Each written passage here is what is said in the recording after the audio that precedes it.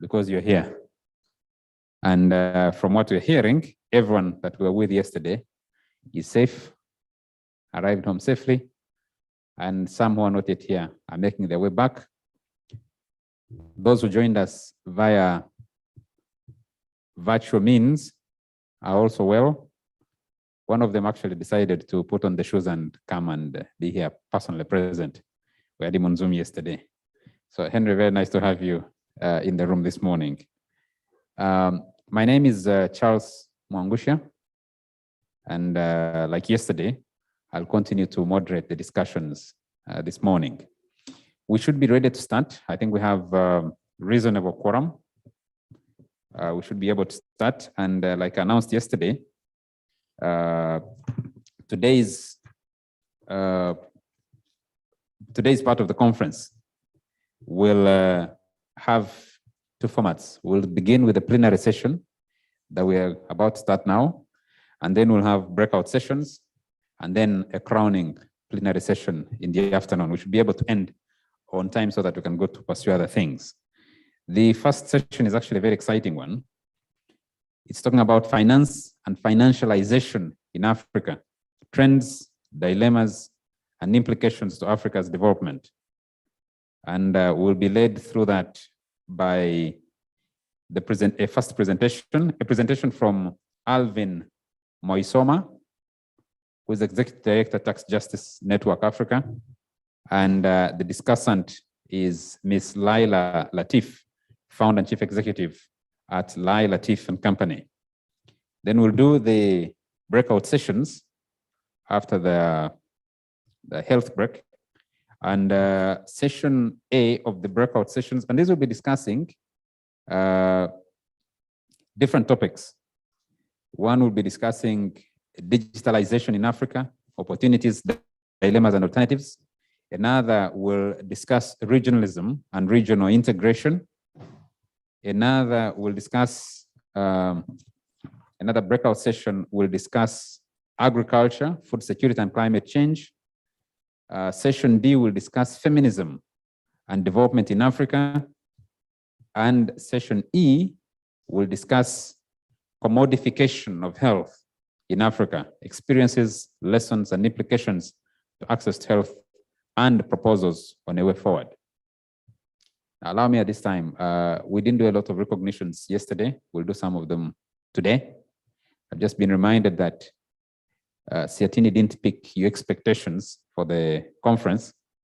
We hope we can find a way to pick them today. So if staff from Siatini comes to you and says, give me your expectations, please generously share. Let me recognize amidst us Ambassador Irumba, who welcomed our keynote speaker yesterday. And we wish, Ambassador, we tapped a little bit more from your well of knowledge from yesterday, because there are many references coming back to you and your experiences go way deep. I'd like also to recognize amidst us Professor Luangalu Nyigo. It's always a pleasure to have you around these discussions to stimulate our intellectual engagement. I will recognize many other members as we move along. But let me say one or two things, that this is Siatini taking the lead and the host of the Equator School for Alternative Development Model. But it is supported by the Open Society Initiative for Eastern Africa, and is partnering with Tax Justice Network Africa, Food Rights Alliance, Sefront, and other organizations will be Sefroth, Safroth, how do you pronounce that? Safroth. I think that's Sefrot. Okay, thank you very much for that help. We will keep recognizing other people as they move along. Now, there are two things that we're going to do as we set the ball rolling. We have coffee ready, and some of you woke up very early, beat the traffic and are here. We're thinking maybe you might want to pick a cup of coffee, come and sit, and then when we begin running, we run the marathon. Number two is would have a recap of some of what we discussed yesterday. and then it launches us into the discussions this morning. We should be able to do that within very few minutes. Let me ask Julius Barigava to run us through quickly, and then we can pick a cup of coffee and start the ball rolling, if that is agreeable. I apologize. I had an opportunity to visit India for a very, very short time, and I found that they had about 40 gods. So they didn't know who to go to at a particular time. So for those who are very religious, I did call for prayers. Also haven't sung the national anthem either. Julius, are you ready? Please run us through briefly, maybe about 5 minutes. Then we can, if we choose, pick a cup of coffee. If we don't, we will move with the session as planned. Thank you.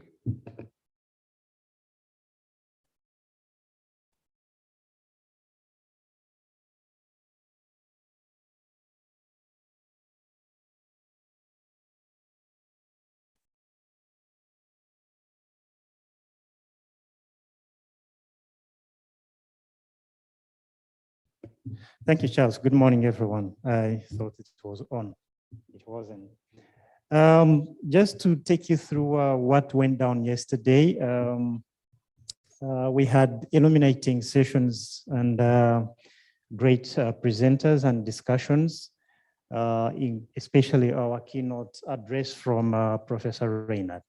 So I'll just take you briefly through the emerging issues, that some of the takeaways that came out from yesterday's presentations. We started with Jane Nalunga, the country executive director, Siatini, challenging us to think whether there is a development crisis in Africa and to have a conversation around this. And this is what this whole conference is about. And that we need to seek to search for alternatives about our development agenda, which has failed to get us where we want to get. So the thinking is that there is a development crisis in Africa, and we do need to have a conversation around that. Moving on, we noted that Africa has had several initiatives, including HIPIC. We have had SDGs, we have had MDGs. The IMF told us to privatize. We did that, to liberalize. That happened. But why is it that we are not getting where we want to be with all these initiatives in place? And so this is the importance of having this conversation. The keynote address from Professor Reynard noted that we need to build back better. And that is like the thrust of the Equator School of Alternative Development Model. He informed us that historically, no country has gotten rich without industrialization, apart from a few countries maybe which are oil economies, which export oil. Everyone else who has gotten rich, every other country that has gotten rich has had to industrialize. And that's what Uganda needs to think about. That's the conversation that Africa needs to have. There's a lot more that he presented, and which is going to be the basis of what we take away from this conference at the end of today. But for purposes of catching up with time, I'll go through the other presenters and discussants that tickled us into thinking about alternative development model. One of which was Professor Chiza in the afternoon. And he took us through the crises that have started the third world, now reaching. Actually, this, I think, is part of his reaction to what Professor Reynard presented. How is it that the crises that came into the third world are now reaching the West? That was a reaction from Professor Kiza. But going into his own presentation, this is what he had to challenge us to think about. And the thrust of his presentation was about the continental free trade area, which is like the big thing on the continent. But he challenged us to look into how we managed to sign onto this agreement without thinking about the underlying threats to Africa's development that are contained in this agreement. Basically calling it, we sleepwalked into this agreement, which is a serious thing to say, I believe. And so that is one of the things we need to think about, to discuss. How did we sleepwalk into this agreement? Can we walk out? We have already signed on. So now that we are there, how do we develop with this bad agreement that is crafted to look like the WTO, which many African countries and the global South has been resisting? A lot of things in the WTO architecture that the global South has been trying to resist for a long time have come in the Continental Free Trade Area Agreement. So there's a lot that he tickled us to think about with that.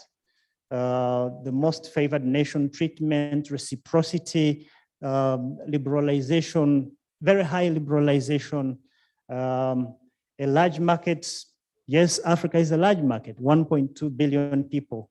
But what was the problem before that this continental free trade area that we negotiated and agreed to sign in a very short period of time?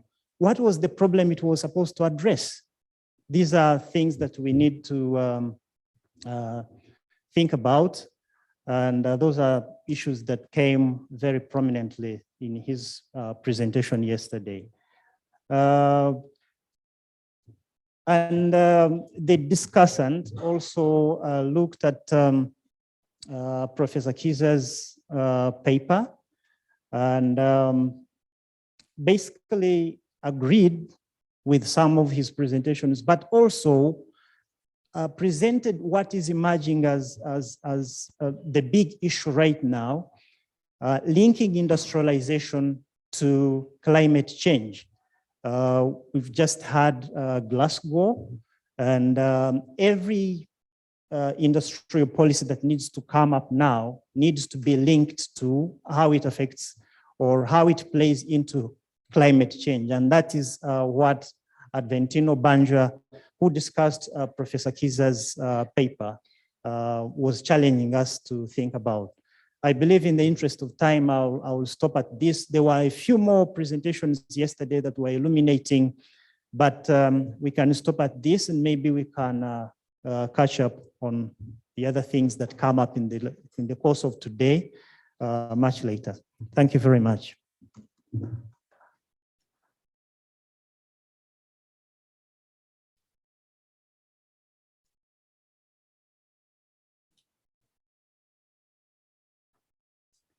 Thank you very much, Julius. I hope we remember Dr. Kiza's Kiswahili lessons yesterday. We were struggling with them, but I hope we remember some of them. And then, like we said yesterday, we remembered the country must industrialize. I remember, can you be a vegetarian amidst carnivores? And we went home and we're thinking, we need to cure over this. And do we need to become carnivores? I think Adventino challenged us. He was asking us, do we need to become carnivores? Do we join the carnivores?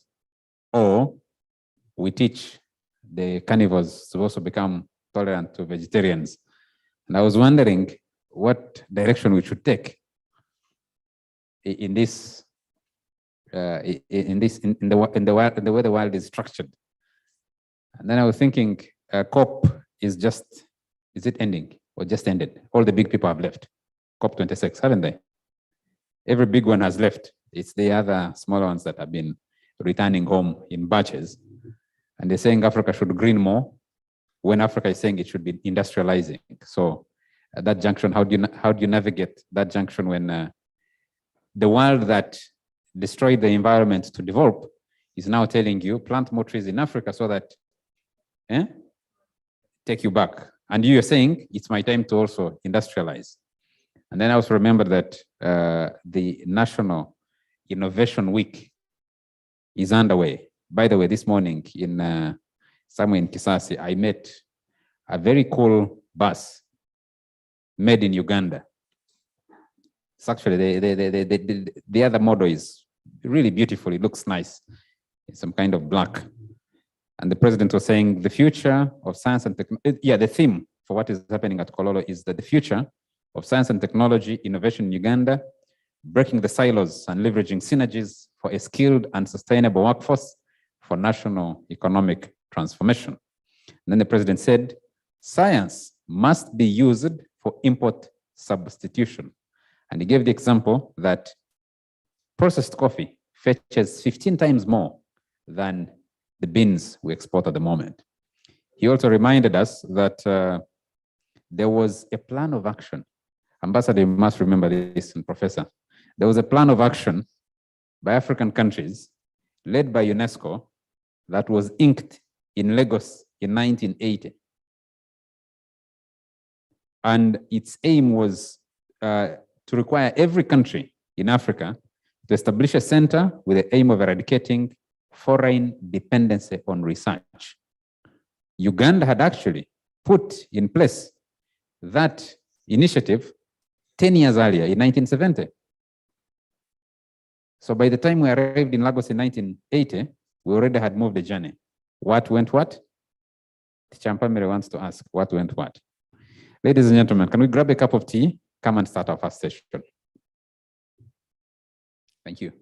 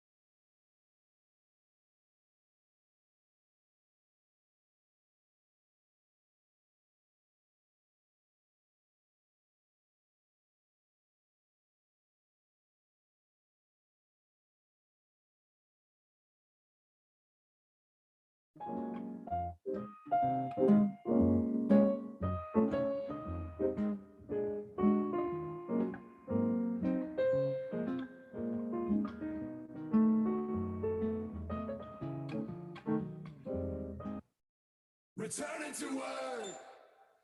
As IT guy, I work closely with every department. So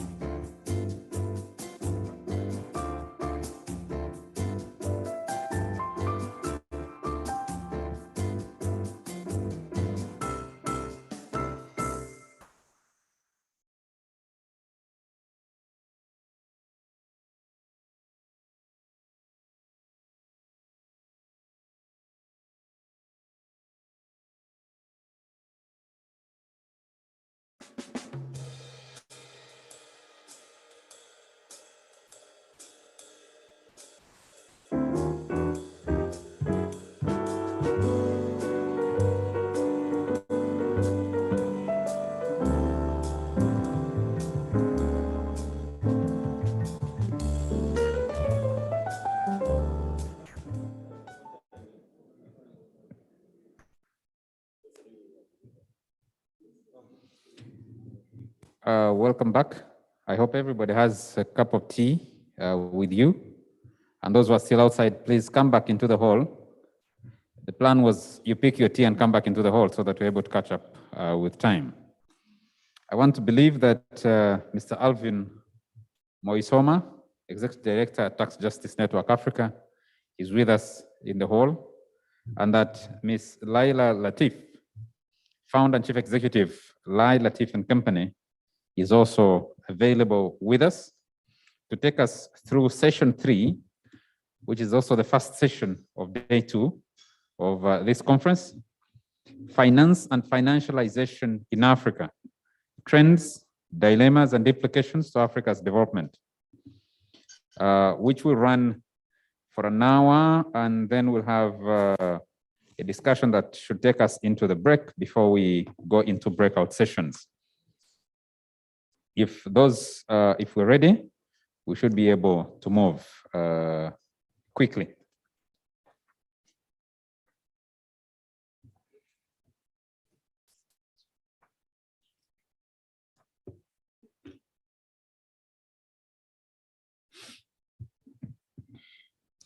Mr. Alvin Mosioma is the Executive Director of Tax Justice Network Africa, a Pan-African advocacy and research network of over 40 members and in 21 African countries, working on tax justice and curbing of IFFs from Africa, international financial flows from Africa.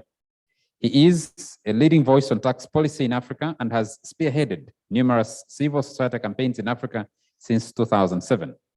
He has previously served as the chair of the Financial Transparency Coalition, FTC, and was nominated to join the Open Government Partnership as a member of the steering committee. He currently serves as a member of the advisory board for Platform de Protection. This is in French. Is it French? Yes, I think so. PPLAAF.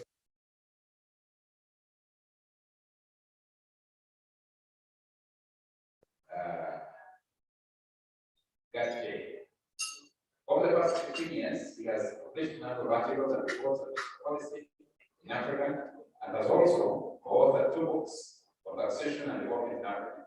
He holds a master's degree in economics from the Johannes Gutenberg University of Mainz. Special interest areas include fiscal policy, international taxation, financial regulation, and natural resource governance. Allow me also to read the bio for Ms. Laila Latif at this moment so that we roll once we get going. Laila Latif is a Kenyan qualified lawyer, advocate, and chief executive of Lai Latif and Company Advocates. She holds a faculty position with the University of Nairobi, currently on leave, and Warwick Law School. She co-founded the Committee of Fiscal Studies, a Nairobi-based premier think tank, and launched the Journal of Financing for Development. She has also taught at Cardiff University and at the London School of Economics, LSE. Laila's work explores the emerging social, legal, economic, and political complexities around the mobilization, allocation, and spending of revenue toward meeting development needs. By focusing her research mainly around public finance and redistribution, she tries to understand the extent to which fiscal transparency and public accountability measures are implemented as part of the country's fiscal and legal system through which citizens' socio-economic needs are progressively achieved. She examines the legal, fiscal, governance, and political challenges arising at the national and international level that restrict the ability of countries to strengthen public finance and redistribution. Her personal initiative is to redesign fiscal systems to include the Islamic wealth tax toward financing economic improvement. Ladies and gentlemen, that is our presenter and our discussant for this morning. Allow me and join me to welcome Mr. Alvin Mosioma.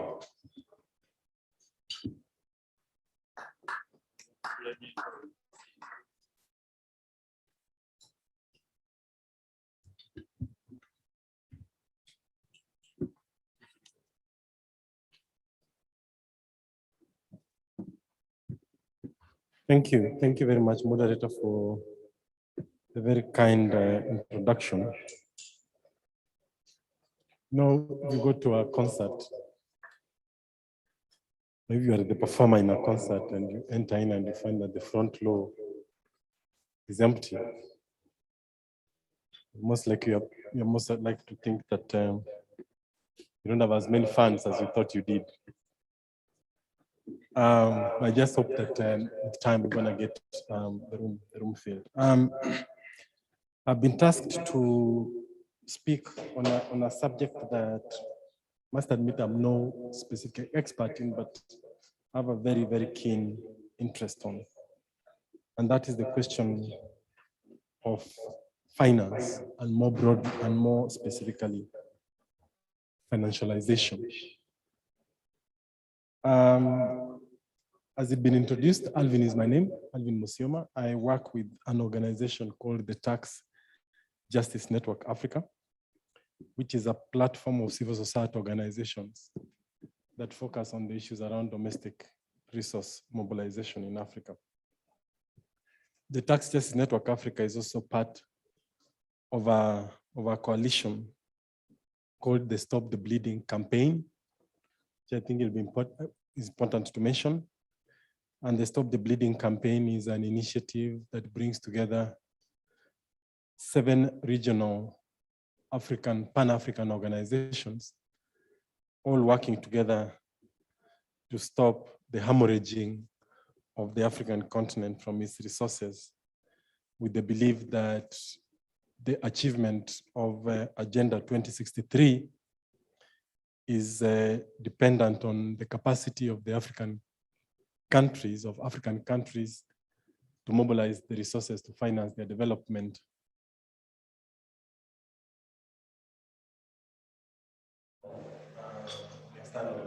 External aid. I'd like to first thank the organizers of this meeting, particularly CETIN. CETIN is a member of the Tax Justice Network Africa, and as a matter of fact, Jane is the chair of TGNA. So I stand here. She's my boss. I report to her in that regard, and I could not have said no to coming and speaking at this event. I think that really at a time we are right now, and this builds up on the conversation from yesterday, such a school as the Equator School could not have come at a better time. We live in an era of the so-called TINA. There is no alternative. And I know Professors Irumba and others, this is a phenomenon that goes back to the early 80s, when, with the fall of the Iron Curtain, there was a general acceptance that the Western hegemony is going to dominate our ways of life, from social, economic, and to political. And in this regard, there's no alternative to that hegemony, and there's no alternative to the neoliberal philosophy of economics. And I think that this school challenges that philosophy at the core. And I hope that we will continue, as it has been said yesterday, being part of that ongoing conversation. It's my belief that everything that we do as individuals, as institutions, as organizations, and as governments is informed by narratives. The narratives of what we perceive to be the truth, what we perceive to be the change that we are aspiring, is all informed by the framing of the problem. And the challenge we face now is that the way we have framed the problems that are confronting the continent is through the prisms of neoliberal economics. And it's no wonder that many of our institutions, even to a large extent civil society organizations, who are many of us believe to be progressive actually end up perpetuating the same neoliberal philosophies without knowing the context of it. So we find that we are tinkering on the sides of the problem because we have depoliticized the work that we do and moved to more technical conversations. And it is really, for me, one of the reasons why I feel a space like this, where we can be able to go back and reflect on the framing of the forefathers, our forefathers and our foremothers, in terms of the Africa we want, the fight for independence, both political and economic. So in this regard, I am really privileged and honored to be in this meeting. As I said, the session that I'm supposed to speak on is on financialization in Africa, looking at the trends, dilemmas, and the implications on Africa's development. Can you go to the next slide, please?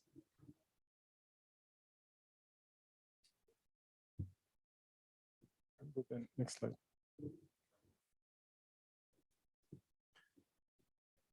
So what comes to mind when we think about financialization? And these are questions I would like to throw to the floor.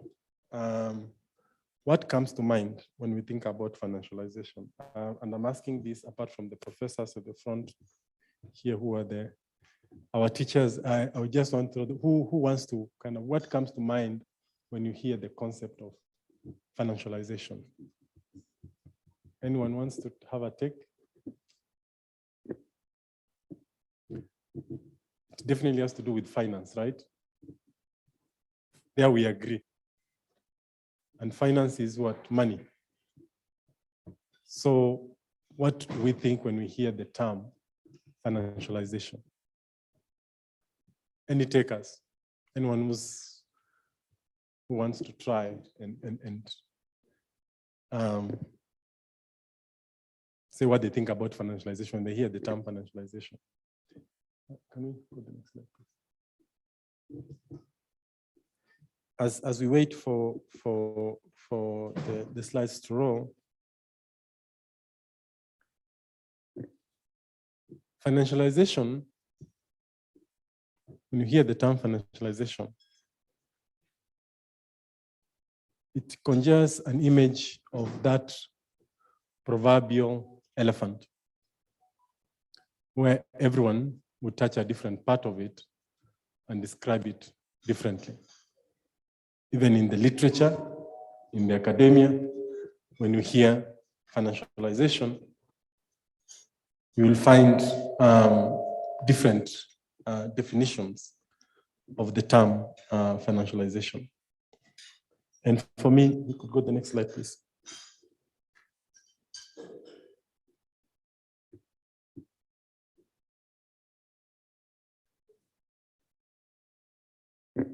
Go back. There. Nothing, I think, displays the era of financialization than this headline of, I think it was yesterday, or yeah, it was yesterday or the day before yesterday. Elon Musk, the richest, or this, I think now he's the second richest or the first richest guy in the world, lost in just 2 days $199 billion.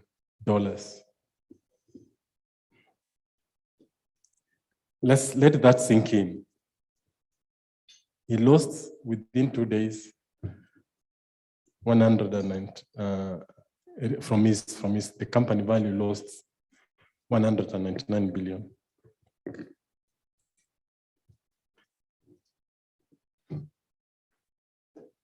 What does Elon Musk sell?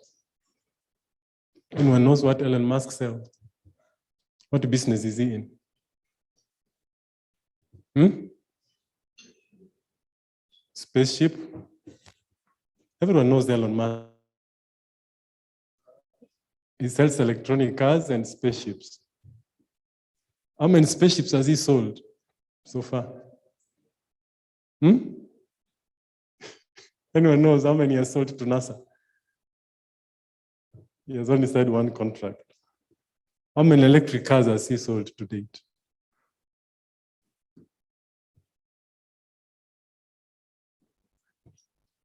Not as much as Toyota. Not actually, if you look at the number of cars he sold in the market, is probably down in number 20, 30.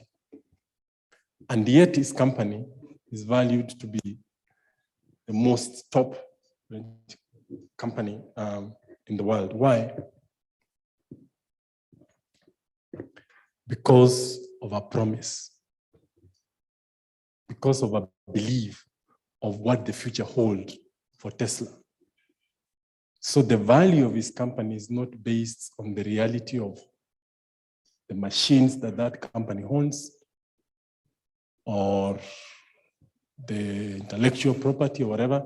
It is hold on a promise. So when he loses 199 billion, it is not money that he loses, is the amount of promise of what investors believed. You can go the next slide.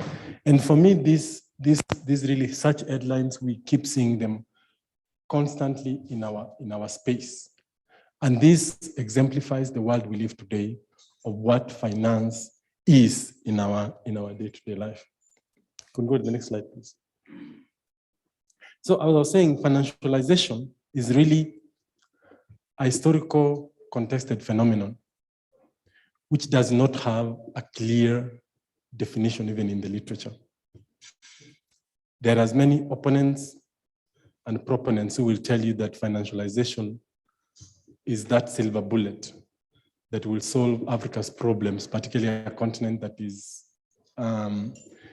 in dire need of financial resources. Our financing gap is estimated to be $700 billion for Africa to meet the Sustainable Development Goals.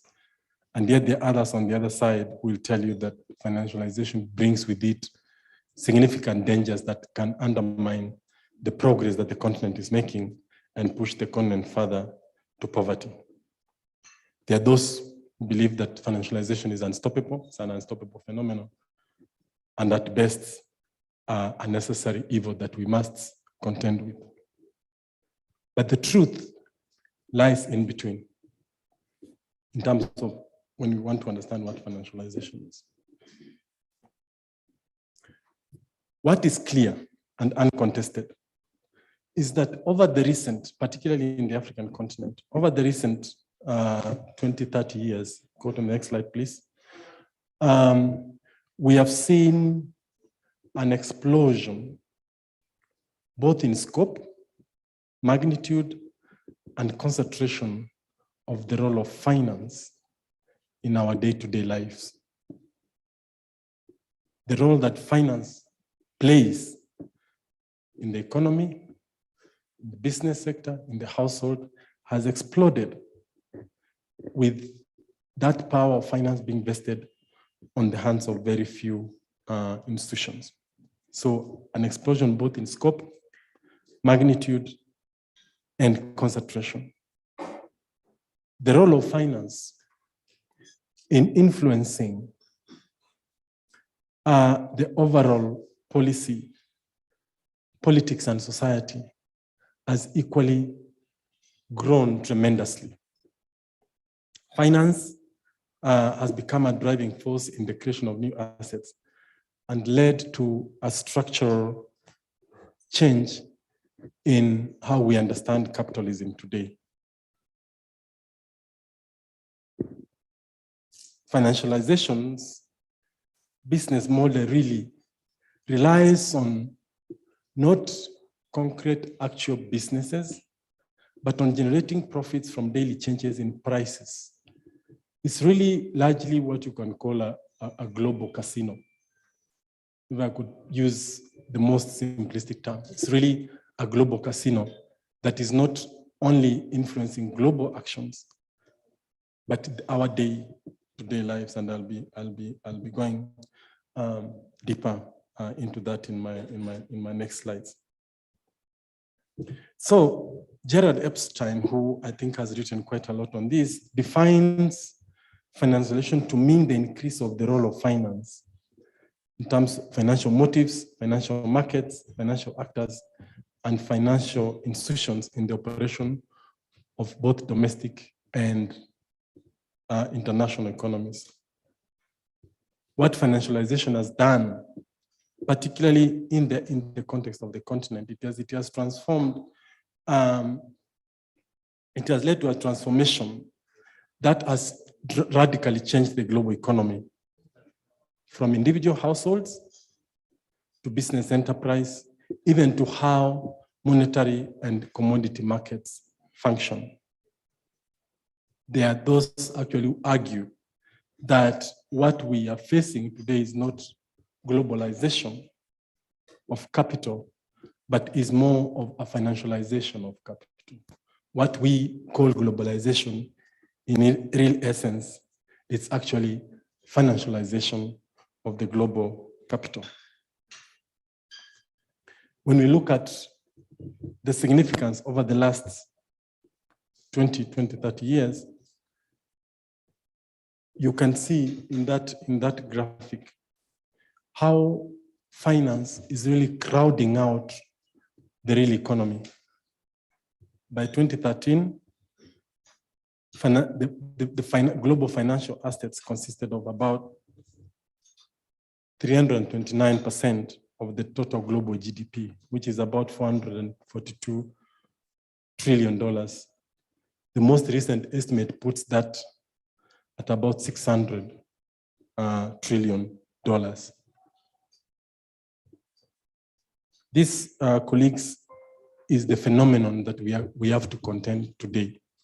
When Adam Smith spoke of the invisible hand, what we have today is the invisible, when we talk of capitalism and in all its facets, particularly the context of neoliberal capitalism, it is the capitalism of global finance that you don't, with a hidden hand in terms of who's steering it, where the resources are flowing, and who are behind those resources, those resource flows, that have a huge implications in terms of the stability and volatility of the global economy.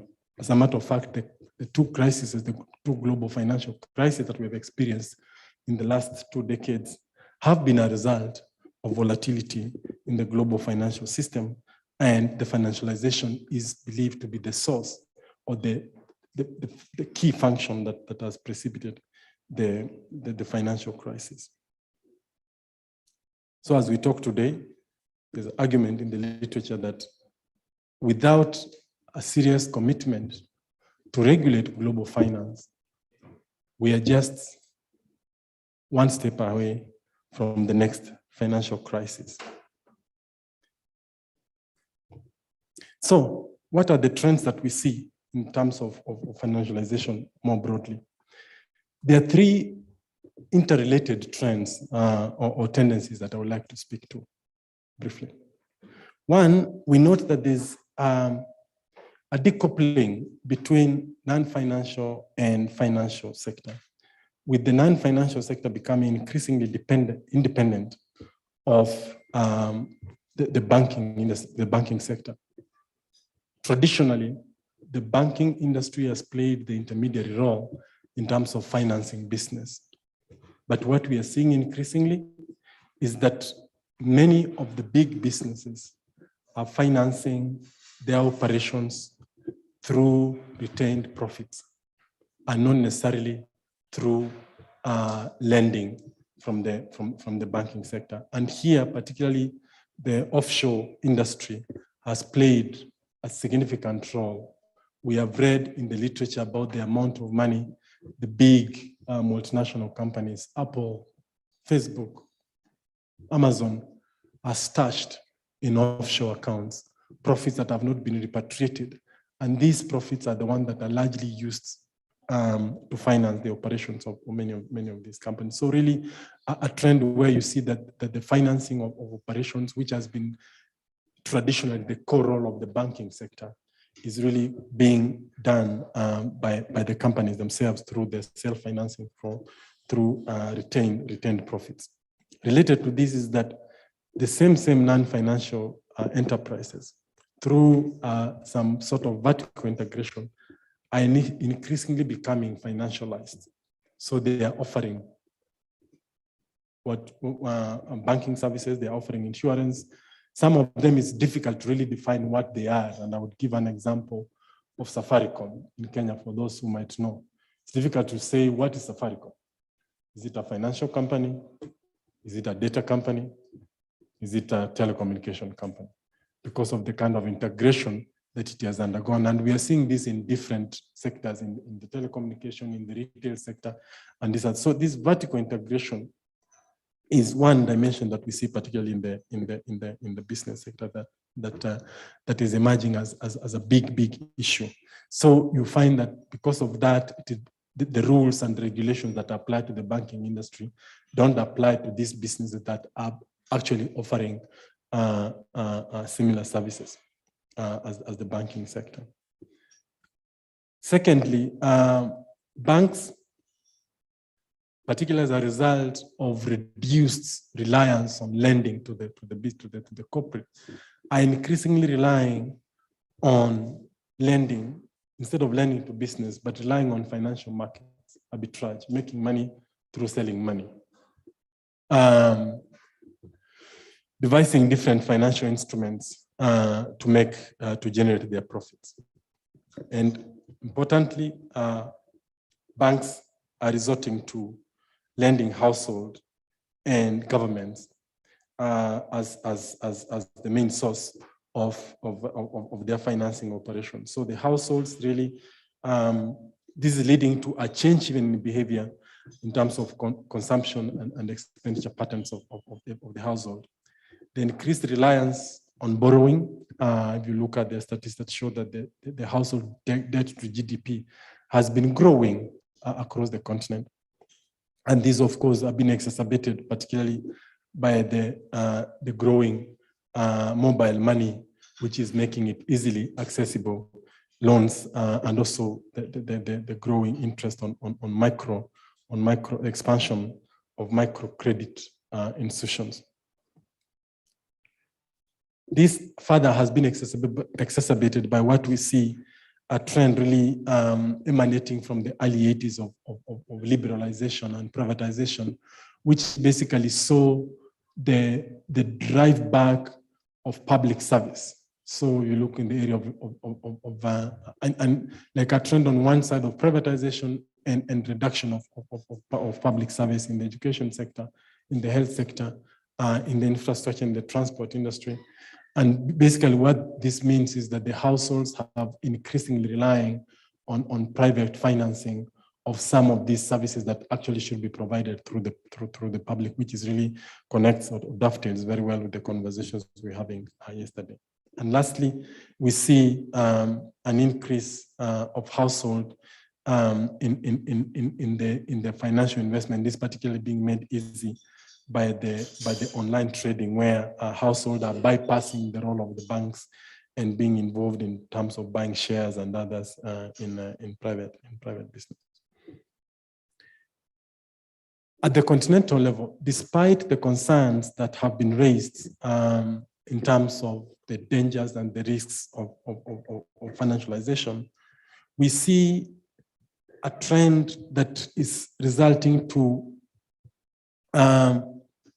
an increase in deepening of financialization. The role particularly of the international financial institutions, the IMF and the World Bank, through their maximizing finance for development is something that is becoming critical in the continent. The G20 Compact with Africa and initiatives that's set to be launched with the collaboration of the African Development Bank, UNDP and UNECA. And of course, the elephant in the room, the international private-public partnerships, which are really, when we talk of financialization, are playing a significant role, because many of these mega projects, there was a professor mentioned yesterday, the PIDA projects, for example, many of them financed through enterprises that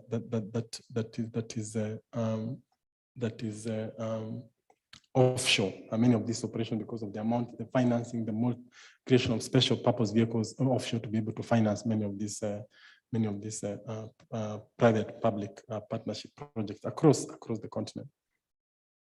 So if we were to take a historical and institutional perspective to the liberalization, what we notice that as a result of deregulation and liberalization of both labor and the capital markets, have had significant impact on the wage levels, resulted to growth in a significant increase in unemployment, but at the same time, an explosion of profits, particularly in the financial sector. This really led by the so-called Washington Consensus of the early 80s. That was premised on the promise that deregulation would result to an increase in capital flow to the continent. Of course, this was an easy sell for many African countries who at that point felt that they had to compete for this investment, and deregulation of their financial markets was seen as a route to that. And this has significantly contributed to the increase of financialization in the continent. The increase in technological advances, the so-called third and fourth industrial revolution, computerization, and more importantly, what we see as, yeah, you can go please to the next slide. Sorry, I'm going through this. Can know the next slide? Yeah, thank you. Yeah, so with the shift of as particularly in the Northern Hemisphere, as the cost of labor increases, what we are seeing is a trend of transferring production to the global South, and that has led to a ballooning of global finance, of global financial institutions that are actually then coming to developing countries, and in Africa specifically, to even exacerbate the level of financialization in the global South. Of course, illicit financial flows, which is the special focus area that my organization works in, has significantly, the financial deregulation has contributed significantly to the level of financial flow, of illicit financial outflow from the continent, estimated today, according to the most recent UNCTAD statistics, to be about 89 billion annually. And the role of offshore finance in facilitating, enabling, and acting as an intermediary for the increasing financialization is something that I think is really, really important to underscore. And then another point that I think will be important is that we note, again, in this competition to attract the elusive capital, we are seeing countries in the continent setting up their own quote unquote international financial centers, because of the belief that if you are deregulating, you are creating kind of a less regulated financial system in your country, you're most likely going to attract this elusive international capital. So we have seen Rwanda creating the Kigali International Financial Center. We have seen Kenya, which has just started the Nairobi International Financial Center. Ghana tried, I think, 3 years ago, and Botswana, some of the few countries where we are creating parallel financial economies. You have your mainstream financial sector, and then you are creating a separate international financial center that is basically providing incentives for global capital, and as an avenue, what many governments believe is an avenue for generating additional financial resources, but really is leading to increased financialization. So, of course, as it were, financialization has its winners and losers.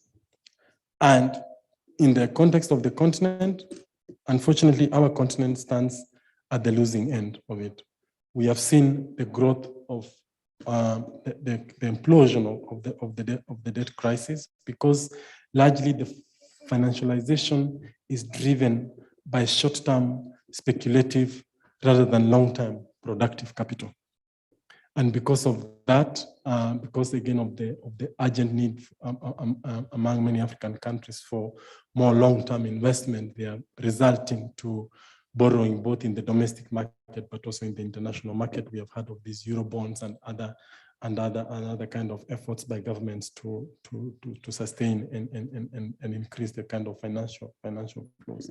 These short-term inflows, of course, on one side, of course, a large lead to a large current account, but on the other side, it is at the expense of productive investment and employment creation.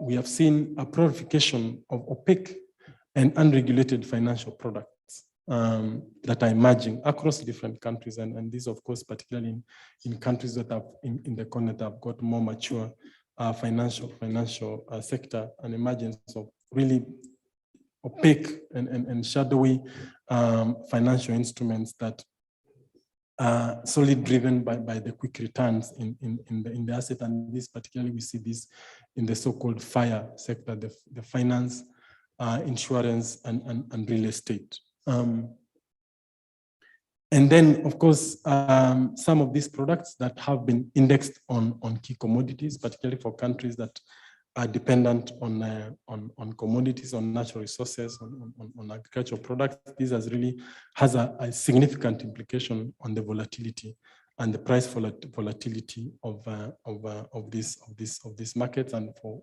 long-term planning of the economies of these countries that are natural resource dependent.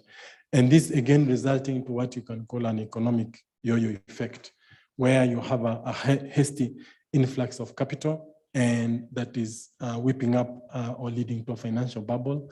In Kenya, currently there's a huge conversation about when the real estate sector is gonna burst. It has been attracting significant some of these financial sectors purely for speculative reasons, but then a sudden withdrawal, and we saw this particularly in South Africa, a sudden outpour that can also result to a financial crisis in many of these countries. Lastly, before I can give the floor to my discussant, I think that we are not just victims of the financialization. African countries with the correct belief, I think, and that brings me back to this idea of a normative change in terms of narrative. There are actions that our African countries can take to be able to mitigate some of the fallout of this negative impact of financialization. And key to long-term success will depend, of course, on mobilizing resources that lead to structural transformation. And one of the key challenges that we see is really, particularly in the African continent, is this duality and fragmentation of the financial sector. You have the formal sector, and then you have the informal sector, and there is no connection, there's no nexus between these two economies, and leaving out the informal sector, which is a huge sector in many of our countries, being prey to vulture-like or predatory financing instruments that are actually acting as a barrier for the graduation of these informal sectors to the formal economy. The role of development banks, I think, cannot be overemphasized. There are countries, and I think Uganda is one of them, where they have recognized the important role that development banks can play. Historically, I think development banks were one of the key pillars when it comes to development financing of state operations. And I think they were, through this, again, back to the structural adjustment program, many of these banks, really, we saw them being privatized. And I think there is need to go back and reestablish and strengthen some of these development banks. And lastly, I think the strengthening of productive capacities and the diversification of the economy would be one of the strategies, I believe strongly, that would contribute to mitigating the adverse impact of financialization. We might not be able to do away with financialization. I believe that where our economies is, we cannot afford to decouple ourselves, but there are steps and policies that governments can take to mitigate the risks that they're exposed to due to increased financialization. I'll stop there, ladies and gentlemen, and thank you for listening.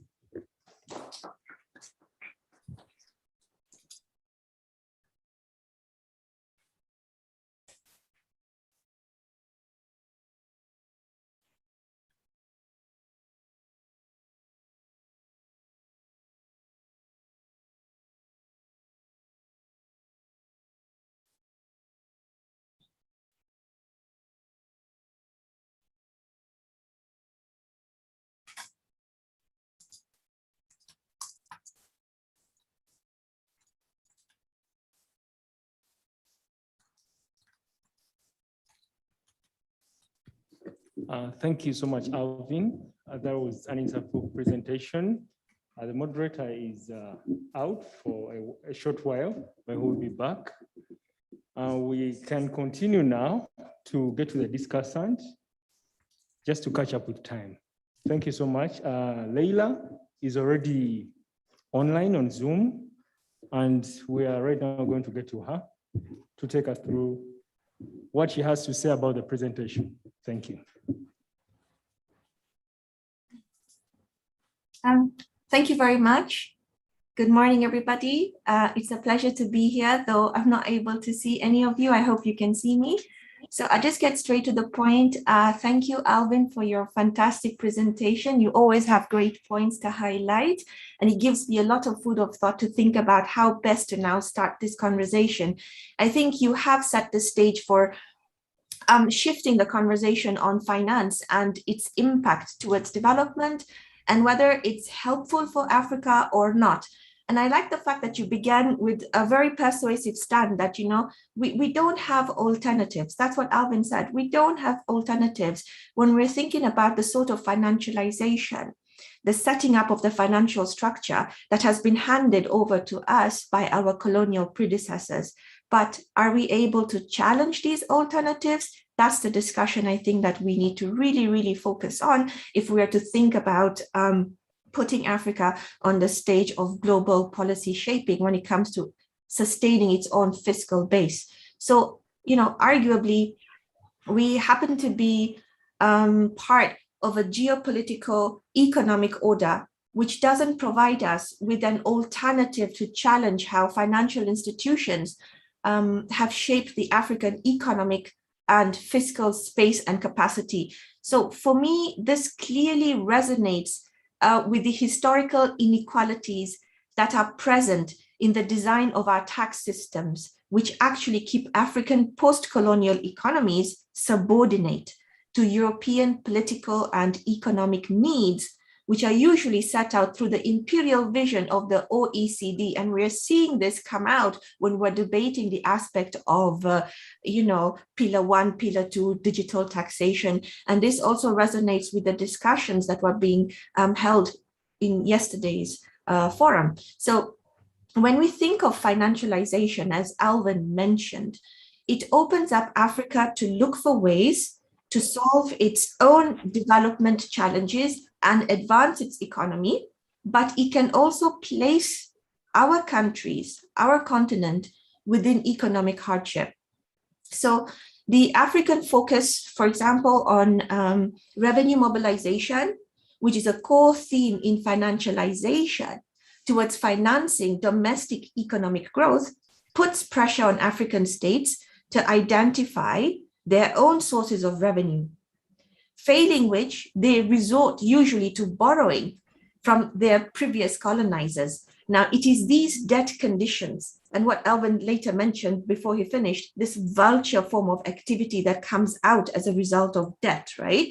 So the debt conditions then shape the ordering of a domestic economy, which will continue to depend on the international financial institutions of the global north, of our previous colonizers, of the OECD, for example, that are heavily inclined towards revenue extraction and capital flight from the African continent. So effectively, insofar as we're seeing the discussion unfold, financialization to some extent has resulted in a prioritized fiscal system based on supporting the global economic market over African welfare. And that's the narrative that we need to disrupt, change, and target so that we can achieve what we call African socialism, as our predecessors were already fighting for at the time we gained independence in the 1960s for the East African continent, part of the continent, for example. So from what I understood in terms of what Alvin discussed, especially looking at it holistically, there seems to be a disconnect between financialization and social spending, which is necessary, in fact, very important to bring the African population at par with Western societies, for example. So when we borrow, we use the funds usually, not we, actually the government uses the funds to finance recurrent expenditure. Social spending on health, education, water, sanitation, welfare is usually not prioritized. If it is prioritized, it's under prioritized. We haven't even met the Abuja Declaration of 15% of the entire health budget to allocate it to the health sector so that we have strong health systems. So when a society's human rights are not fiscally planned for, it will stunt economic development of a country because the population will not be empowered enough to disrupt the global narratives that undermine African growth and helps Africa to broaden its revenue base. My other point is that Alvin talked at length about banks and their role in financialization. So we are seeing financial access, but whether or not such financial access is inclusive to allow the informal sector, to allow women in the unpaid care sector to borrow with which to finance their own economic improvement and support their economic well-being and welfare is actually subject to further discussions. So we're seeing banks are also disrupting the conventional system of financial institutions, that the way in which they have been characterized.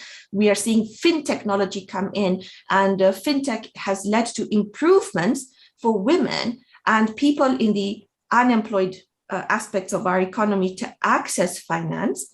But are they accessing the finance to really improve their economic well-being, or are they accessing finance to support their income deficits, right? So they're only borrowing not to generate more income, to become sustainable financially and improve the country's capacity to generate revenue, but they're borrowing for purposes of just feeding their families, paying their school fees, for example, right? So when we talk about financialization, we should think about financialization with impact, right? And the impact should not only be related to social well-being, but also economic improvement.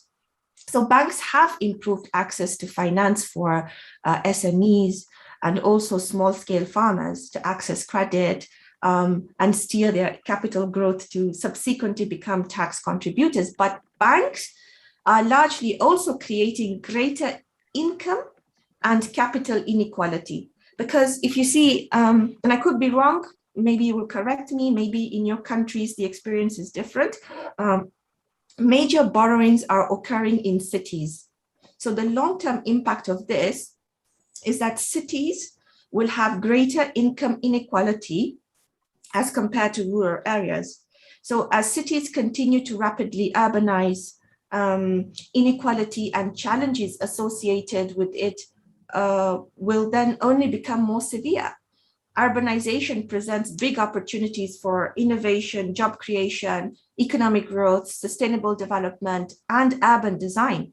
So when we speak of financialization and the role of banks, the role should therefore support inclusive growth for shared prosperity. That's the language of the Africa Union Agenda 2063, the Agenda 2030 as well, right? So we need to talk about supporting the nation with access to finance that puts people first and puts equity and social justice at the center of fiscal policy and design. I like how Alvin talked about financialization having winners and losers. And he referred to it as the fact that we are thinking, we're part of a process where we are speculating short term in terms of revenue generation and capital growth, rather than having a long-term capital focus. Now, his view clearly resonates with the fact that the current economic model's emphasis on free market absolutism has outlived its usefulness. And this is evidenced by market failures that has limited access to social goods, increased unemployment, curtailed trade, and worsened some of our biggest problems like skyrocketing wealth inequality and the unfolding problem of illicit financial flows crisis, which, as Alvin mentioned, TGNA is doing a lot of work in terms of bringing this out to par for people to know the impact IFX is having on the continent. So we need to think about how the way in which we have this financial sector structured and the manner in which it allows for African countries' tax base to be eroded, we need to be able to link the two and then try and ask ourselves, what sort of model do we want? What sort of regulation do we want? How do we want to now shift the discussions that create power asymmetries, economic asymmetries, financial asymmetries because of the way in which the market has been structured? It's not working for us. So how do we create a market that's really going to help the economy, the African continent, improve? So we need a new way of thinking about policy, law, and the proper role of government to shift these underlying socioeconomic problems and to open up space for solutions that the current economic model is chalking off, right? So let's think about advancing our vision by developing an acceptable economic theory for Africa based on a predecessor's vision on African socialism, but reconstructed to include trade and cross-border tax equity agreements that are conditioned to socio-economic improvements and promoting livelihoods. Because at the end of the day, we all want to live a good life. We should also think about proposing to develop a new African sense about how the relationship between governments, markets, and people should be structured and reconstituted to meet the African society's biggest challenges, such as Africa's debt problem, right? We're already seeing 4 countries in the SADC region are headed towards debt distress. What is that going to mean for the economic ordering of those countries and the lives of their people? We already have problems with tax-based erosion.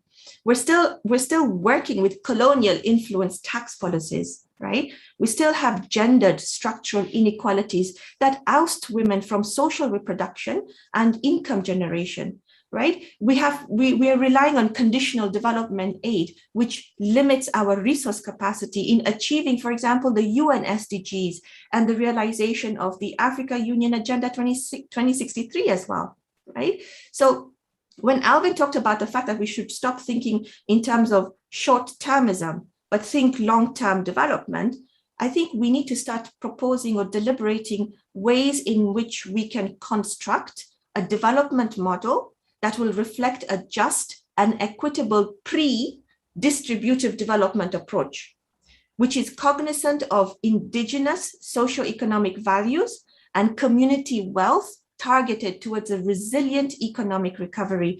We need to think about policy proposals which we can take to the global level around certain themes that I think will help build this narrative into what Africa wants for its own economic growth, and then therefore to create a financialization of financial industries that help support that vision. So first, I think we need to rethink and redesign tax incentives in Africa. Tax exemptions do not support a sustainable growth model for Africa. So we need to rethink our tax incentive approach to development, because that's going to contribute to the way in which we now want to financialize our own economic growth. We want to target our social welfare model, and we want to improve our fiscal capacity. I think secondly, we need to refocus on private finance. Because so far we're working with government works with public finance, but we need to target private finance, which is sourced out of the digital economy, to earmark for inclusive development of the marginalized and informal sector. So as we think about financialization, it's not only about promoting formal sectors, but we need to talk about promoting the marginalized sectors as well as the informal economy of Africa, because a large percentage of the African economy is covered by the informal sector. So how does the financial industry, the themes around financialization help improve this particular sector, right? So let's talk about philanthropy. Let's talk about social finance. Let's talk about community wealth and how we can use this as alternatives to target against regressive debt financing that the government usually adopts. Very importantly, Alvin mentioned this, we need to protect our revenue streams from illicit financial flows, right? Because that's going to help us broaden our tax base, because we will be able to leverage more on tax. So we need to talk about taxation of wealth. We need to reconstruct what we think progressive tax is all about so that it actually matches the African economy and the currency that we use in our different regions, so that we can correct historical capital flows injustices through constitutional protection of the domestic states' tax and fiscal sovereignty, which under the OECD we're being denied, right? So again, this was raised yesterday as well in terms of what the colonizers left us with. So we really need to rethink and adjust historical economic policies and treaties that have stunted many African countries. Some of these policies and treaties were actually initiated during colonial administration, and they were formulated to disempower and marginalize certain communities from even participating in the national economy. So when we speak about financialization, it's very important to refer to it as part of an inclusive financial system, which creates inclusive order where every person becomes economic players. So before I conclude, just another 2 minutes, when we've been discussing this aspect of financialization, we've looked at it from the government perspective. We've also looked at it from the financial industry, Alvin referring to banks. But now, if I was to now provide maybe 2 cents of what I think going forward, is that we need to think about corporations. Yeah, we cannot ignore corporations when we're discussing financialization, especially when we want to now define the pandemic affected economic and social order and how to improve it going forward. We've got problems with recession coming in. We've got problems with austerity, unemployment. There's the growing debt crisis alongside structural inequalities, what we call market informalities. We've got gender discrimination. We've got geopolitical disparities. And all this, has resulted or will call into question, in the next few days or in the next 5-6 years, the question of the corporation, private entities, businesses, firms as party to the social contract. Yeah, because we have a social contract and we think about the social contract as between the state and the society, but it has to be a tripartite approach now, state, corporations, and society. And this is only because we're seeing that corporations are involved in industrialization. So this means money. They're involved in mineral extraction. They're involved in cross-border trade and digitalization. And as a result of their business activities, they impact the world's economy.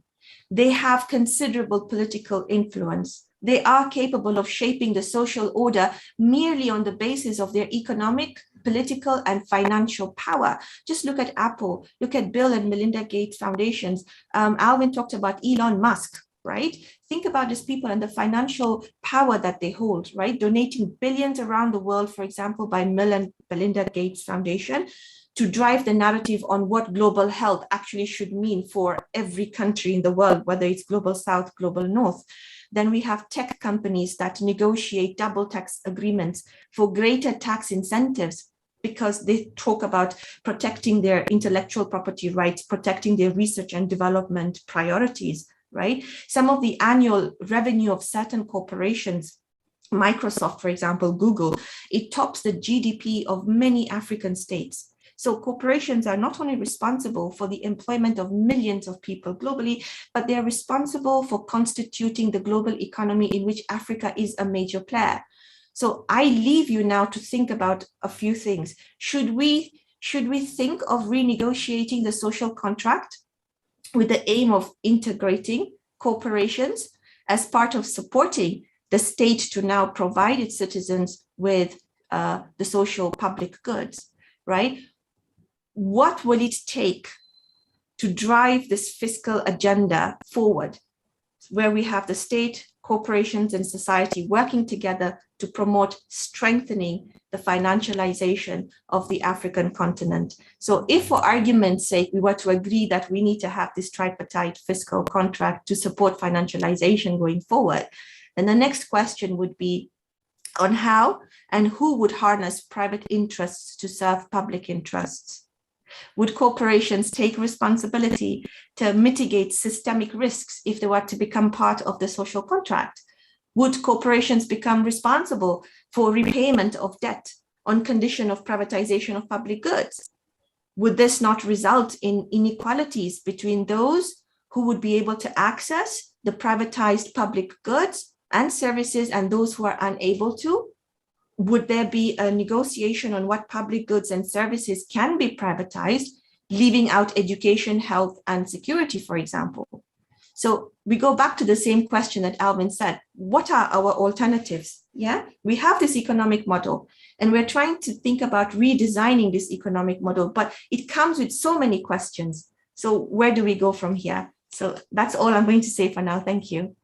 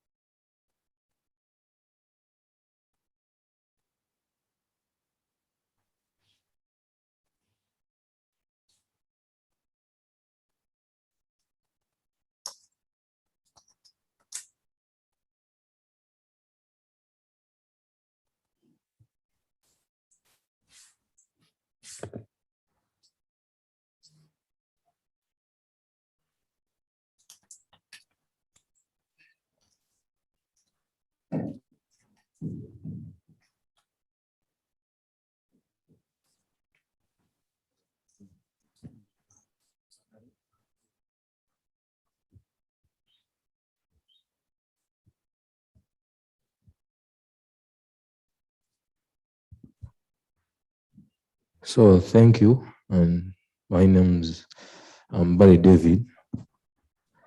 But my question would like to go to Mr. Alvin, that as he was talking about financialization, borrowing from IMF and the World Bank. As Africa, if we have African Union and the rest, I think why don't we have an African bank where we borrow from? And if we have it, why don't we borrow from it? Why do we keep going the IMF way and the World Bank way? That is my simple question to Mr. Thank you. Alvin. Thank you very much for the question. Do we have another question or comment? Yes, sir. Okay, good morning. My question goes to Ms. Leila. She was talking about us redesigning the economic model with much focus on strengthening finalization of the African state. Here comes a situation where the big powers, especially the OECD, are pushing for African states to ratify the base erosion and profit sharing agreement. And the question is, what do you think African countries can do? Because now there's pressure for us to ratify, and there's a bet of us getting 15% from the corporate tax. Is it something that African countries need to reflect on?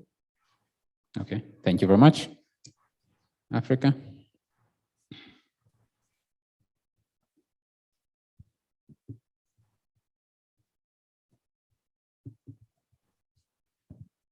Thank you, Mr. Moderator, and thanks to to Alvin and Lyra. My question goes to Lyra. Lyra spoke about digitalization and IFFs and and double taxation agreements. And indeed, in the current narrative of digitalization,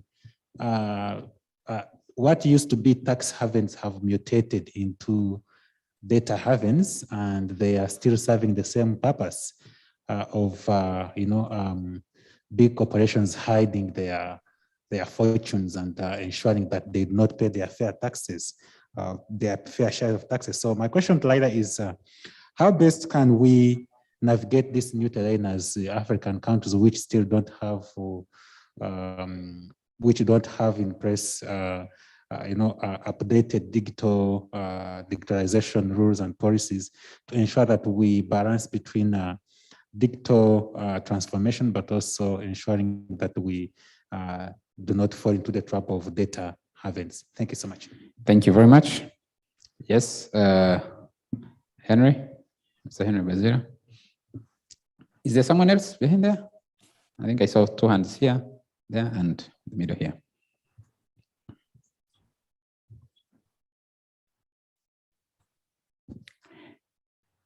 Ladies and gentlemen, please make use of the sanitizer on your tables and your masks. Otherwise, the mic would be drunk. Thanks, moderator. And I want to say that I was part of this meeting yesterday online. And because of the discussion that was happening, I thought it was prudent for me to come and express my frustrations, my lamentations, face to face with the members here.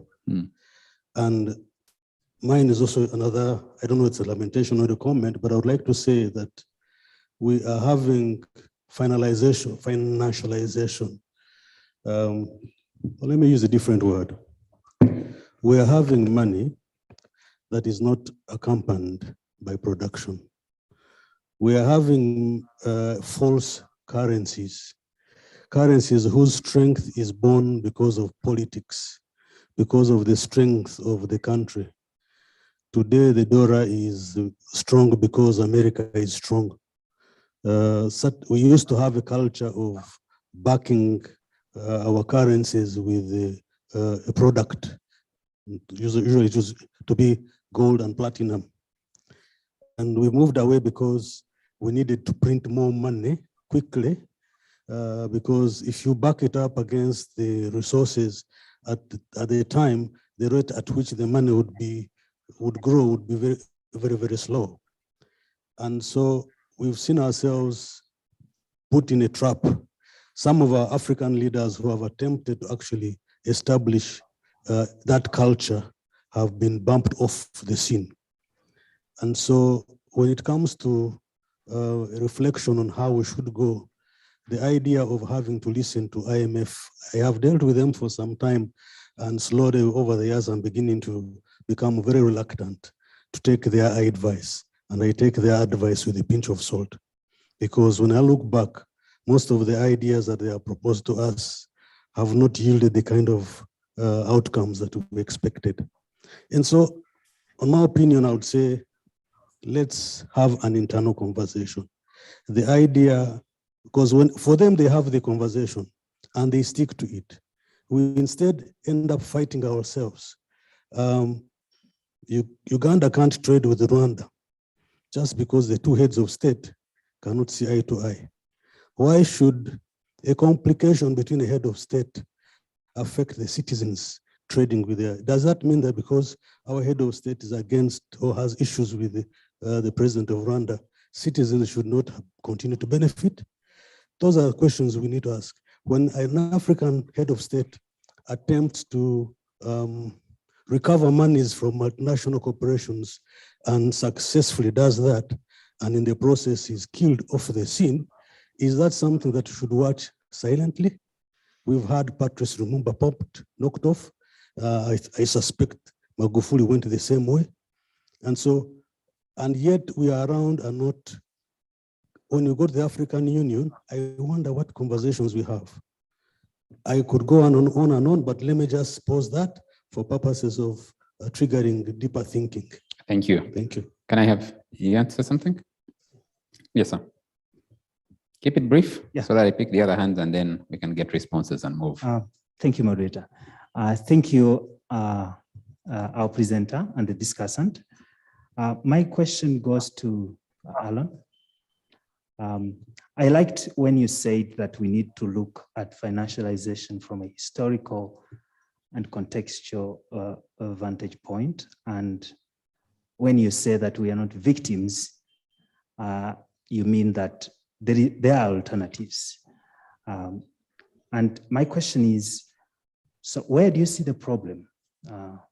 Is the problem the fact that financialization in its global ambitious trend is a dangerous trend that states, especially in the global south, need to control and perhaps reorient? Or is the problem, again, that we are being left behind, in which case the solution is to step up? Thank you. Thank you very much. Can I have the microphone go to the gentleman in the middle there? And then I think there was someone behind there. Then we'll come back to the presenter and discussant. Thank you so much. My name is Kavanda David. I'm a social rights lawyer. Thank you so much, Mr. Alvin and Latif. I need to ask for your guidance. Do we have any success stories where non-state actors have been listened to by the political governance? And if so, where are they and where do we start from? Thank you. There's some gentleman on the other. I think he's moved away. If he has, can we have responses in reverse order? There's someone? Okay. Yes.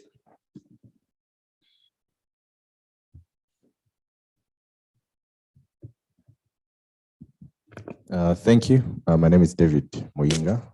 My question is relative to part of the solutions that were given. One in which we are supposed, we are being told to come up with a development model for Africa, one that is based on indigenous roots within African economies, which I find problematic in the sense that we, as African nation states, we are still addressing a political problem of who is indigenous to where. So we have an ethnic divide between different countries. So when we look at the fact that we are creating an African mode of development, it's based on which indigenous group or who is indigenous on which we base this model. So those are part of the questions that one we need to address. The second is regarding corporations as a solution. Corporations are based on a logic of capitalism that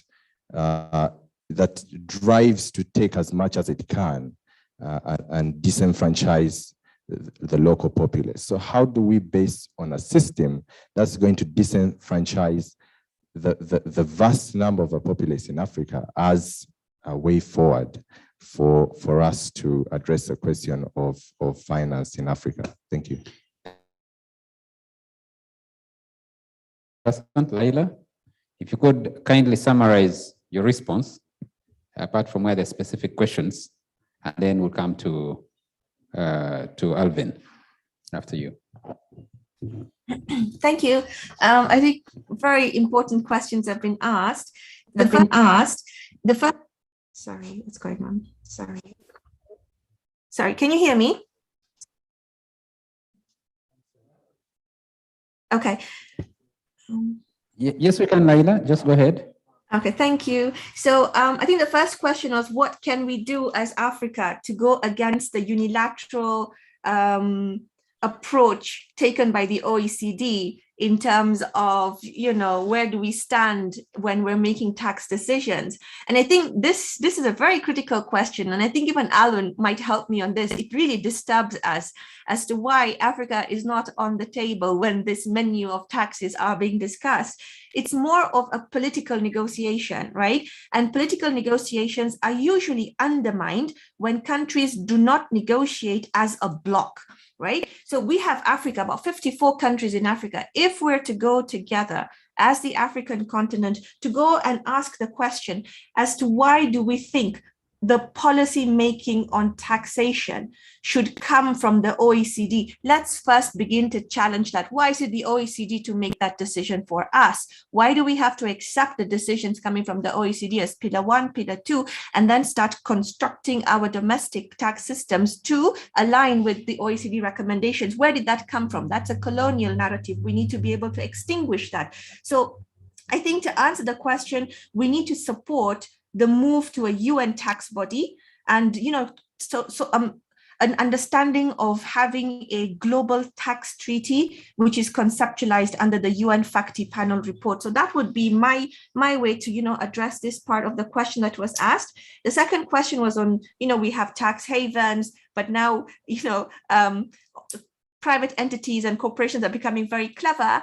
And because there are more tighter controls on tax havens in terms of accountability, transparency, and responsibility, we're moving towards data havens. Very interesting. So I think for data havens, the only way to control it is through laws and regulations to control the digital currency market. We need to be able to bring in digital currencies as part of the central bank so that limitation and restrictions can be put on how we trade with it, on how much of that currency can move within an economy, and we can subject it to the rules of fiscal transparency. So that would be the prudent approach. But again, we have a lot of discussions to make on this.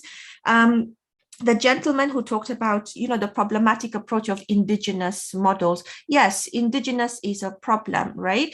Our natives indigenous, again, within the African people, in Kenya, we have Kikuyus, we have Luos. Are Luos indigenous to Kenya? Are they indigenous to Uganda? These debates will go on, but let's not get bogged into these sorts of debates. We need to have a clear vision of where do we want to go. If we want to propose debunking the capitalist theory, if we want to move away from the neoliberal capital market, we need to bring in solutions. So if one solution is to look at how certain cultures, certain communities, certain indigenous groups have been organizing themselves economically before colonial rule, there was the concept of African socialism. That to me takes in a form of indigenous elements. So can we unpack this? Can we address this going forward? Can we have policy proposals? Can we have civil societies sit down and present salient features as to what they think should be an economic model for Africa to challenge the global model on capitalism?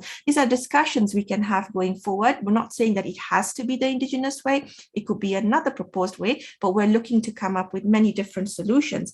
And then corporations, that's the biggest problems. Corporations are creatures of capitalism. They are based on generating profits with which they now finance their own, wealth growth. But then there's the aspect of corporate social responsibility that is quite strong within the extractive sector. So I think, again, it's like if we're to change the table or change the direction in which we want to move our economies in the years to come, we have to ask ourselves, do we want the capitalist way of doing things? Do we really want the capitalist market?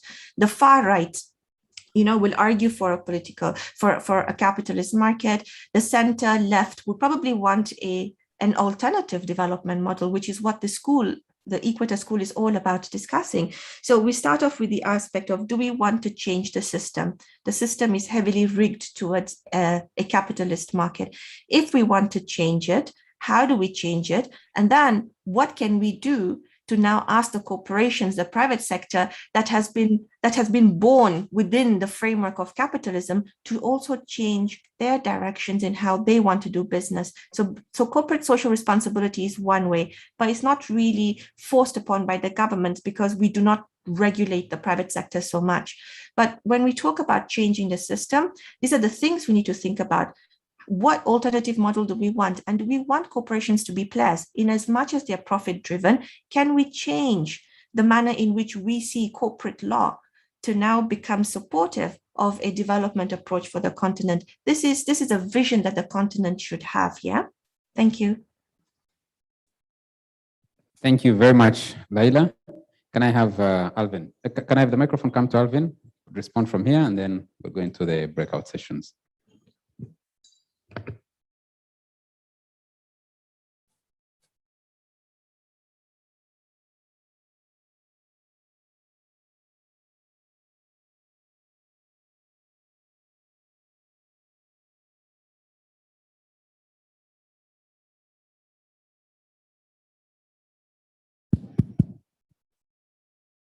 Thank you very much for the questions and the comment that came through. Really, the question of financialization could actually be a theme for an entire week conversation, even not longer. So we would not be able to respond and deeper into all, I think, the depth of the impact of financialization in both in politics, in the economy, in policy making, in our personal lives.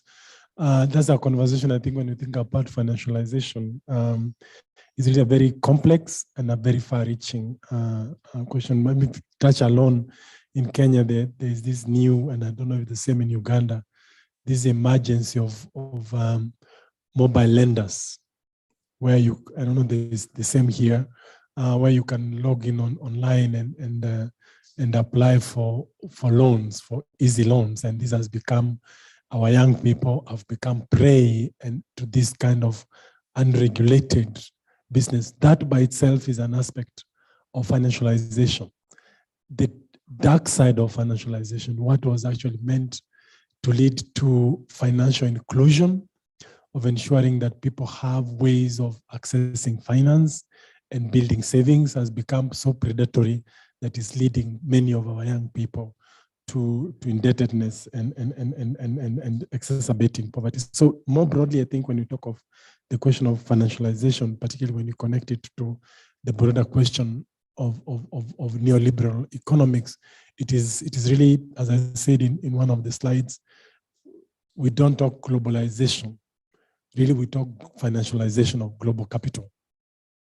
If you place the concept of globalization with the financialization of global capital, then you start to understand the magnitude and the depth of the challenges that globalization presents to our continent. I'll try to speak to a few. I think Leila did speak to some of those. The first point of why are we borrowing from the IMF? Well, there is the Africa Development Bank, and it's actually called African Development Bank. It has the name Africa on it, it has the name development on it, and it's a bank. So in an ideal scenario, we shouldn't be borrowing from anywhere else, but the reality is different. Who owns the Africa Development Bank? Ambassador here can tell you stories behind the FDB and the struggles that we have had around its policy making, around the principles of its loaning, and I know that is becoming, not wanting to call out the African Development Bank, but in terms of its role in fulfilling and contributing to Agenda 2063, it has become of an impediment because it's actually contributing to the exacerbation of the financialization, particularly because of who owns the bank. The African countries have some level of ownership, but the people on the steering wheel are still the Americans, the Germans, the Europeans, although still it has got the name of the African Development Bank. So there have been efforts to establish an Africa Development Bank, but I think where we have failed as a continent is really walking the talk, really creating a bank that is African in every sense, that is owned by African, that is feeding into African priorities, that is actually driving African financing. That's what the Africa Development Bank is doing. There have been efforts really across different regions. As you know, there is the East Africa Development Bank, which is coincidentally based here in Uganda, which was established as a financing arm of the East African community. And it exists, it's owned by the four East African countries, I think Kenya, Uganda, Tanzania, and Kenya, Uganda, Rwanda, and Tanzania. And its mandate is very much aligned to the point you're talking about, actually being the bank that is not focused on speculative financing, but is focused on financing. Because we are not, when we talk of alternatives, we recognize that development requires resources. So we are not against finance. What we are talking here is the financialization, which is really about, as you very rightly put it, financial activities that are disconnected from real economy. And the challenge is, what kind of regulatory mechanism do we need to put in place that bridges that gap, that narrows the gap between what the financial sector is doing and what the real economy is doing, and trying to see as much as possible those two are in sync. But unfortunately, where we are, and one of the graph where I provided, when you have the real economy, like you 332%, if I remember that figure well, of the global GDP, then it tells you the role that global finance is playing broadly and increasingly in our own countries. So you find that the real economy is playing catch up. It's significantly being basically crowded out, and policy decisions are not being made based on what is contributing to the building of real infrastructure, of building real businesses, but really on short-term speculative finance. And that's what really the downside of globalization is, and sorry, the downside of financialization is, and the responsibility we have, the assignment we have as actors in this space, to push for finance that is actually geared to do what finance was meant to do, which is to finance real economy. That's really the role of finance in its original sense. And so when we talk of alternatives, it's not really something that is far-fetched. It's just saying we want to create a financial system where finance plays its intermediary role in financing businesses, financing households, and not purely from a speculative point.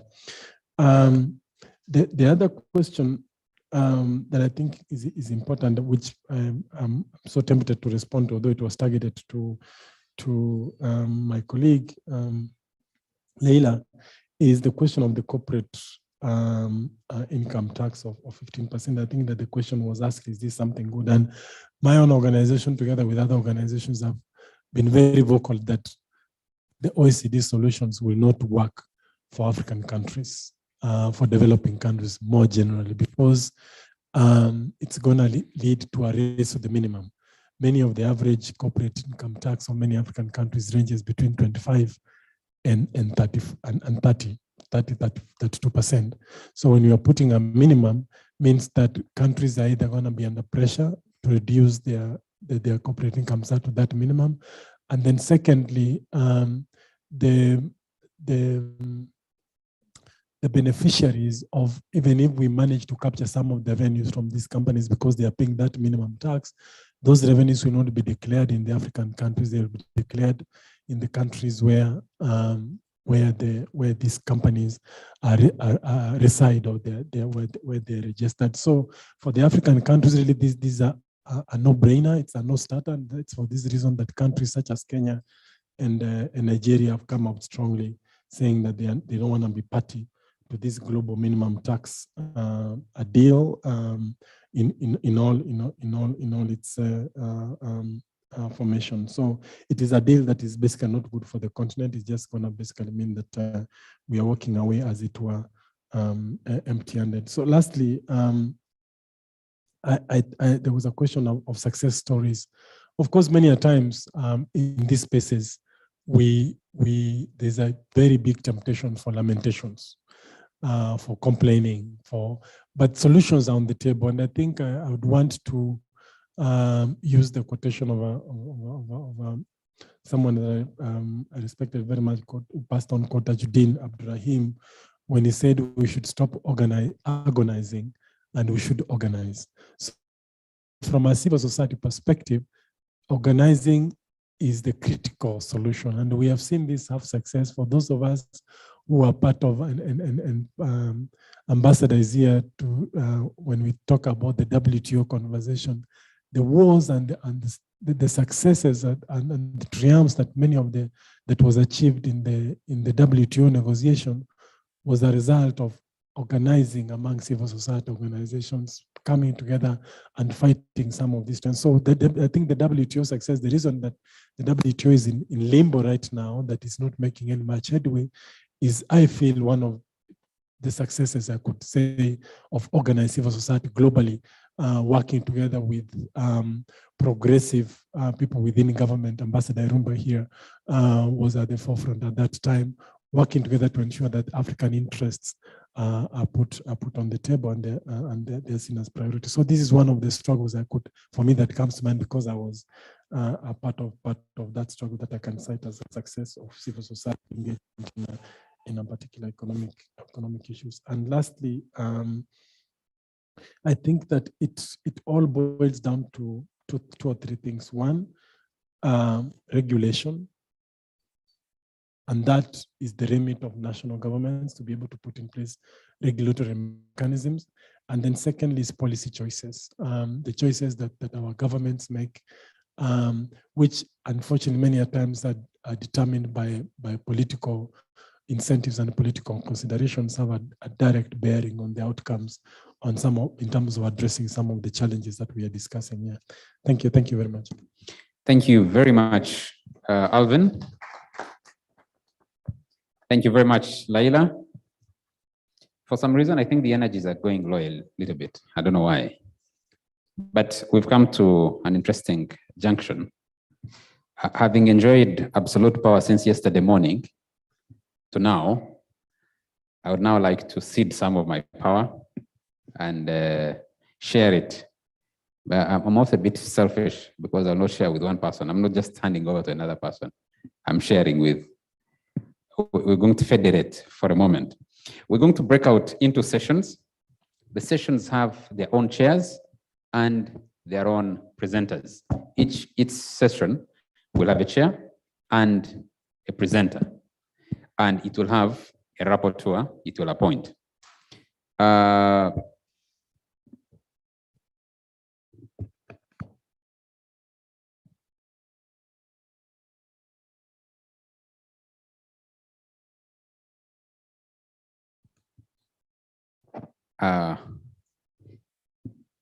The people are demanding that I stay around a little longer. That was communication from the people. That was a memo to say, you can't leave immediately. Please hold steady for a few more minutes. But I'm keen to share my powers with people. But I can be going through the criteria as we sort out a small technical issue, especially for our online participants, and actually including some of the other presenters. You must have noticed that Laila's connection wasn't very stable. But this is what we'll do. Participants will break into sessions. We have eminent speakers. I want to find out who is present to lead those sessions. Session A, which will be discussing digitalization in Africa, opportunities, dilemmas, and alternative proposals for Africa's transformative digitalization agenda, is going to be chaired by Ms. Faith Lumonya, who's an Economic Justice and Climate Action Program Officer at Akina Mama wa Africa. Faith, where might you be? Are you joining us online? Who's Faith? Eh? Pardon? She's around. Okay. Faith will chair that, and the presenter for that is Africa Kiza, PhD fellow at Hamburg University. The second session, or session B, will be chaired by Leo Kizito Ojara, Commissioner, Economic Affairs, Ministry of East African Community Affairs. He was with us all of yesterday and is still with us since morning. They will be discussing regionalism and regional integration, implications to Africa's development. And the presenter for that is Dr. Isaac M.B. Shinyekwa, a senior research fellow and head of trade and regional cooperation at the Economic Policy Research Center of Makerere University.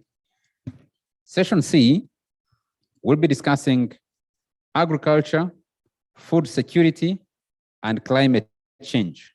How do governance of agriculture and food systems affect efforts of realization of food security and climate change in Africa? The presenter for that session, I think the name for the chair has skipped out a bit. I'll get it from another program. Ms. Agnes Chirabo, Executive Director at Food Rights Alliance. And Agnes has been with us since morning and is one of the partners putting this conference together. She's just seated here. Session D is on feminism and development in Africa, in search of an economic and ecofeminist response to the development alternatives. And that is going to be chaired by Ms. Susan Nakachwa, Program Officer at GRAIN, and the presenter for that is Ms. Ruth Nyambura, Coordinator, Hands of Mother Earth Campaign. And session E will be discussing commodification of health in Africa, experiences, lessons, and implications to access the health and proposals on the way forward. The chair for that is Ms. Fatia Kinyange, Deputy Executive Director at Center for Health. Oh, okay. Executive Director at Center for Health, Human Rights and Development, CEHAD. The presenter is Mr. Rangarai Machemeze, yeah, Executive Director, Siatini, Southern Africa. And there is a discussant for that, Mr. Kavanda David, yes, Executive Director for Food and Adequate Living Rights, SEFROT. Thank you. Once we're done, this will drive us up to the lunch hour. Do everything you need to do in your breakout sessions, everything, with your rapporteur, then go for lunch. When we come back, we reconvene at 2 o'clock.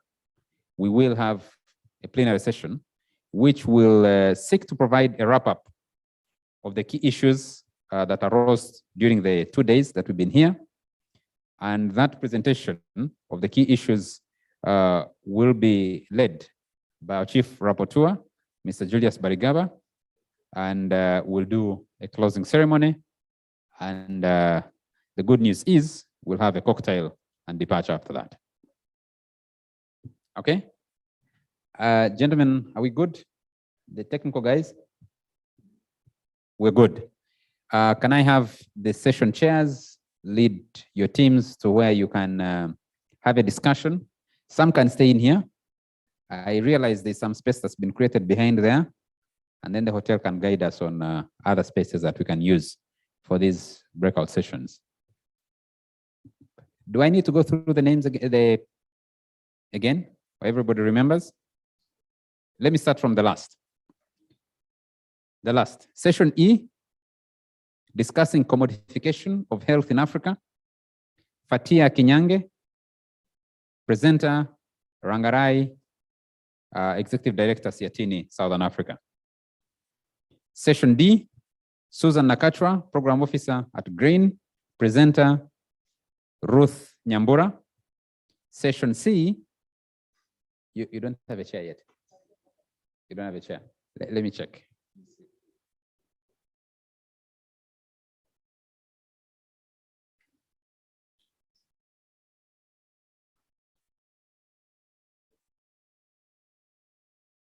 Okay, we'll sort that out. The theme for D is feminism and development in Africa. Session C, the presenter will take charge for the moment as we find a chair for session C. So Agnes, take charge of issues for the moment. then we'll find who the chair is supposed to be. Session B, Leo Kizito Jara, Commissioner, Economic Affairs, Minister of East African Community Affairs, and Dr. Isaac MB Shinyekwa, who is the presenter. Session A, Faith Lumonya, presenter is Africa Kiza. Are we okay with that? Okay.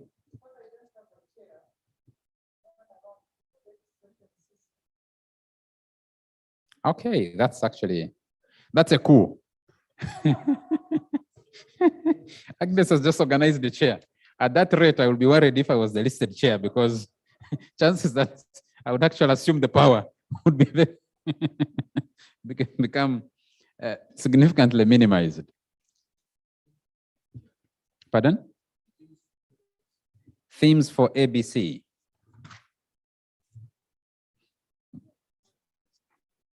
Yes.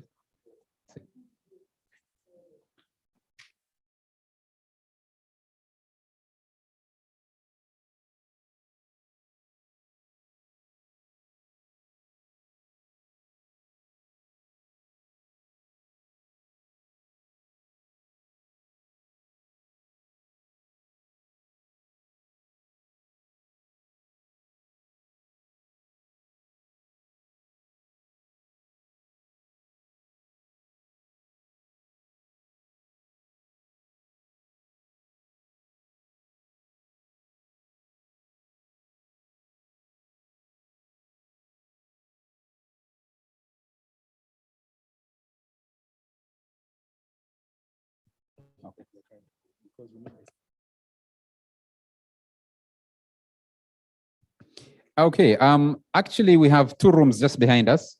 If you use this door, and if you use this door, we have two rooms that some of the sessions can go into.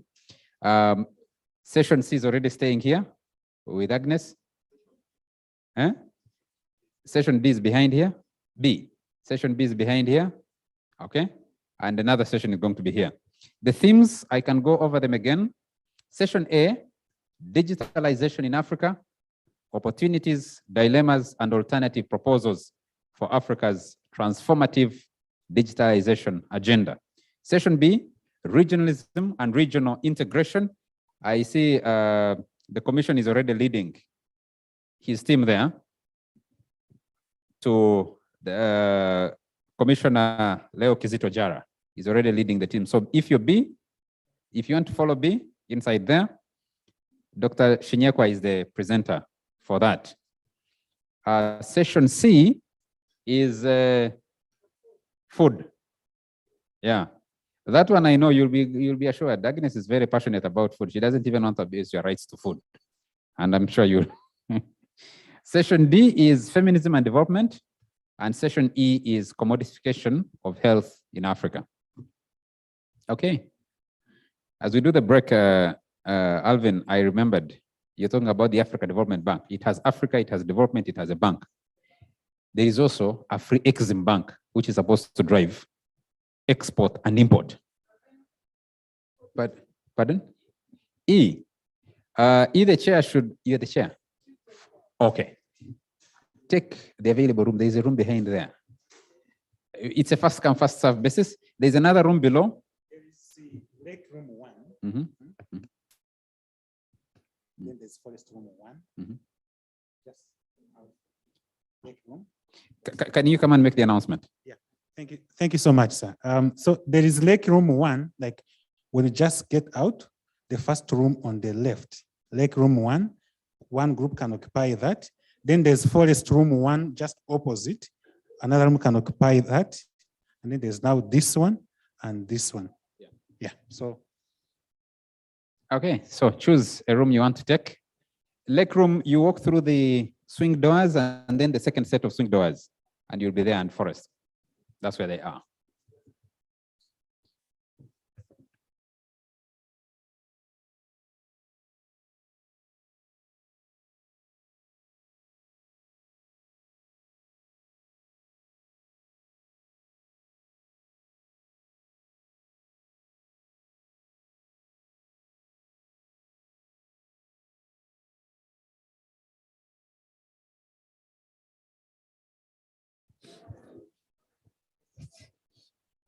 Ambassador, I'm going to act like one of the African leaders. I'm going on holiday in France. I'll come back at election time.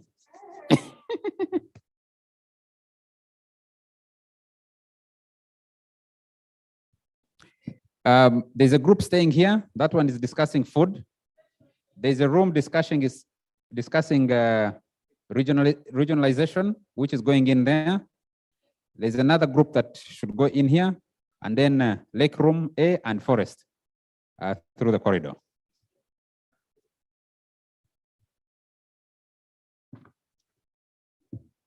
Yeah, they're fine.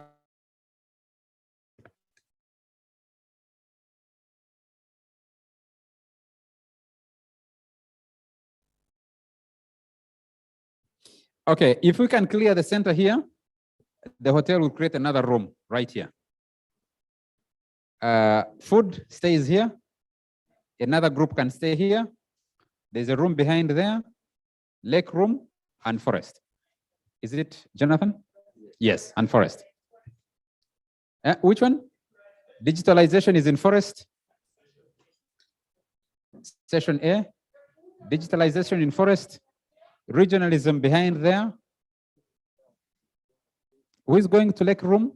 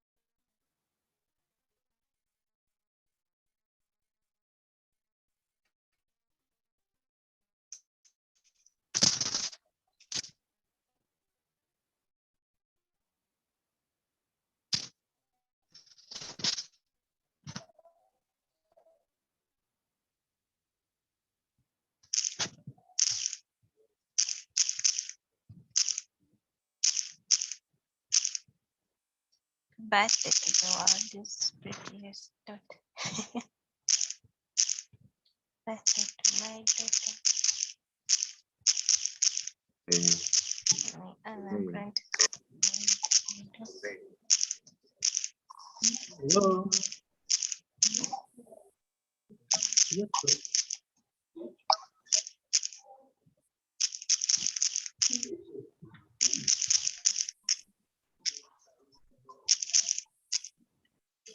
Did you?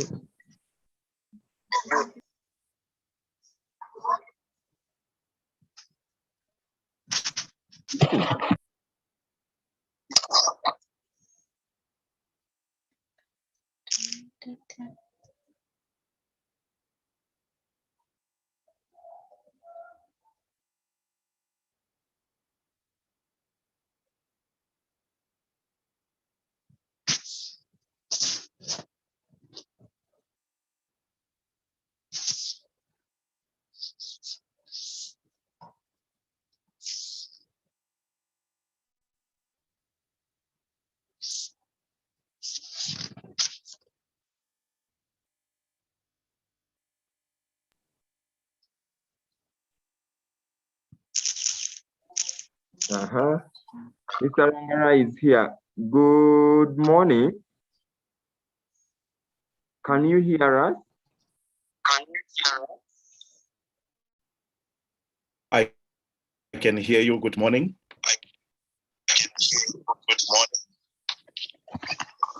Good morning. Good morning, Mr. Langara.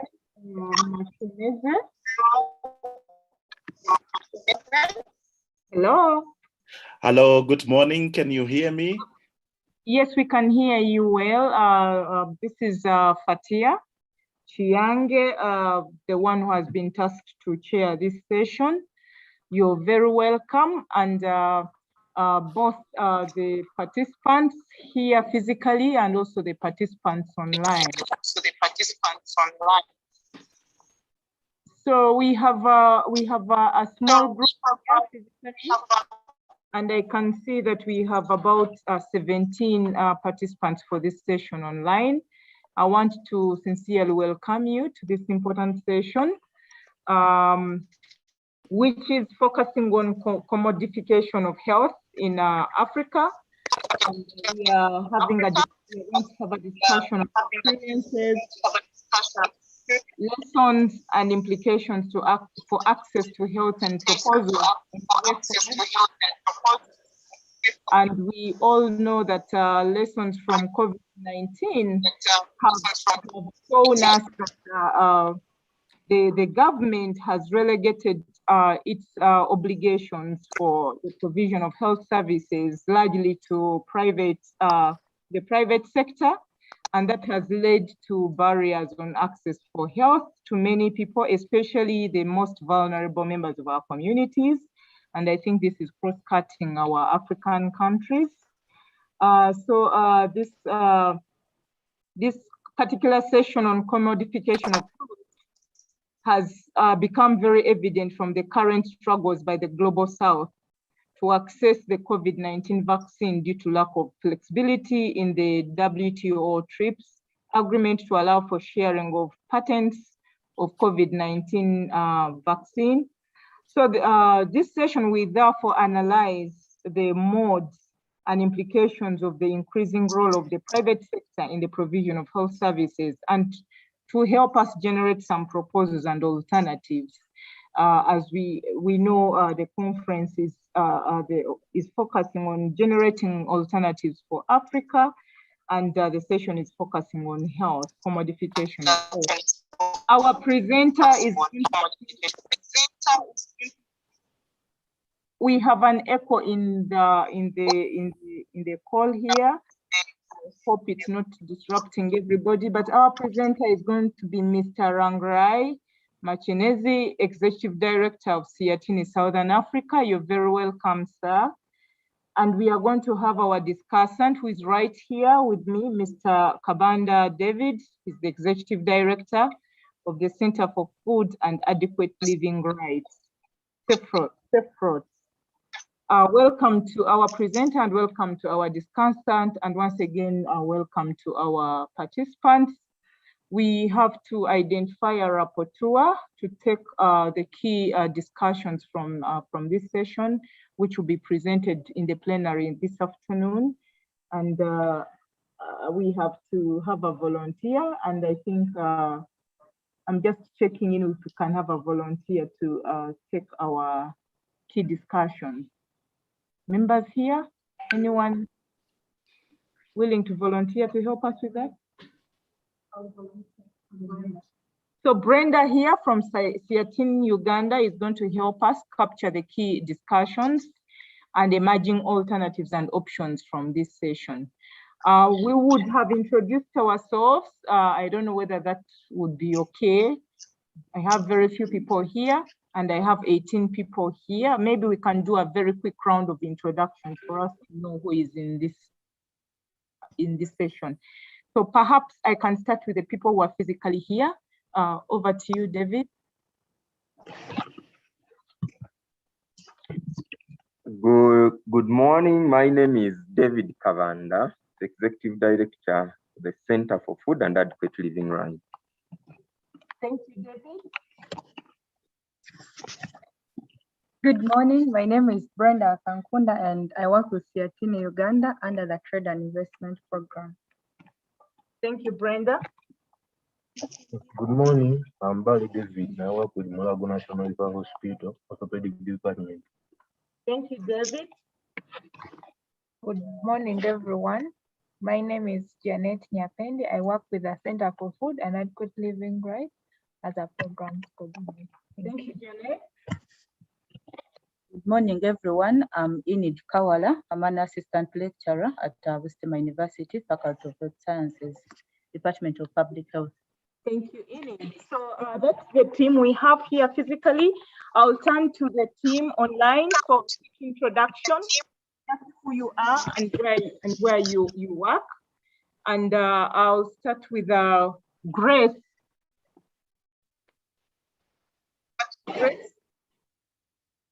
Grace, do you want to introduce yourself, please? Okay, we'll skip Grace. I see Grace is from Siatini. She's a host. Can we go to Shadia? Please introduce yourself.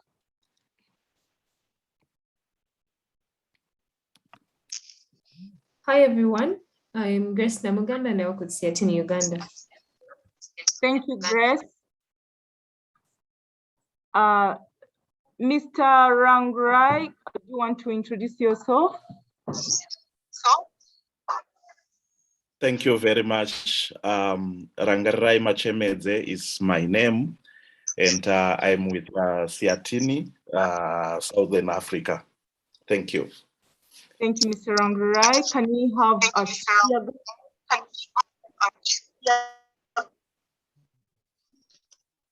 Hi, everyone. Hi.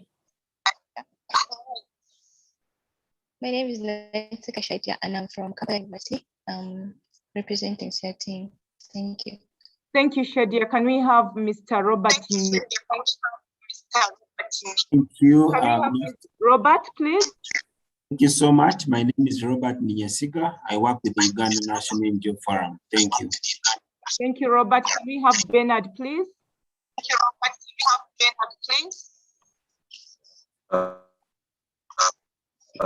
Good morning, everyone. My name is Bernard. I'm just a very great follower of this conversation. I'm loving this, what's going on. So yeah, I'm just an observer. Thank you. Brenda Nasang.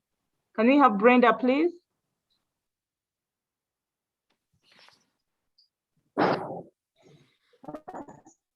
Brenda, do you want to introduce yourself, or can we move on to Claire?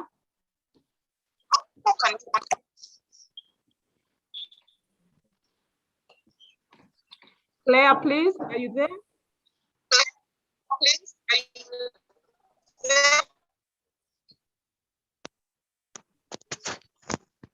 Okay, I think there is a problem with the network. Can we have Immaculate, please? Hi, everyone. I am Immaculate Ndagira. I work with CERTIN. Thank you. Can we have Jackie, please?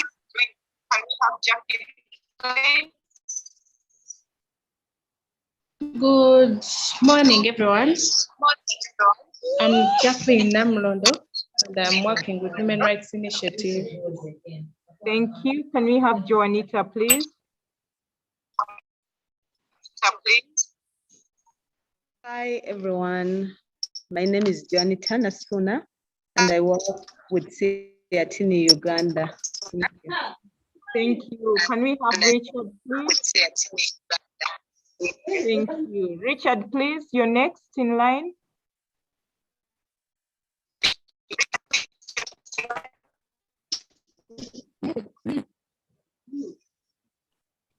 Richard, are you there? Hello. Yes, please. Hello. Yes, This please. is Brenda. Yes, good afternoon. I'm Brenda Nasanga. I work with Africa Freedom of Information Center, and I'm glad to be here. Thank you, Brenda. Can we have Richard, please? He's there. Can we go for Robert?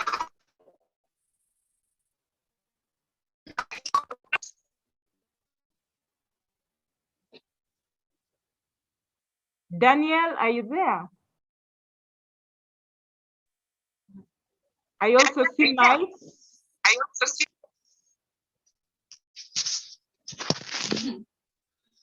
Okay, and I see Rams. Anyone is available to introduce, or can we hand over to the presenter?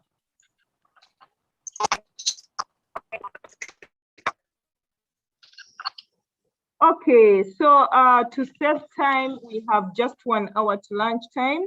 I would like to once again welcome you, and I want to hand over to our presenter for the session, Mr. Rangarai Machemedze from CERTIN, Southern Africa.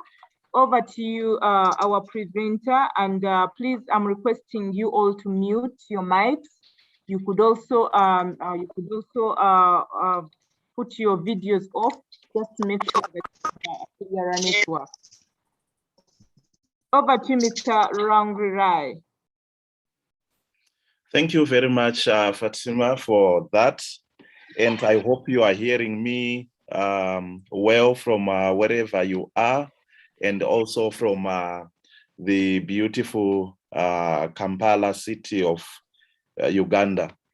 And thank you for inviting me to make this presentation. I had asked Herbert if he could assist with sharing my presentation. I don't know if Yebet is nearby to assist me with sharing the presentation. Fatima? Somebody.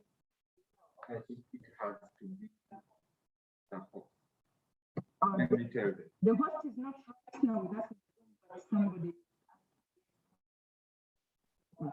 Just give Hello, can you hear me? Yes, we can.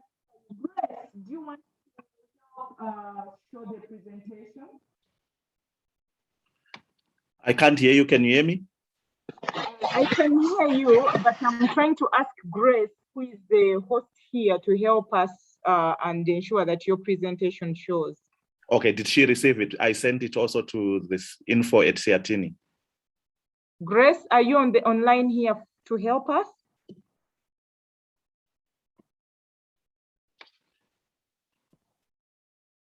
Grace?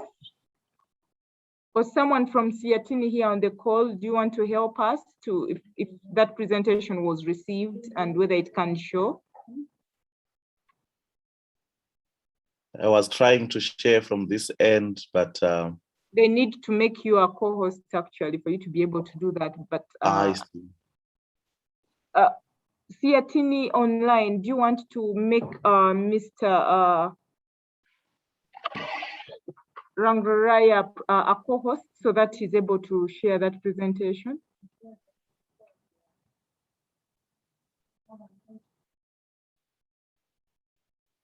I'm not getting a response so far, but somebody has physically gone to pick someone to come and help us. Okay, that's fine.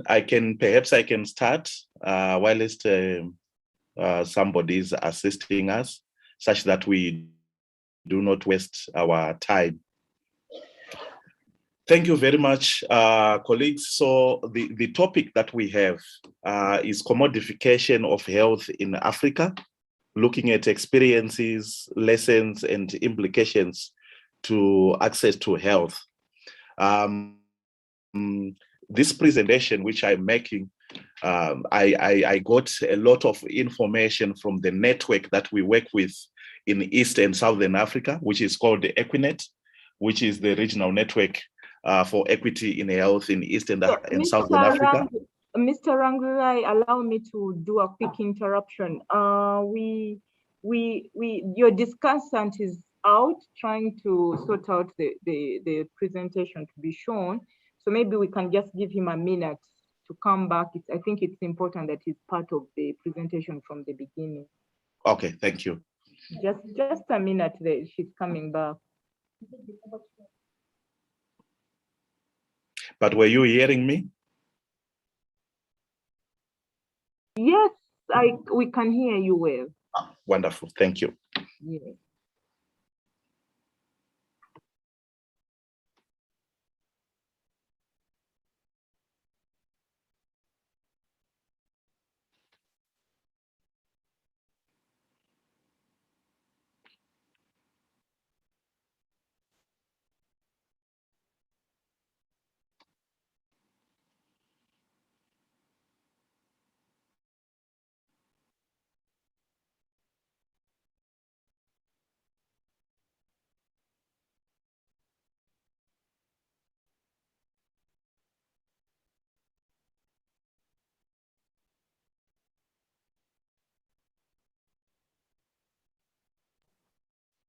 Okay, so Mr. Rangurai, Mr. Kabanda is back here. Over to you for the presentation. I think if we are able to get help for the presentation to show, that would be good. But for now, I think we can go ahead. Thank you very much, Fatima. And let me just proceed with my presentation. So earlier on, I was saying I have drawn some information from a network of institutions that work on different aspects of health in East and Southern Africa, which Siatini is part of. And this is the regional network for equity in health in East and Southern Africa. And I know from Uganda, there is the Center for Health, Human Rights and Development, CEHUD.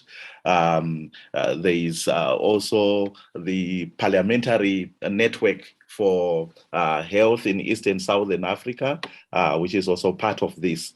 Now, my first port of call when I looked at this topic, commodification of health in Africa, looking at the experiences, I noticed you cannot run away from what globalization has done to the economies of the world, but particularly the economies of Africa, and with a specific reference to East and Southern Africa.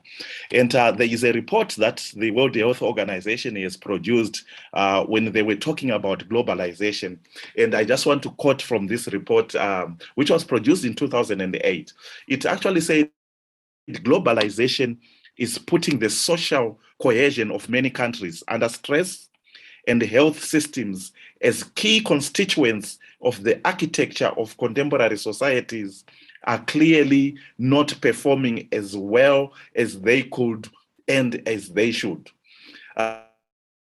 This statement was actually telling from an institution like the WHO, especially from our own understanding as Africans, that the globalization that we are talking about is a corporate-led globalization that is led by international economic institutions like the WTO, as well as the IMF and the World Bank, who have defined the economic and social lives of our countries, of our people, and to that extent, we have also been driven behind the scenes by the international, transnational corporations that we have that control the different economic and social aspects of our lives. Now, the globalization process is actually a policy response of the capitalist nations, the nations that were in crisis, especially in the 1970s. And when they were faced with the recession and the crisis of profitability, these countries led by the UK, the US, they deregulated their economies. They opened up their economies to the global market, to trade liberalization and to freer flow of capital, and they privatized state assets. So you may remember even in Uganda that you used to have marketing boards either for the grain or for other commodities that were produced, but these were state trading enterprises. But these were privatized at the behest of the institutions like the IMF and the World Bank. And from this process, we noted that the globalization itself has disproportionately benefited countries and economic entities with greater resources and power to shape rules, and under which the international economic system functions. The countries that I have talked about, the US, the UK, other industrialized nations, and so forth. But for countries like ours, you will see that this process has increased inequalities between and within the countries, to the extent that our health systems were affected, were weakened, and they failed to perform as much as they should perform. And that's what the World Health Organization report was referring to when it was talking about the role that globalization has played in our economies. So you will notice for the past 3 decades that we have implemented intensified market integration. We have seen a reversal in many of the health improvements that have been achieved in the past, particularly in our countries, and with growing health inequalities. So the health gap between the West and the best of our groups is growing. Wealthy populations are increasingly healthier and living longer, while poor populations have higher rates of illness and are dying at a younger age. And I think if you look at the life expectancy of many countries in East and Southern Africa, they can attest to this. The regional office of the WHO for Africa also noted that globalization has been accompanied by widening social inequalities and the rapid depletion of natural resources. And it notes also that despite improvements in living standards, globalization has been superimposed upon pre-existing problems and inequities. And I will come back to the issue of the pre-existing problems and these inequities. And the current policies and institutions have failed to ensure a balance between economic, social, and environmental concerns. Now, why am I talking about economic, social, and environmental concerns? In these areas, that's where you find there are a lot of determinants. That's where you find the determinants of health. That's where you find all those factors that determine the health of the people. They reside around economic issues, around social issues, around environmental issues. And we will come back to these issues. Now, if you look at the commodification of our health systems, it has actually impacted on the structure and functioning of health systems and has affected access to health services. The neoliberal policies behind the commodification process, that is the policies of deregulation, the policies of privatization, the policies of market fundamentalism and so forth, they view health systems and services as commodities. Commodities, that means inputs to productivity and economic growth, also inputs or as sources of potential revenue, rather than as public and social goods. And this is where we actually need to focus our attention on when we look at commodification of health systems. These are seen as inputs to productivity, to economic growth, to potential revenue generation, but rather than as public and social goods, which should be meant to improve the health and well-being of the people. Now, if you go back to history and remember, there is a point that I raised earlier on when I said we need to go back to issues of inequities and inequalities that were pre-existing problems within our own economies. These pre-existing problems, they can be linked to structural adjustment programs that our countries implemented from around the 1990s and so forth. These programs, they contributed significantly to the underinvestment in health systems and public health. Remember the IMF and the World Bank, when they came into African countries with the structural adjustment programs, they came with these neoliberal policies of liberalization, privatization, deregulation, cuts in government expenditure through the reduction of civil service, including health workers. So all these have undermined employment and income security that have made countries and households vulnerable to health crisis. And the crisis that we are talking about are crises in their multi-sectoral forms, including the epidemics and pandemics that we are facing today, like the COVID-19 pandemic. And then thirdly, the structural adjustment programs have also resulted in deindustrialization of our countries, particularly with a huge impact on health systems, which made it extremely difficult, or makes it extremely difficult at the moment for countries to recover from such shocks without the injection of interest-free capital. That's why you notice that even to respond to the challenges of COVID, the countries are having some challenges simply because our health systems have been weakened, and it has just made it difficult for countries to recover from the challenges as a result of the structural adjustment programs.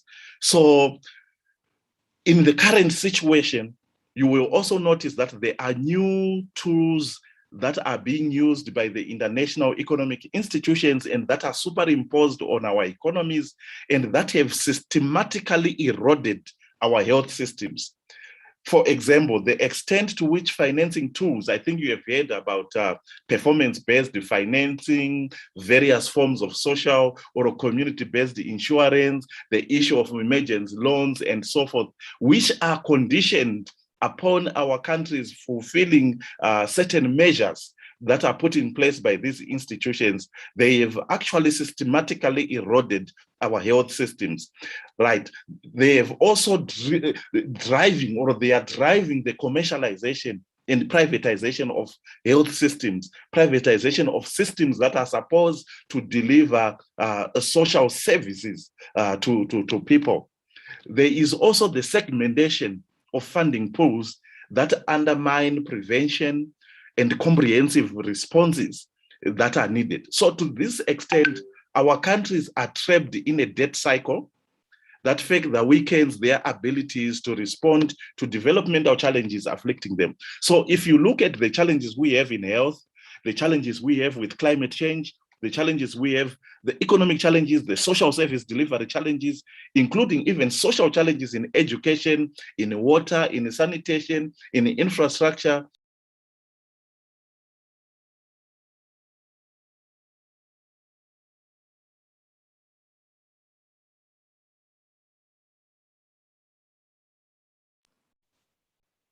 I was muted. Can you hear me now? Yes. Okay. Okay, that's fine. So I was saying all these issues, which are all critical to respond to COVID situations and including emergencies, have now made it very, very difficult for our countries to respond.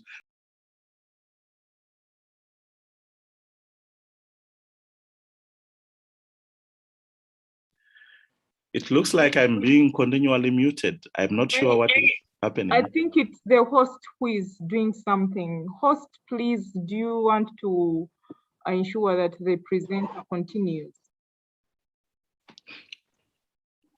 Thank you. Please, yeah. Okay, thank you. So now with these situations, I wish if I had managed to share my presentation.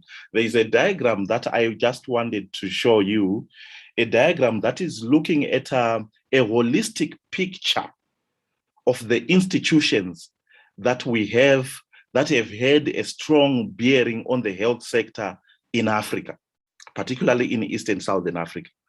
And it forms the basis of my presentation with regards to commodification of health. Now, at the top of this diagram, there are corporations, right? Transnational corporations, like the pharmaceutical companies that you can think of. Now, these companies, they put a lot of pressure to their governments through different platforms for engagement with African countries. Now, the first area is where the corporations put pressure, especially through the EU and US governments, through the free trade agreements, the investment treaties that we have signed with these institutions. Those who know very well, you know that we have signed the economic partnership agreements, for example. And these agreements, they contain certain provisions in different areas. You can think of the intellectual property areas, that is the trade-related aspect.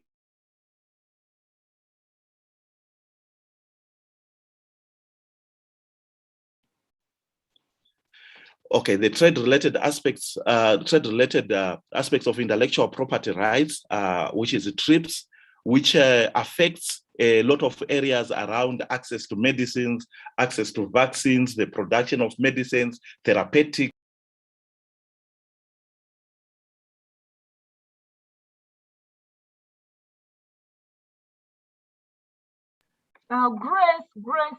Grace, I think you keep muting the presenter. Do you want to give him a chance, please?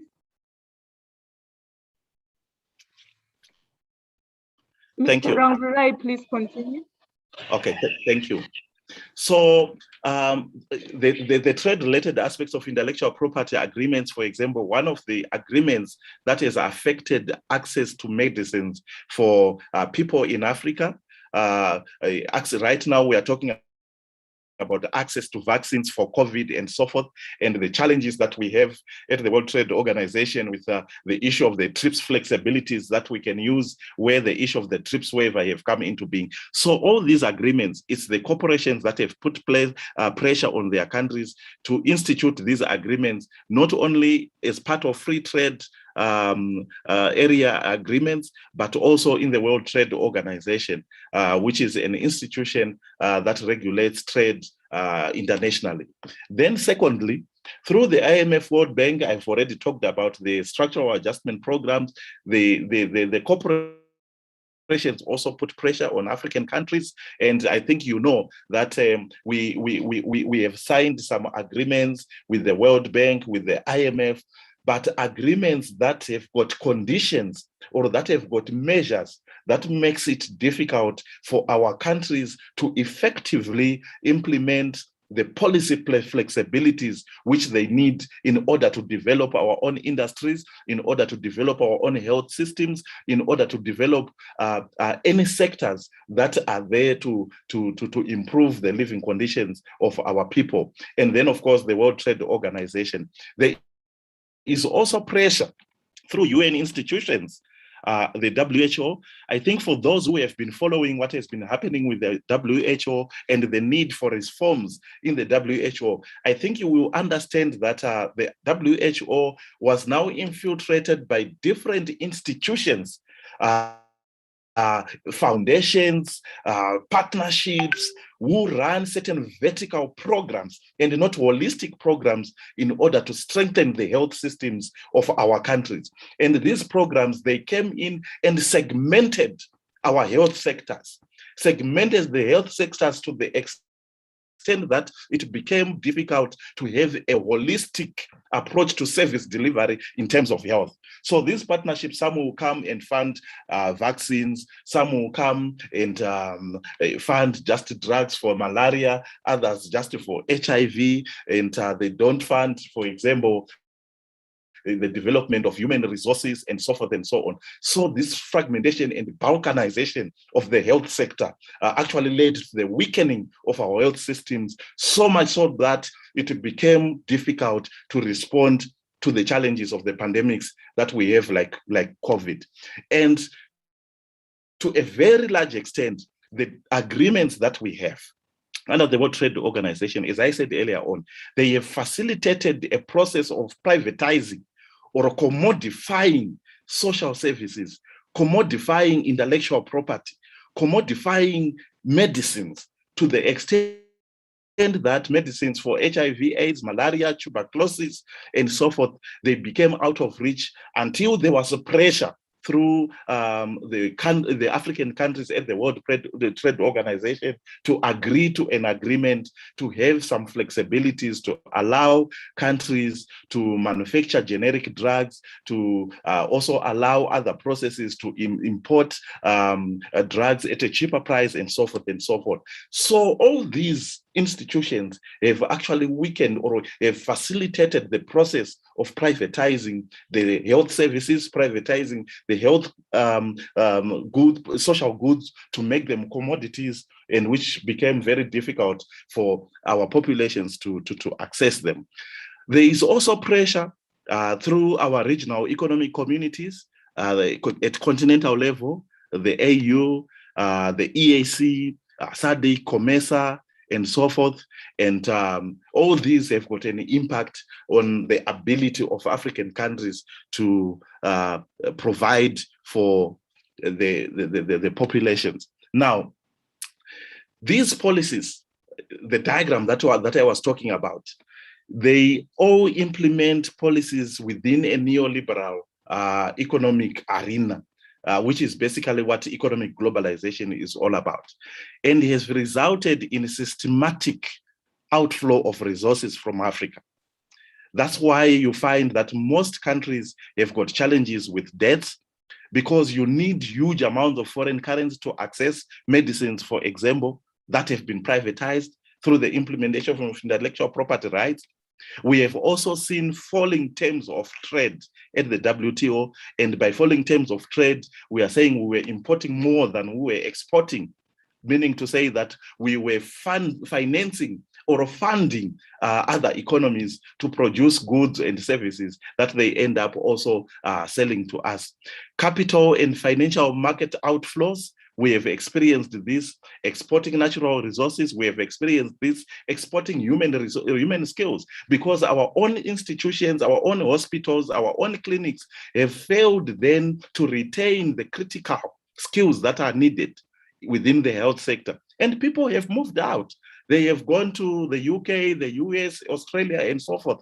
I think those who are in Uganda, you will know what I'm talking about, because Uganda is one of the countries that have really been affected by this. So it's not only the commodification of the human, of the health resources, but also if you look at it from a perspective of human skills that we have, these have also been commodified to the extent that the expertise that we have, they have followed where the money is, which is outside the country, to the extent that this has left our health systems weak and unable to provide for the people. I know I do not have enough time, but I just want to quickly say, if you then look at the objectives of the trade policy objectives versus the public health policy objectives. From a trade policy objective, it emphasizes economic growth, it emphasizes efficient allocation of resources, it emphasizes elimination of barriers to trade, it emphasizes international specialization. Whilst from a health perspective, which is in direct competition with these neoliberal policies, it is emphasizing improved population health, equitable allocation of resources, control of risks to health, and universal access to health services. So you can actually see that there is direct competition between what we are living in the moment and what should be the issue within the health sector. Now, we have seen a lot of developmental losses from this whole process of economic globalization and commodification of health services. We have seen private provision of services to meet basic needs. I want you to take this very seriously. Private provision of services to meet basic needs, like water and sanitation, which has invariably leads to escalating costs and inequitable access. If you go to South Africa right now, if you go to Zimbabwe right now, access to water, for example, and access to sanitation services, most of these have been left in the hands of private providers, who at the end of the day require you to pay a premium for you to access the services. And it means those who have the money will only be able to access, and those who do not have will not be able to access, therefore increasing inequalities, therefore having inequitable access to this. We have also seen declines in public revenues from tariff reductions as a result of the implementation of the trade agreements. And there is a growing burden of public debt, which has constrained our countries to meet the basic needs related to public health, related to education, to water, to sanitation, and to nutrition. Now, with these developmental health losses that we have experienced, that's why you notice that with the advent of the COVID-19 pandemic, most of our societies have been unable to meet just the basic needs in terms, for example, look at water, which is actually an important ingredient in the prevention of the spread of COVID-19. It has been difficult. Why? Because of its privatization, access has been difficult. Governments have not been able to provide. The local authorities have not been able to provide, meaning it has left mostly societies in a very difficult situation. Now, how do we address these challenges? I think, Fatima, you asked me to also touch on these areas. We have seen the increased rolling forward of the frontiers of the market, and we have seen an increased rolling back of the frontiers of the state. Now, what we are saying here is that states have got a role to play. Governments have got a role to play to ensure that they intervene to increase spending and target resources towards low-income communities and the areas with the greatest public health need. Leaving everything to the market, leaving everything to the private sector. The private sector is after profits. The private sector is not there to ensure equitable access. The private sector is not there to ensure low-income communities have access. No, they are not there to ensure that. It is only governments who must ensure that they intervene to increase spending and to increase targeted resources towards low-income communities. But this is what institutions like the IMF and the World Bank say is wrong, because they were not allowing you to play any active role in the market. They say, let the market do what it can, and everything will balance out. And we are saying, no, this is wrong. We need the policy space for our local authorities, for our governments to intervene and ensure that there is equitable access. Secondly, health inequalities are reduced and health status has improved in high-risk groups when states globally and even in the Eastern and Southern African region have intervened to redistribute budgets towards prevention of common diseases, to improve access to and quality of rural, informal, urban, and primary health care services. And these are all critical, these are all essential to ensure a population health. They have also increased when the governments have intervened to train and place adequate health personnel in frontline healthcare services. Remember, we talked about the brain drain.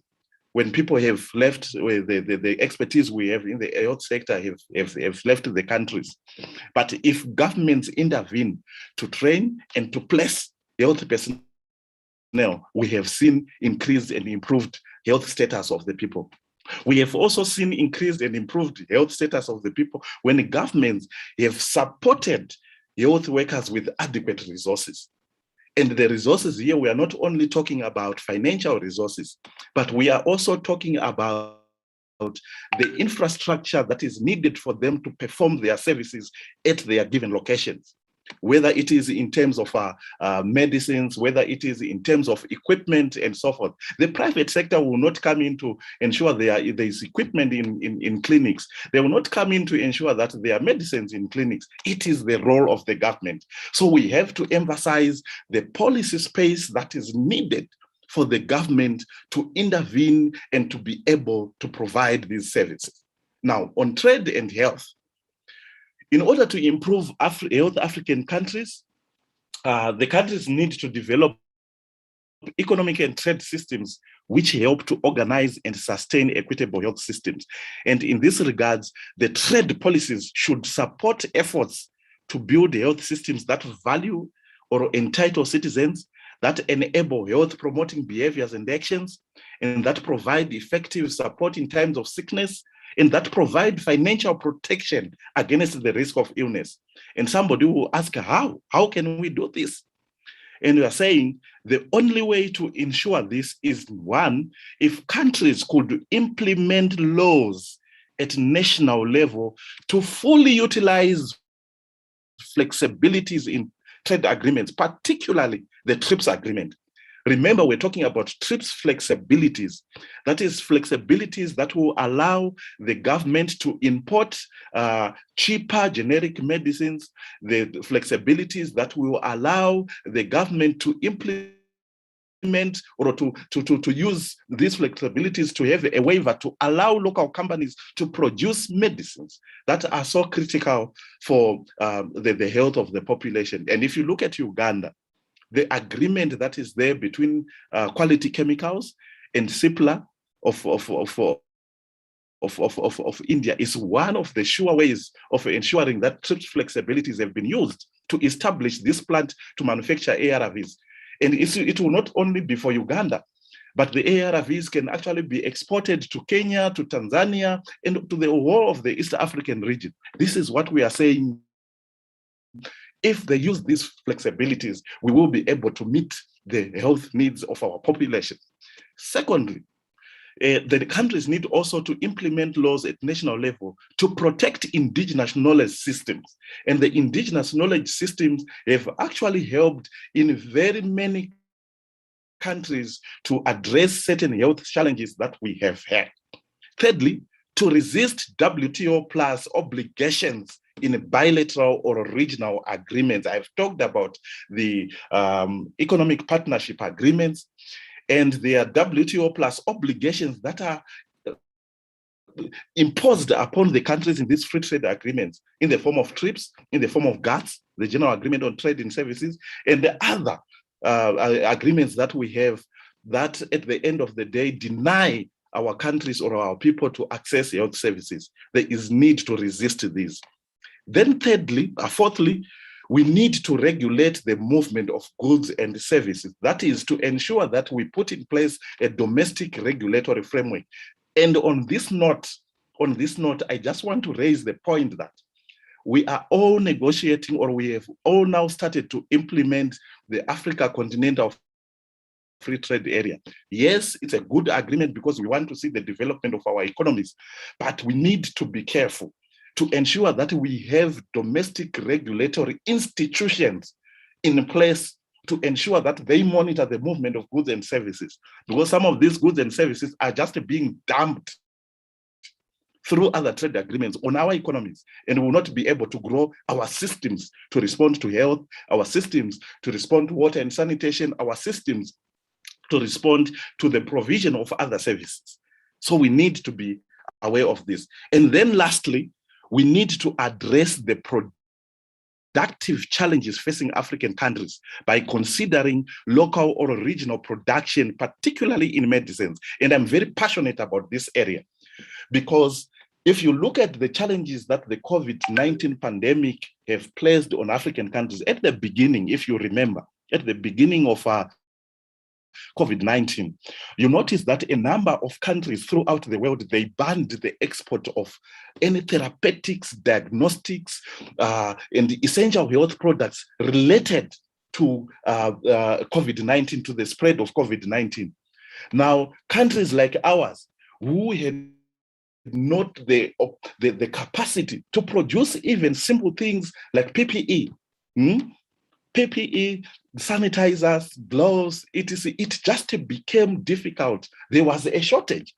I'm happy that a number of countries woke up from that slumber and realized that we are going to die, because all these other countries had stopped the export of their products. They were taking care of their own populations.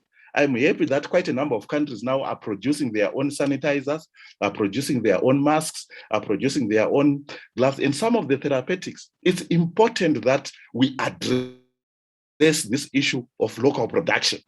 And this, we can have serious discussions on this, because we also need to go beyond just simple things like PPE to go into real issues, vaccines, medicines, testing kits, and so forth.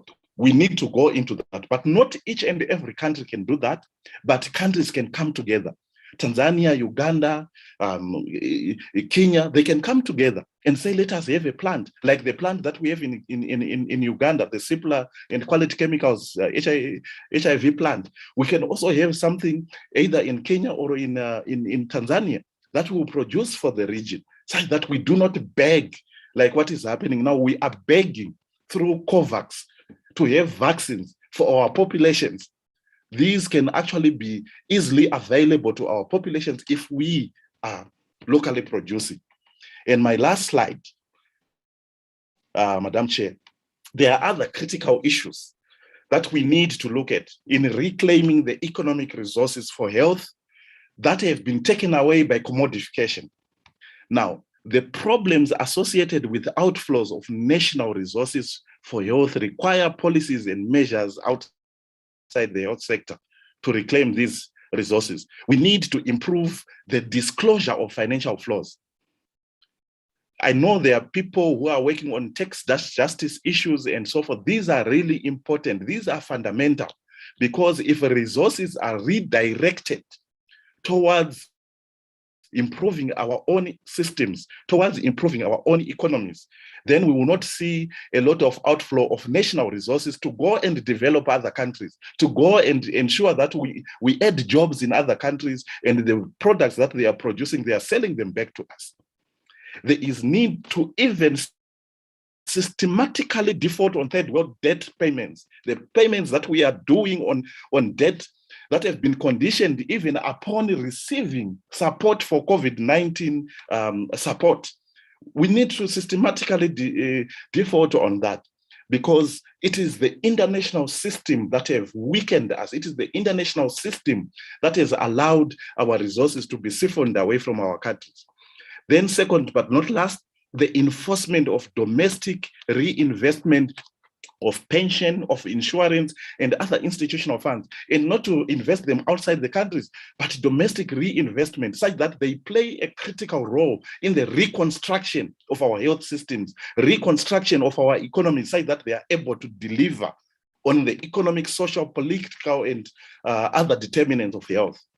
Then lastly, regulating financial transfers from offshore tax havens on a national scale to control capital flight as part of re-establishing exchange controls. These are essential because privatization, deregulation, and commodification have taken away the controls that we have, and we have hot money moving in, moving out of the country, causing instability and not being reinvested in our own economy.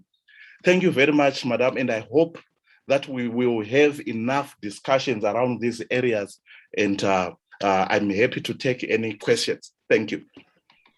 Thank you so much, our dear presenter, Mr. Rangarai. I think that was extremely insightful. It was extremely informative, lots of insight. It was also very deep, and thank you so much for that deep research and deep thoughts and experiences that you have brought to us.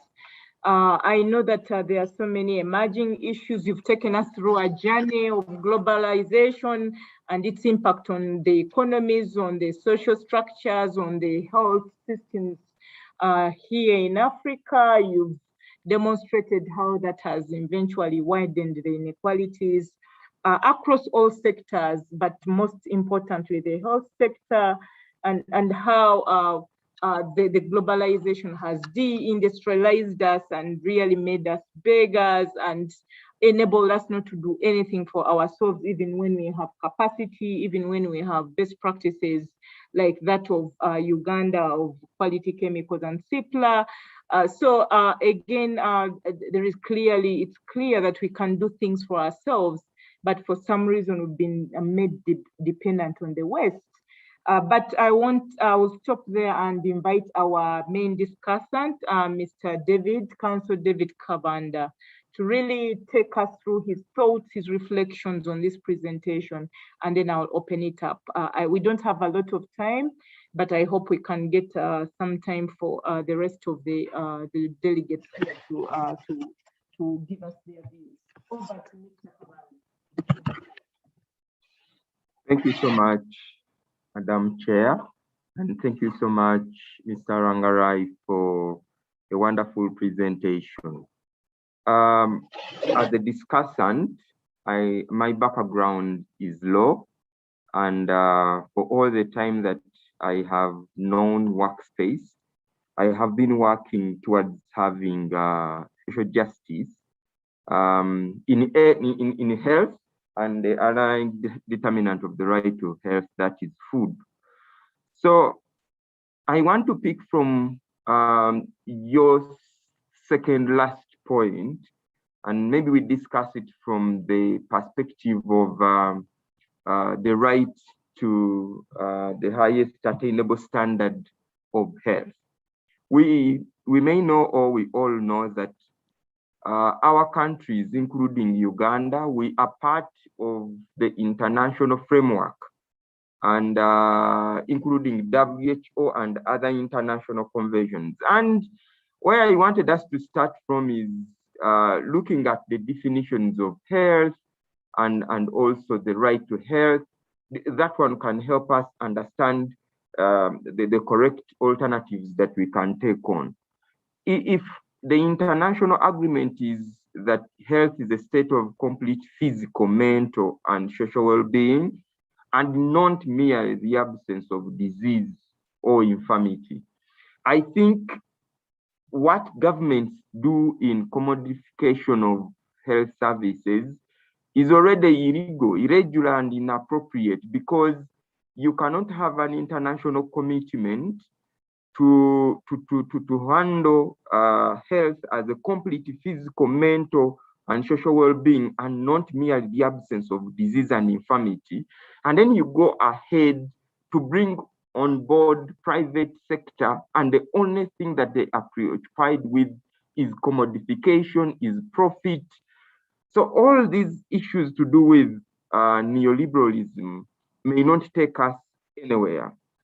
We know that we have too many philosophers and writers that have been putting a sense on this question, and I wanted to highlight Alicia Yamen, where she observed that health is not simply a question of divine or genetic fate, but random biological events or individual behavior, but a matter of justice. And I really liked it when you said government should come up with laws to make sure that the health is realizable. We all understand that it is a product of social relations as much as biological or behavior factors. So in looking at this topic, for me, I already know that the assassin is in the house, and we all know, because COVID-19 has taught us that no one is safe. Even if it is government officials, they have been coughing out hefty sums of money when it comes to private hospitals, because COVID-19 has also opened us bare to show that we are not ready anytime our systems can't work. We do not have ICUs, and you know, for example, in Uganda, we reached a time when we didn't have oxygen. So it is only then that government woke up and like, don't we have an oxygen plant? So, and yet, when you look at the right to health, under general comment number 14, I may not go so much into the general framework, but you realize that every person has the right to a standard of living adequate for the health of himself and his family, including food. But this emergence, this pandemic came up, and you saw that there's a lot of panic. We are not prepared. There are no commodities. There are no facilities and services. Some of the health workers are still demanding from government up to today. So I think if we are talking about alternative models and everything, now that the Equator School is coming up as a think tank, we need to guide government on effective and appropriate models. And why am I saying this? We need to understand the foundation of healthcare. Yes, you talked about traditional knowledge, but I think where we are now, it is being eroded away, and many people may fail miserably when it comes to traditional knowledge. The way communities used to pass over knowledge from one generation to another has since stopped. People don't know how to take care of themselves, but also to treat themselves maybe with the herbal medicine. That doesn't happen anymore. We have models that I wanted to allude to, and maybe to shape the discussion.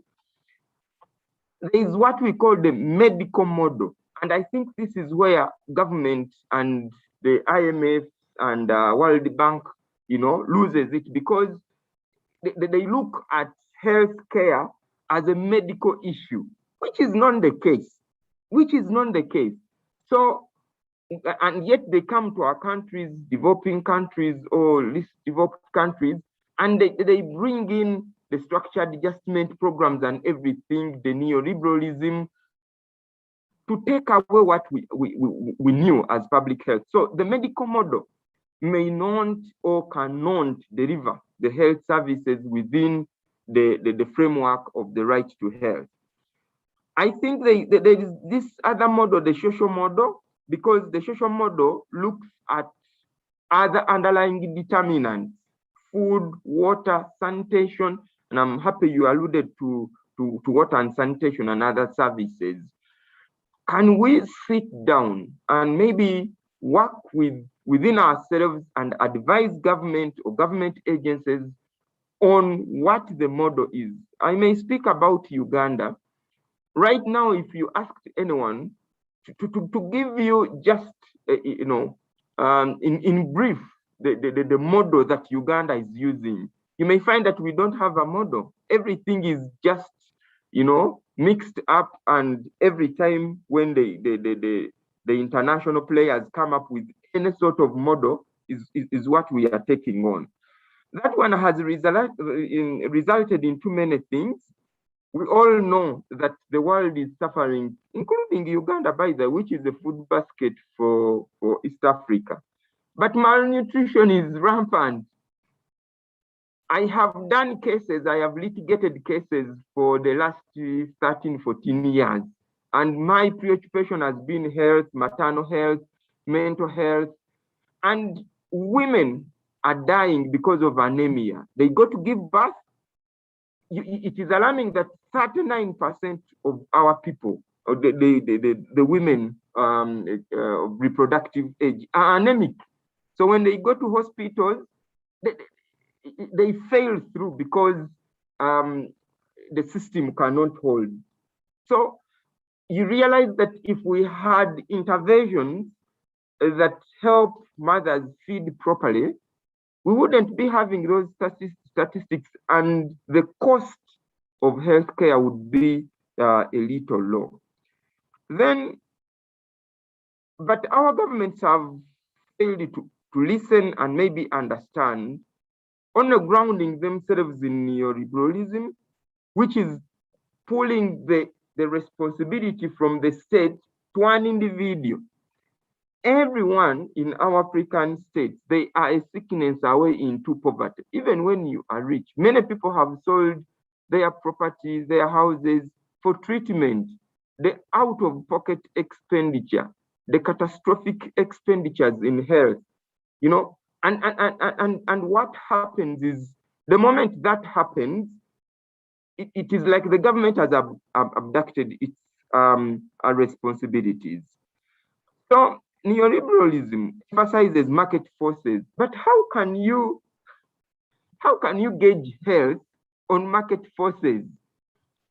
We recently have had many Ugandans cry that because of the exorbitant fees that hospitals are charging them. And this is where the problem is. And the hospitals are like, but there is demand.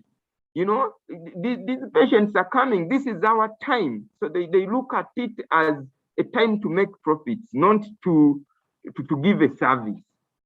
And this transcends through even other services, even in education. We are now planning to open up the country, and the Ministry of Education everywhere telling schools, private schools, not to hike tuition fees.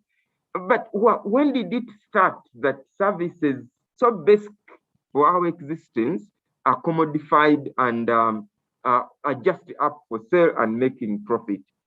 So there are many challenges, as you have alluded to them, that are posed by this approach of neoliberalism when it comes to health specifically, because it should be government that has the ability, to procure everything and build an infrastructure, including facilities, including health equipment, because these fail in the operation. And when you continue with the neoliberalism, it also brings in fraud.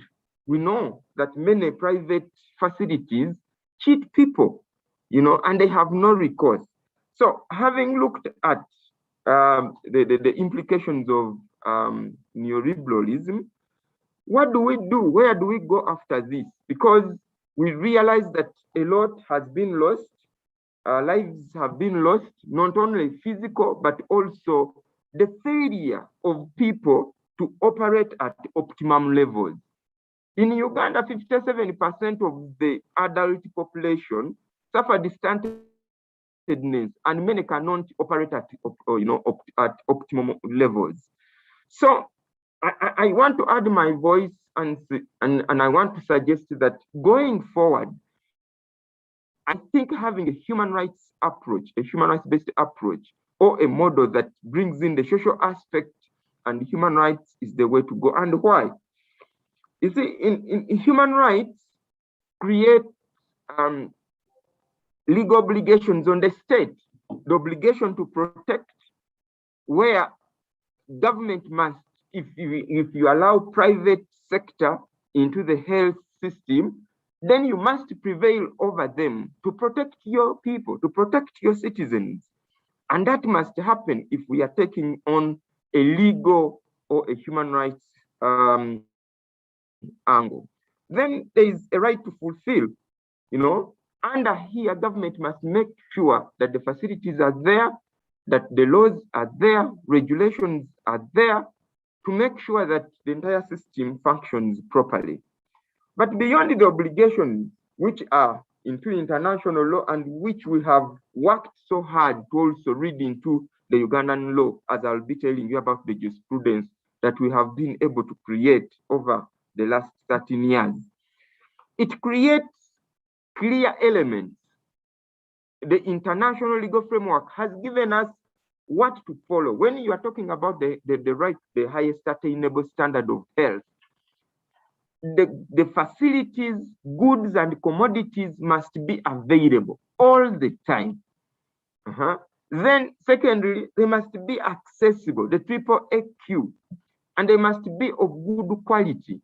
So you wonder why, in light of the clear legal provisions or human rights elements for the right to health, then government skips that and they only give the system to the private sector.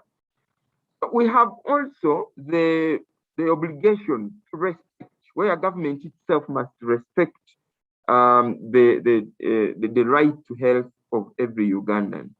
So the International Covenant on Economic, Social, Cultural Rights requires states parties to take steps to ensure the creation of conditions which would assure to all medical service and medical attention in the event of sickness.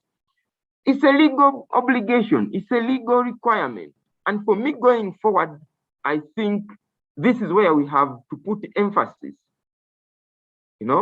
And again, according to the committee, the provision of equal and timely access to basic preventative, curative, rehabilitative services and health education. And when you listen, we are talking about preventative, curative, rehabilitative, including palliative care. So who will do that unless if government intervenes and as a state to make sure that everyone gets the services the way they are. So the human rights-based approach is giving us a very good yardstick for me, because we have principles also. The principle of participation, where everyone must participate. The principle of accountability. Like I told you, I'll be telling you about the cases that we have been able to do, holding government accountable, and the results that are coming out from these. One of the cases was decided last year, and yet we filed it way back in 2011. So there is also the principle of non-discrimination, the principle of transparency, the principle of human dignity, the principle of equality and rule of law. So we find ourselves with the tools that we can use under the rule of law. Our constitution, some constitutions like ours in Uganda does not have a specific provision on the right to health, but we can read through other articles that require the government to uphold, respect, and protect the rights of citizens. I'm about to finish. So the jurisprudence and how it has been able to provide this kind of protection. Yes, we understand that private sector is here and it is operating, but we have gone to courts of law and have challenged this, the omission of the state. And I'm very happy and very proud to see that the jurisprudence in this area has really grown in the region, because even the East African Community Treaty provides for health. So we have courts of law that have come up to give judgments and have indicated that health is a justiciable right. Because 10, 12 years ago, when we were in school, you couldn't talk about health as a justiciable right. And the first time we went to court, in fact, it was one of the issues to be resolved. Is this right justiciable? What are you talking about? And the Constitutional Court at first instance threw us out and said, no, you can't come here over health issues. We had to appeal to the Supreme Court and then going back to the Constitutional Court over maternal deaths and everything. So for me, when I look at this, if we work around the human rights-based approach, we will be able to feed into the sustainable development goals, especially goal number 3, the African Agenda 2063. All these will be coming in. And for me, as a practitioner in health law, I know that the linchpin for health care is the human rights-based approach. There is a big miss in Africa if we do not tag our healthcare on the human rights principles, because even the African Treaty under Article 16 is bringing up this issue clearly, that everyone in Africa has the right to the highest attainable standard of health.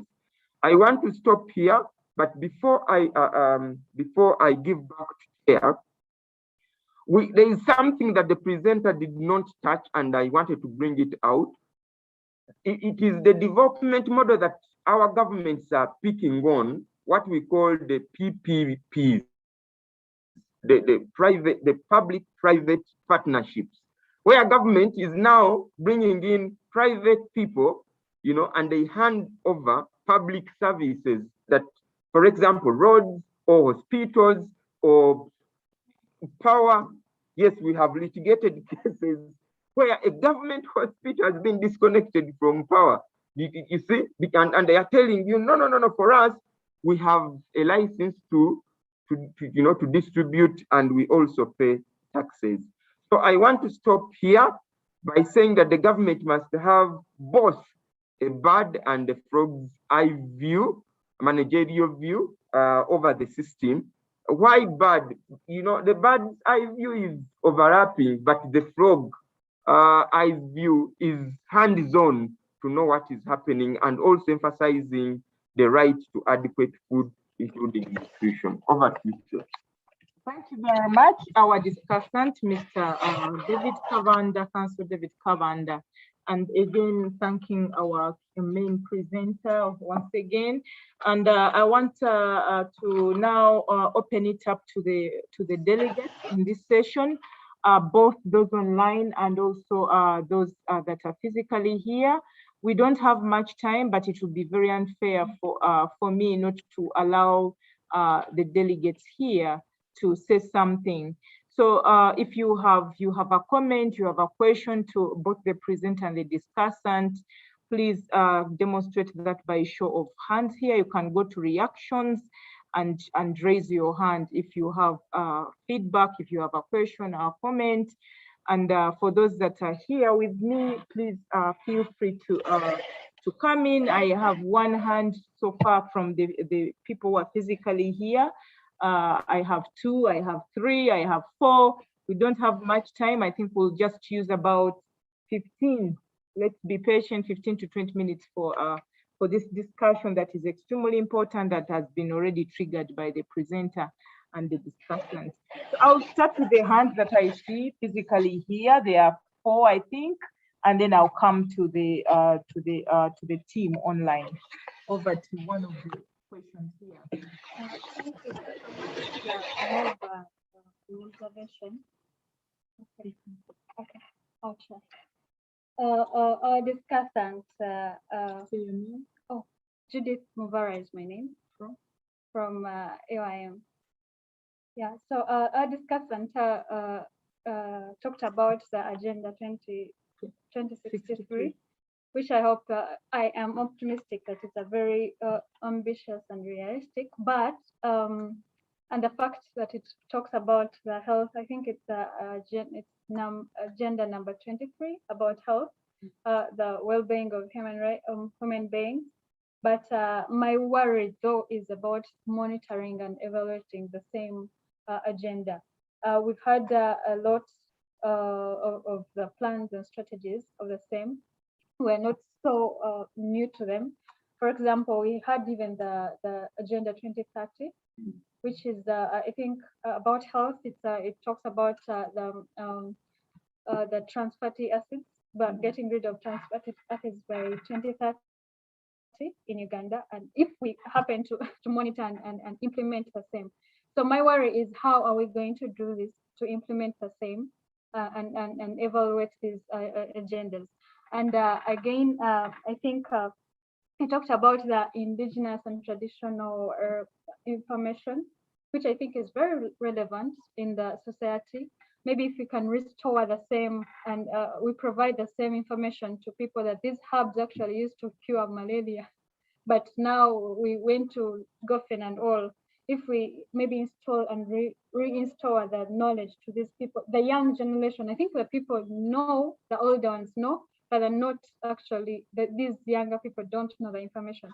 So I was thinking maybe it's relevant to provide this information on paper or even on social media, because the youth is more on social media now, and provide the same on social media so that they can know about the indigenous knowledge. Thank you. Thank you so much. Our presenter and our discussant will comment on that. I'm going to the next commentary here or question. Please be brief.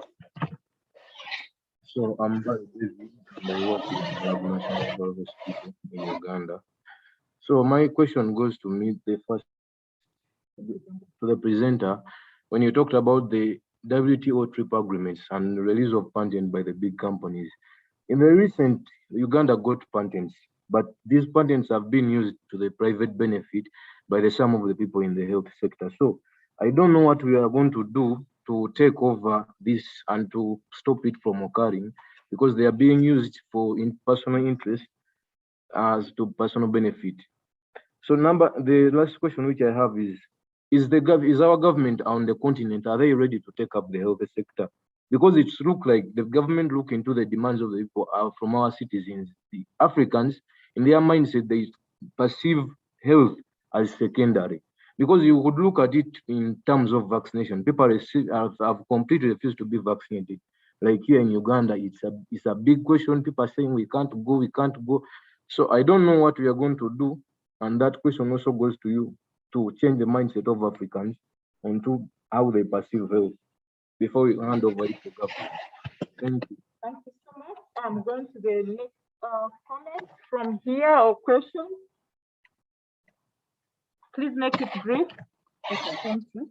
Presenters, had just a few concerns. We have tried to talk about one, about the mindset change when it comes to the uptake of health services or seeking of health services in Uganda.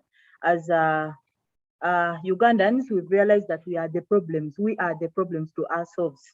Yes, the discussed and talked about the various models, like the medical model, the biomedical model, that is really known that everyone, whenever you get sick, you have to go to hospital. But then we've not tried to address the benefits of some other models, like the biopsychosocial models, and then the socio-ecological models and their benefits to the health sector. We really think rushing to hospital is the first or the primary solution to all disease or any sickness. Then we really need to, do you think that in the long run, we've had visions and goals? We've had that Agenda 2030, we had the Millennium Development Goals, the Sustainable Development Goals. How sustainable, how do we think we should achieve, shall we achieve this in the nearby future if we are still having the dependence syndrome, if Uganda cannot stand on its own? If even in the midst of a pandemic, we really seek support from the outside world. And yet to us, we failed to get to really, should I say, exercise the principle of endogeneity within our own state. So then even also the neoliberal thing that is really weakening the system building blocks. The health system building blocks are there, yes, but really we see that besides the economy and the influencers, how do we make sure that these health system building blocks are strengthened within our own state, whereby if it's the government to fund a health worker, he's the one meant to fund. Let's not wait for IntraHealth, URC, and other funders. As long as some of these things, these nitty-gritties are not addressed, we shall still lag behind. So there is need for development of a better model to solve that. Thank you so much. I'm going to the other delegate here. After this one, I'll go to the online team first. Yes, thank you so much. My name is Aaron Warinda from Action Frontiers. And you realize that most of the private health companies that come are profit-oriented. But how about trying out state capitalism, as China has done, and it has worked, where a country controls every company, whether your goal is to make profits, you must work in line with the Chinese Communist Party.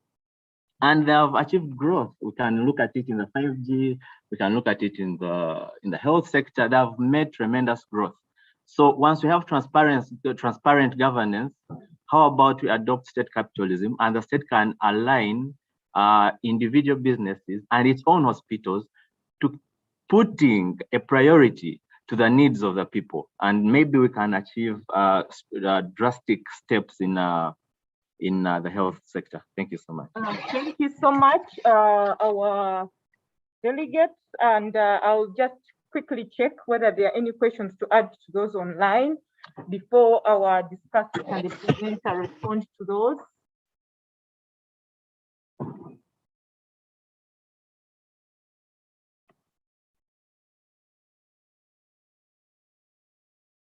Yeah, I think I see no questions so far online here. So can I give a chance to our presenter and our discussant to respond to those so far? Mr. Rangirai, please, do you want to comment on that, what has come up so far?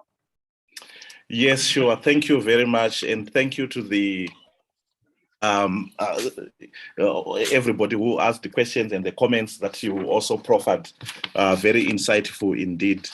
Let me address just one or two of the few of the questions that have been raised. The issue of traditional knowledge systems and traditional medicine.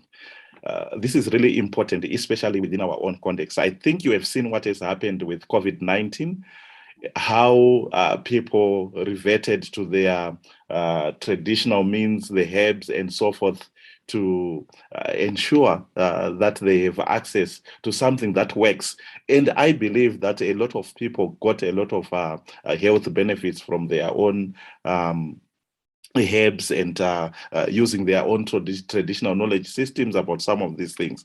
Now, the challenge that we have is we seem not to trust our own systems that have organically developed in our own societies and that have been passed from generation to generation by our forefathers. We seem not to trust this. Why? Because we have put a lot of emphasis on the neoliberal approach that is covered all of us from different facets of our lives through the institutions that are controlling the economic and political power or levers of our own society. This is the time where we need now to refocus our own advocacy activities and perhaps look at our own governments, look at our own authorities to say, why don't we deliberately go back to our systems? This is why I was talking about the policy space that is required to say you can do away with what is being prescribed by these institutions and listen to what our own people are saying. Listen to what our own systems are saying, what our own systems require. I remember very well in 2003, after the Cancun Ministerial Conference of the WTO. Siatini was very strong. I remember Jane Alunga, we were together, Ambassador Irumba, we were together in Mexico. When the Cancun Ministerial Conference failed, as Siatini, we wrote a statement and said, perhaps this is the time for Africa to de-link from the globalization process. You know, the reaction that we got was everybody laughed and thought we were mad and say, how can you de-link from a process that is well polished, that works for everybody? And guess what? Just a few years down the line, I remember very well President Trump saying America must de-link from the globalization process, and everybody was clapping hands, say yes. So who do you listen to? Because it has been said by Donald Trump, and then it makes sense. When we said it, it didn't make sense. So it's a high time we listen to our own voices. It's a high time we believe in ourselves, that we are able to deliver even without international support. In any case, we have a lot of resources. If you read the reports around illicit financial flows and so forth, you will notice that a lot of resources have moved from Africa to other countries, more than we have received the aid. So it means we have the resources. We need to plug those holes that are in existence, such that the resources that we have, we reinvest them into our own health systems. The funding, somebody was talking about the funding that went into the private sector.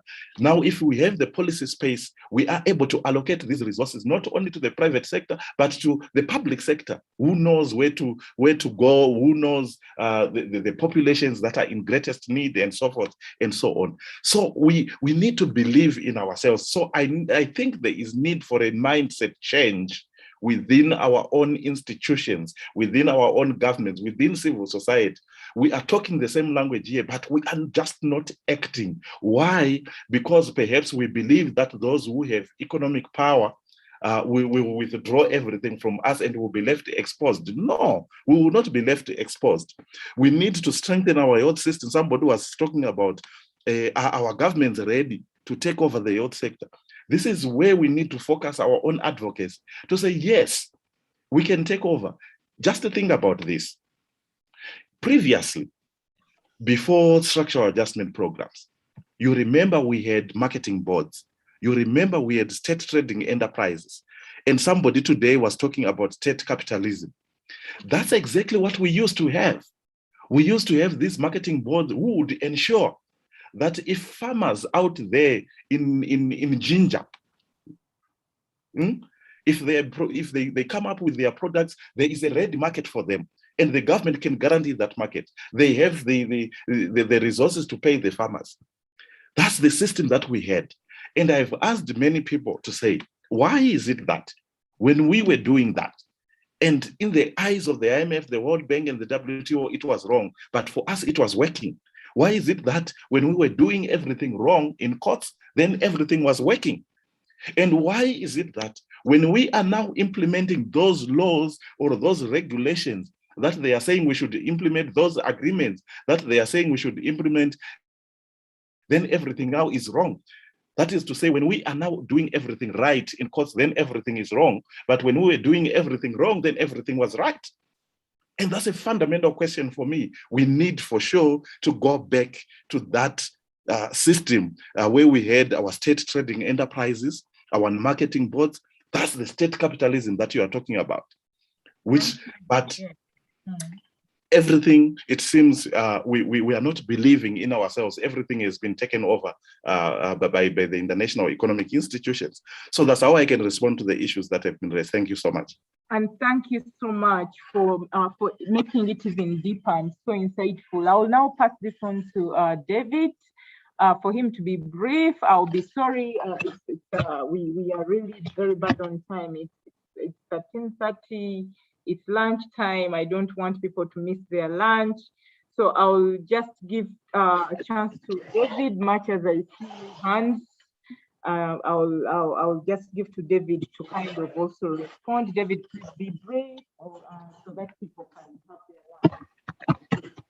Thank you so much, Chair, and thank you so much, Mr. Rangarai.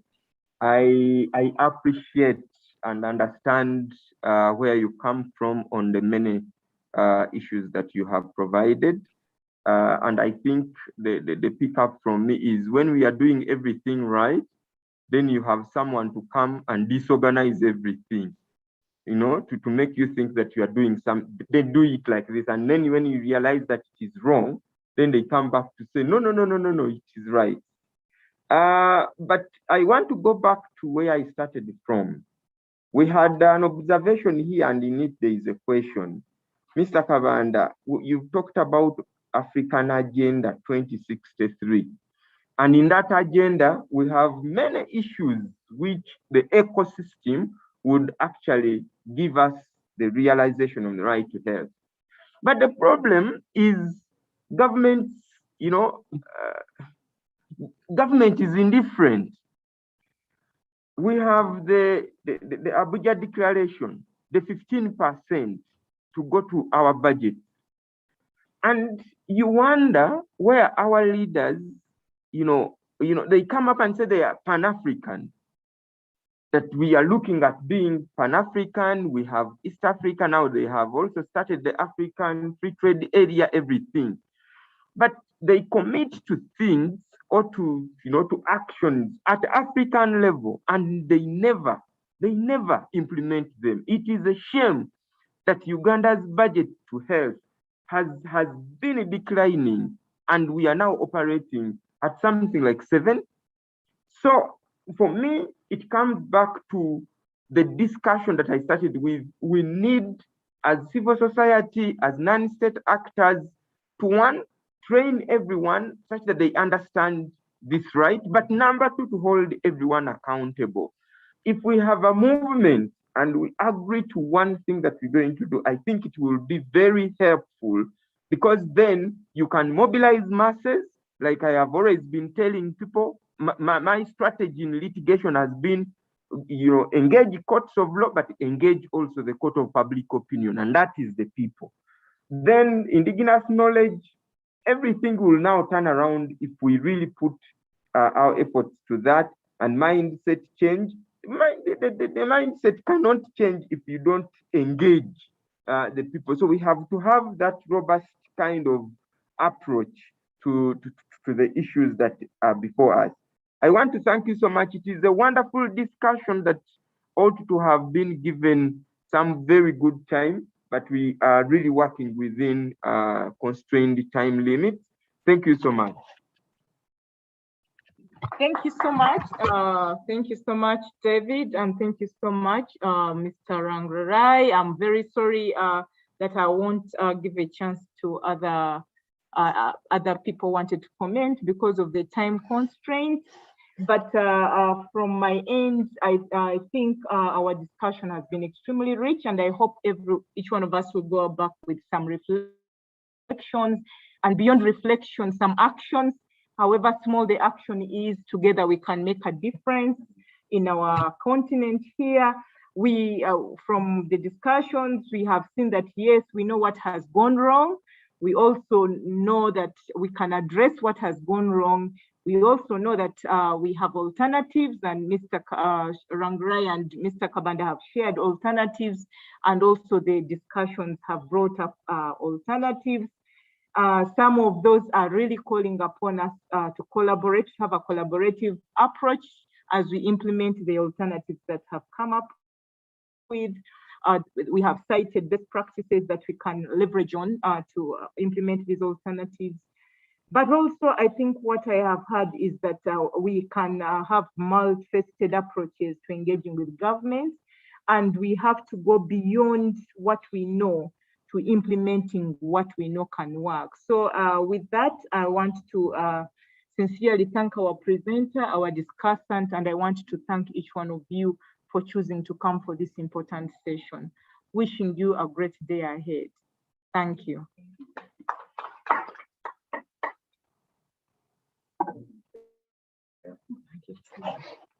Mr. Rangrai, are you there?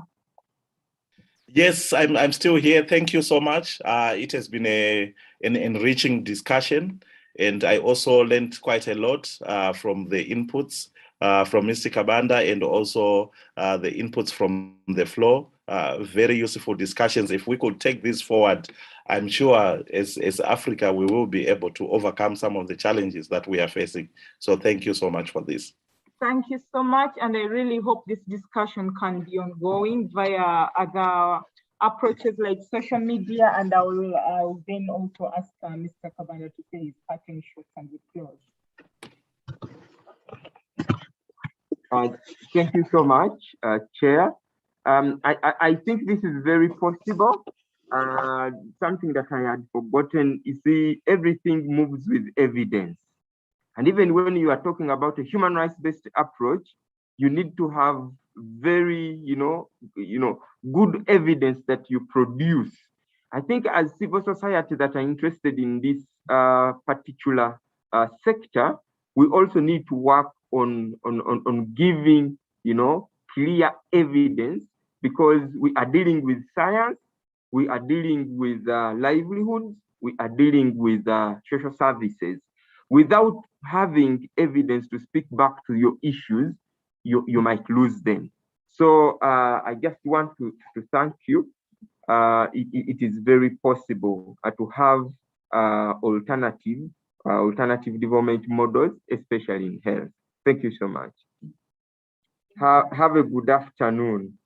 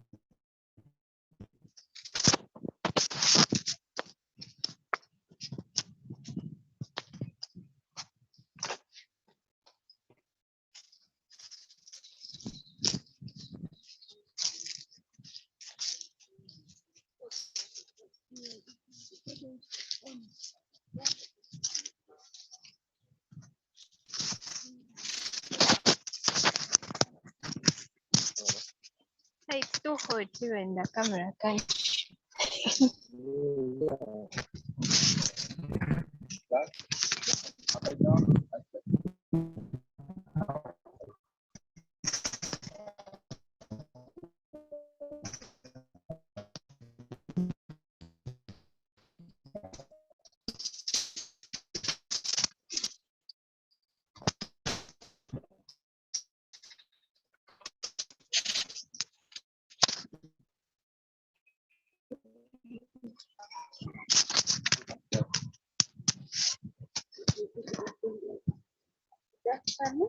Yes.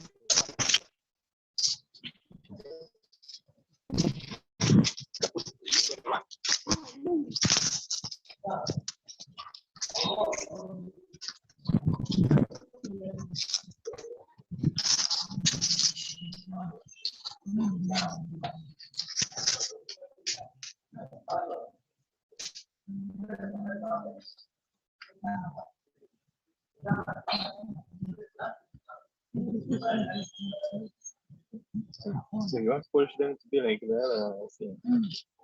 Really?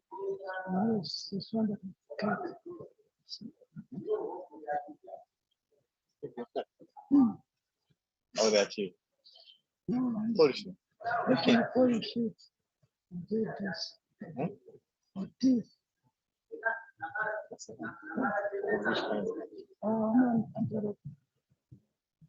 No, it can get something like this. Because it is no. You want to use that for lighting? And choose corners. Does he have any idea of how we can just take our You can choose a photo of the hands and then the waist of them. and then the also the light down and the sky down. But it doesn't look like so as you want to the room. So, it will be warm. Warm.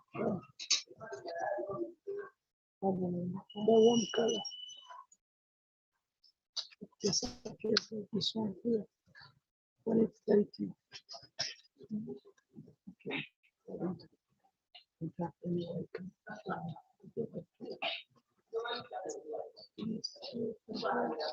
so, I wanted to show you one because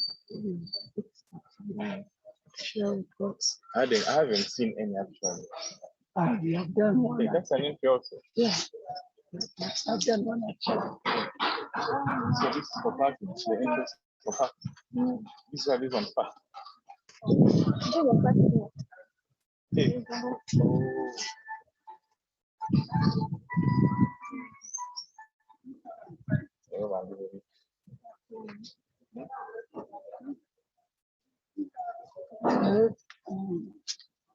We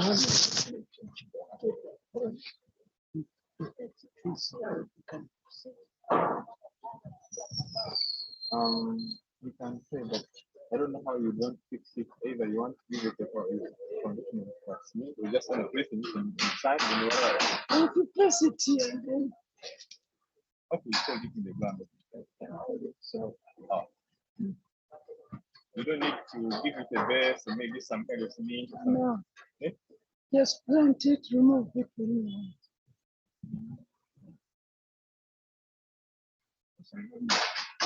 You press this one, press it this side. You press this side, which I press. Yes, I press. How about if I got it? I just have to have this one thing. Then it's here. Okay. No, anyway. Yeah. I know what she does. I don't know what she does. I don't know what she does. You can have an idea.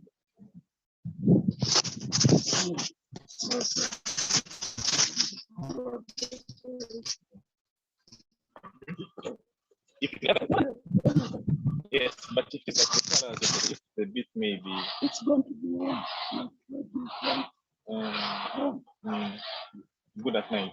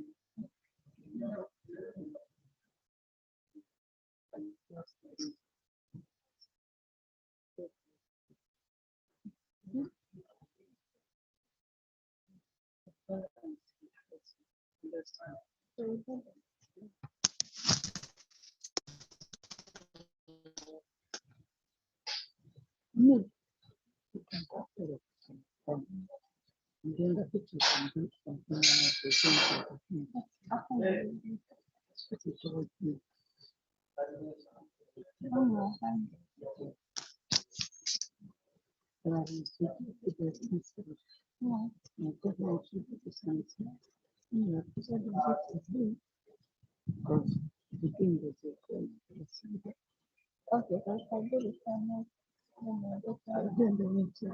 I think once you present it, then it means you can get them to the thing. Understand? No, but still. Okay, and that's it. I'm going. Okay, do you know that you make it at 150? And I also you know, keep familiar with the case of now. If you wait for a start, no, you won't speak like. I have that. Oh, I have not seen this guy. There's Alexis Spirit. that's a problem. So even if you have to bring someone else, you are. Now it's complicated now. Chedia. This one feel like what has been happening. No, I'm just saying, even if you bring someone else, I don't think the girl can work with 100. So now what should we do? We chill it. No, that's not bad. Yeah, I will be going to like this. And then I'm supposed to bring it. Yeah, when you're ready, I can go and I can transfer the between the phone to there. So when you're ready, you get converted it by the weekend. So when you're ready, Like on Monday. That's it. On Monday doesn't feel around. Yeah. Thursday, Friday, Saturday, Sunday, goes. That's when we're Saturday, I should be here on the Monday. Friday, Saturday. You can be here. Can be here. Okay, so I happen like tomorrow. You don't have to do something that you keep looking at. Yeah. Not only here, you also do the same thing. There's one chance that you go to a farm. The one that's still, but you never think of once.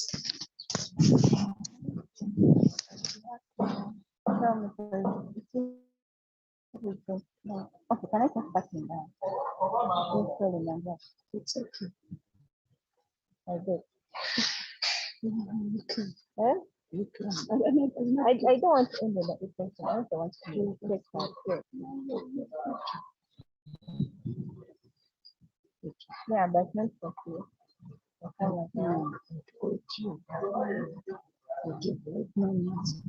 Yes.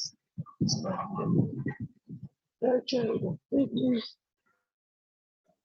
People also 19. It's a minimum. I'm going to make a little. Okay, my little.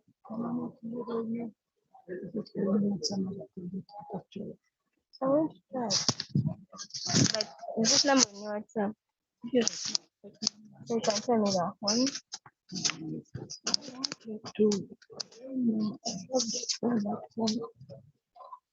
But if you can do something about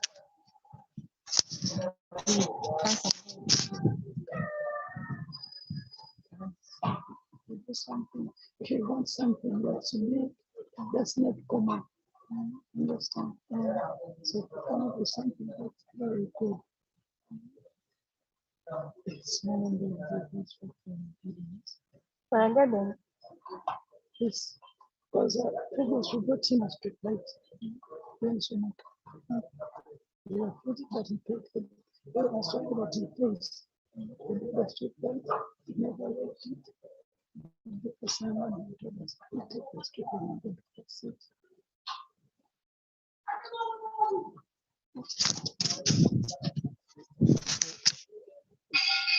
Oh, also, I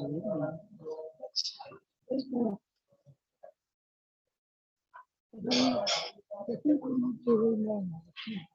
We need the economy. It's another way of worship that we want to do. You remember the reason started talking about that? Where is that place? It's an industrial. You've seen the ones that they supposed to go through the uses them on this street. There's waiting streets. No, on Saturday, you said you could hear my mom.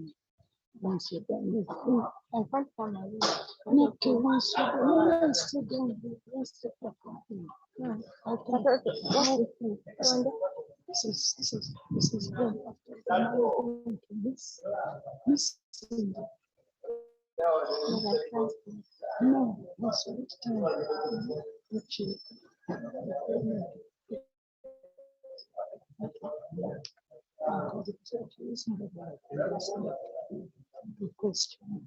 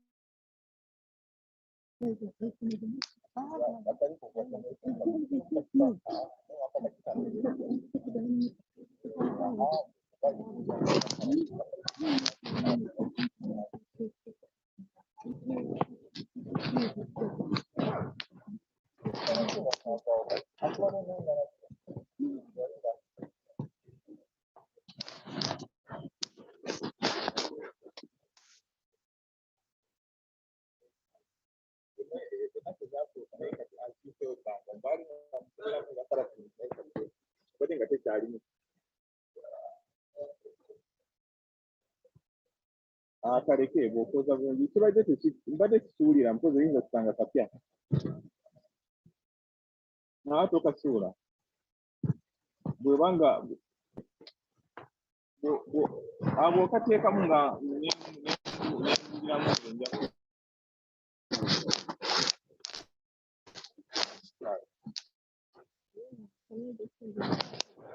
kale nyako kale bye.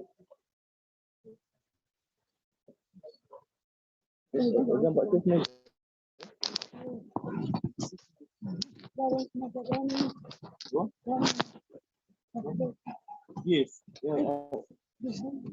You saw it. Yes.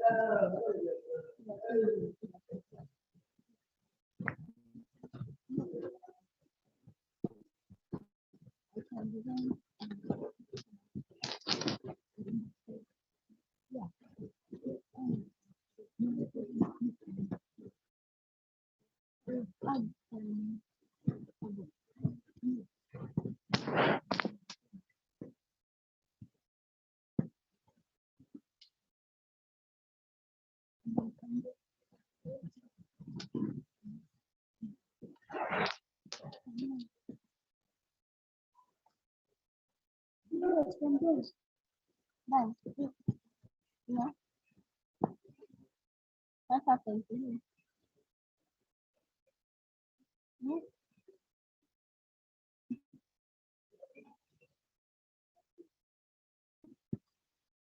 Hmm?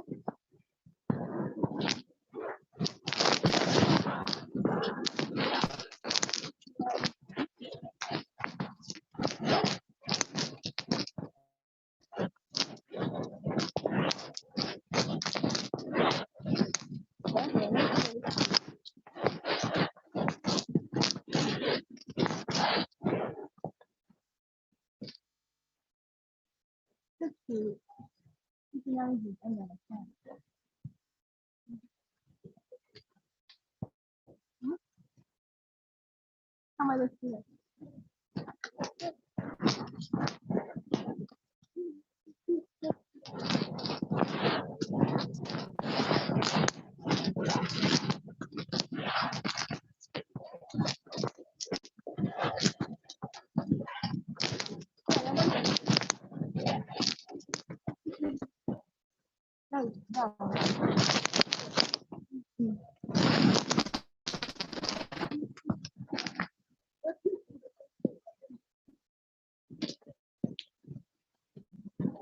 you can use it.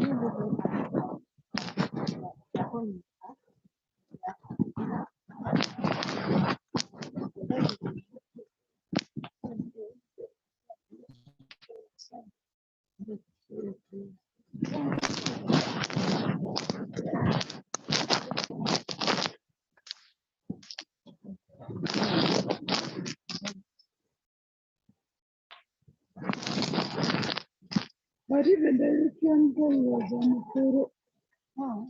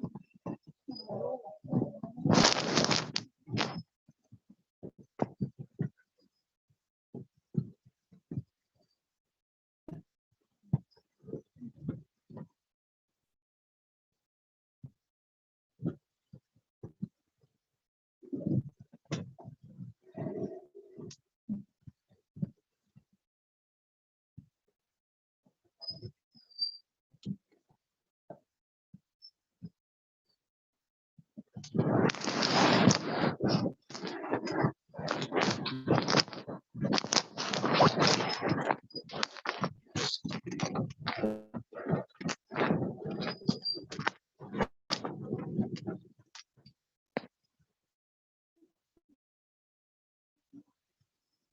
you.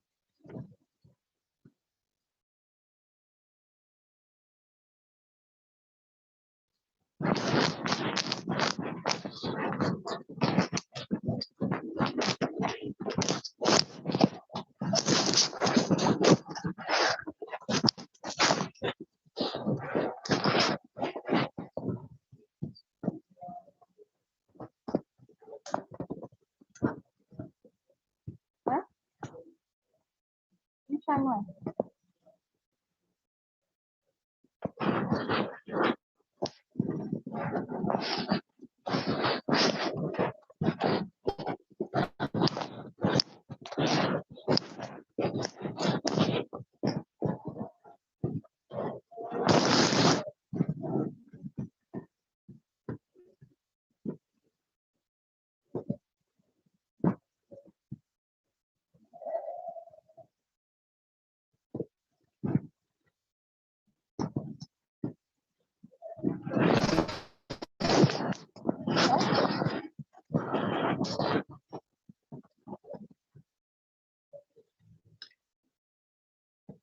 Senegal.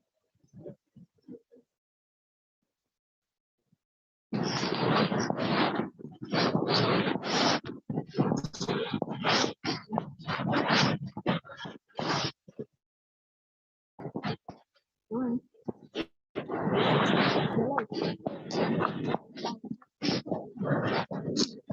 No.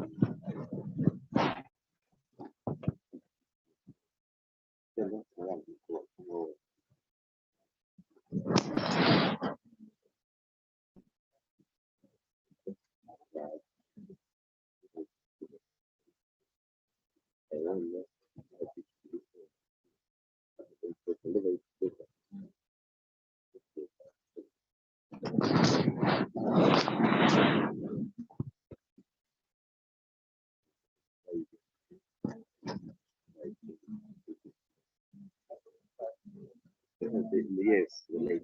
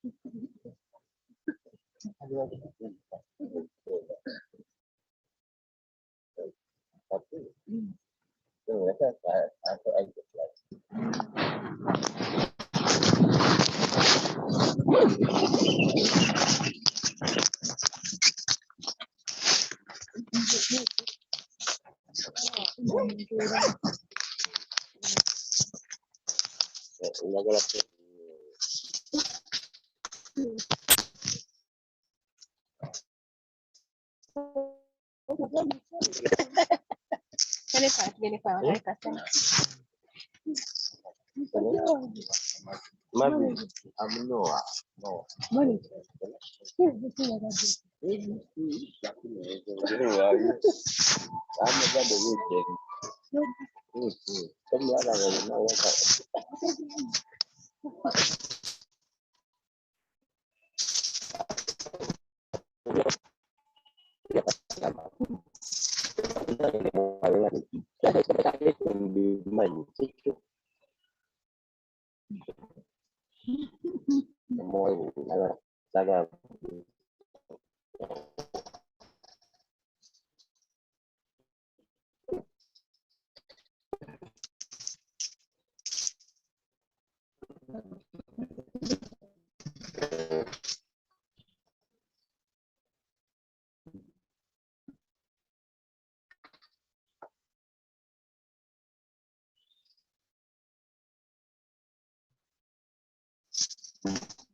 Restaurant.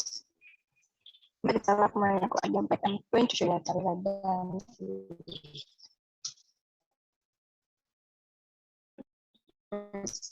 this one.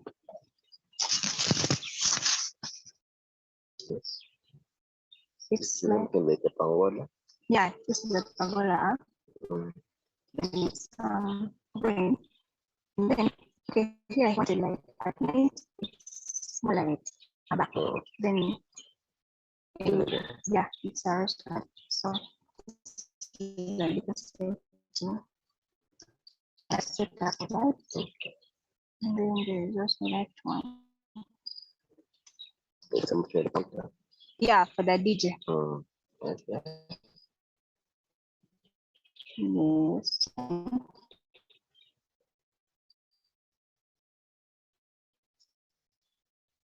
And this is it's a design.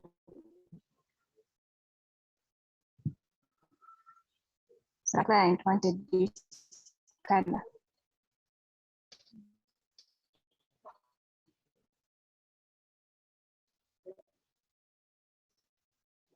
So what your preferences are. Preferences, let me see. Because me, I'm a lemon. Okay. I'm a lemon, like now you don't really. You come up with probably the idea as coming tomorrow. I don't know that it will be done. Tomorrow.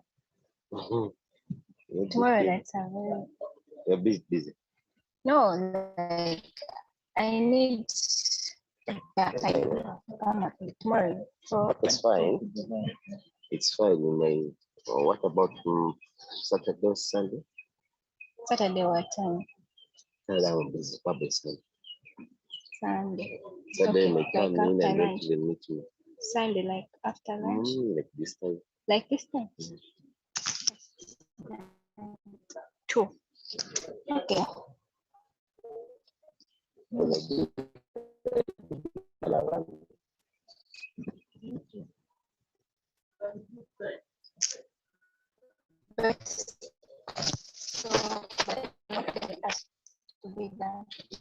Now, for this issue, something else was even agreed and feel like bringing the idea, which idea must convince some of the elements above me. Yeah. So let me first work on this. All right.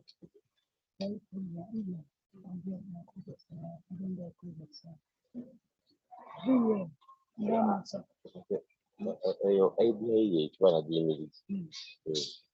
Bagiyimiriza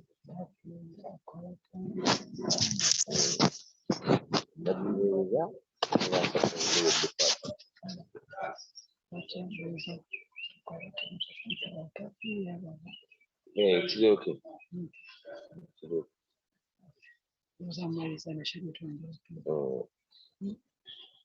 Shali namaze dance lwawo.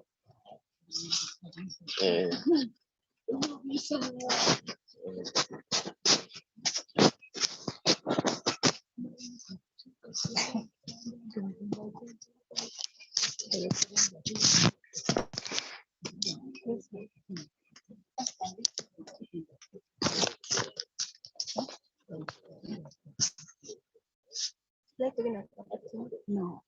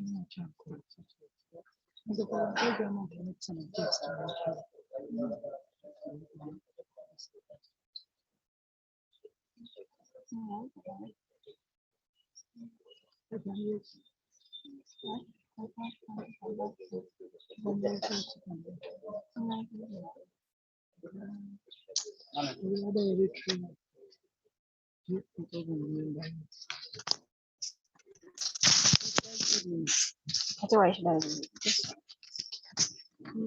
Like this was my idea. Outside. Just call it more than opportunity. Then we see what does he want, or I should come up with what else. Let's do something good. But you can do something better than this one. Outside. Better than this one. 90.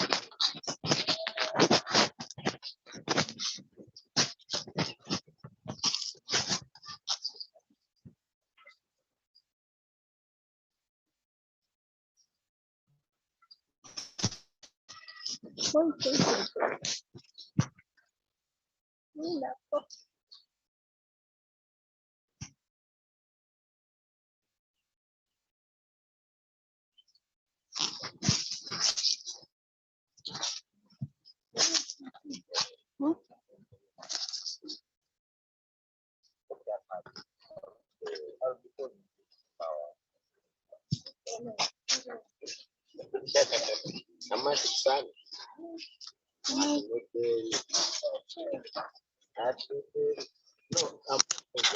Oh, that's what he's doing.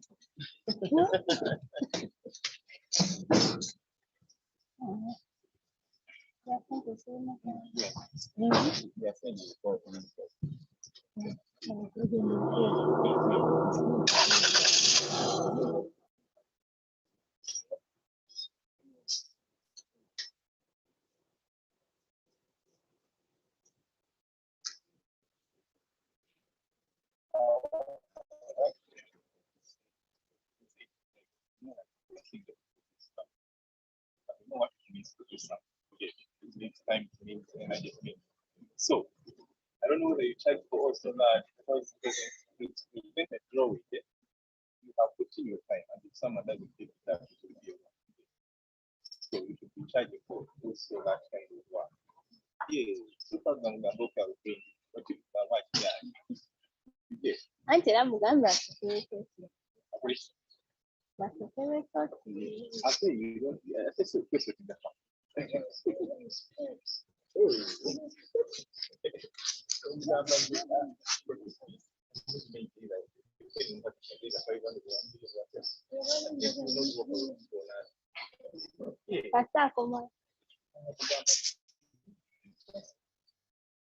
Actually, they had told me that fee, but Kasa is coming back. They had told me that fee. Yeah, I told you. But I need to talk to him about it. I have things now.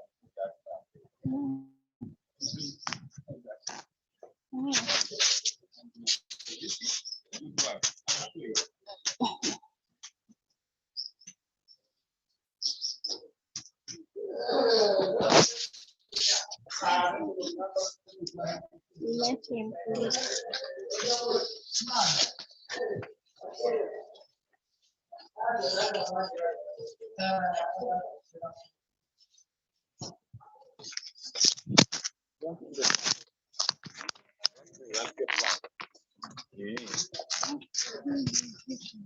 Impression. I know it's not something easy. Yes. Okay. 18.3. Kasa, come on. I'm going to discuss with him. No. I'm sure about that. This lady.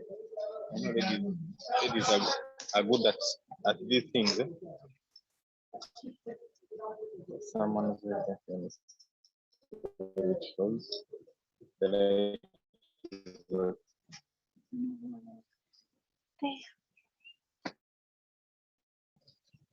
Dada, nisi You see, kusigana. by the light.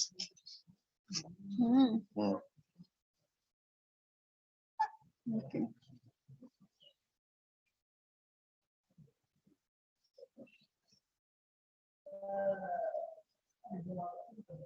That was the residential. So, but produce that thing is not something people think it's just an hour's thing, but you spend like 3 days doing design. Come up with a nice impression. Hey. Not easy. We need to talk to him. Of course. Thank you.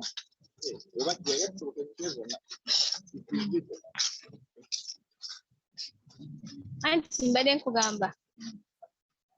This side is equal to the other one. This grants, but so the grants, but The top me one. Well, one. So let's just take this one. the grants, but so on the side. Auntie ngamba. The other one and this. Ready to happen here. So it's the same as this. So let's just take this one up. Hado gamba. Some grants, Zimbabwe on the side visit. Yes. You can't ban your transport for no reason. And your time. You would be somewhere doing other things. Yes, but you're there, push it on Bagamba 100,000 site visit. 50 for transport, 50 for the map. I know. Yes. Because some people might go outside, they don't give me. It's what? 15.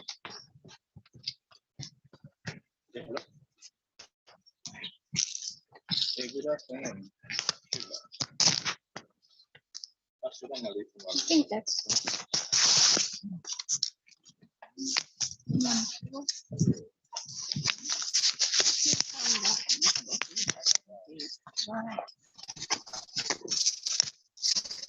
Right now, I'm in Equator in Equator, so I'm in Sunday.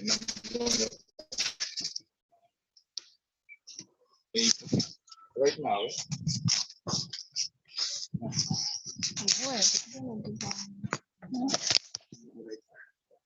Like in system. Sorry, but I've been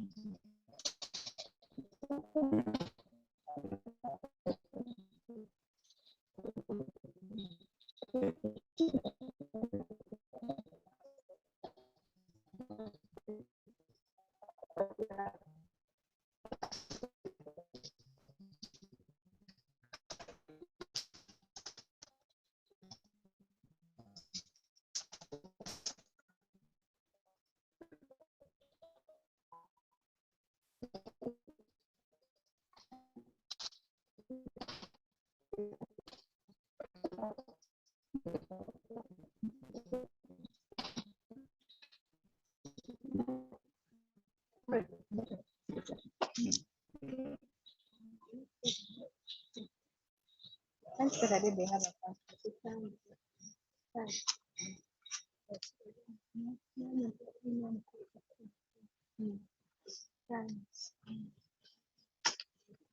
Babona n'abaturage.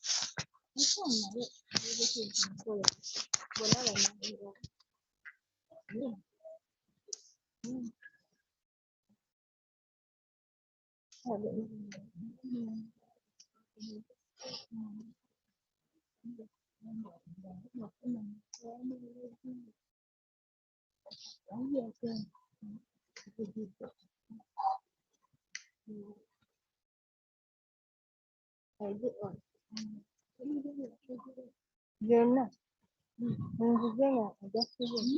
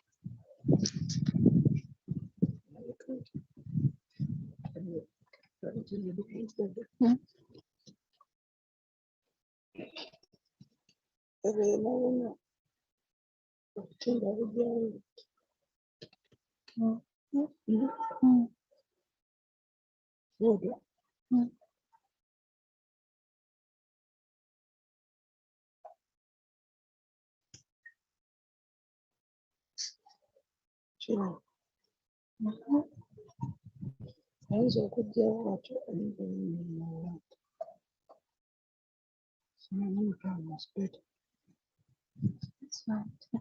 Nabujawe butya? This is a counter, but buno buliwe butya?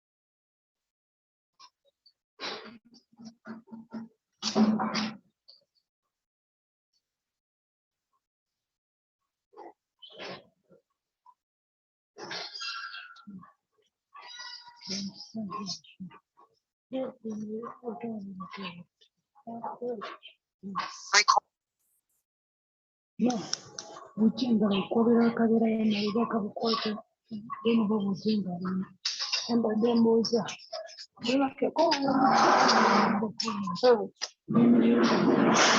To be like omanyi obuti bwa bambu.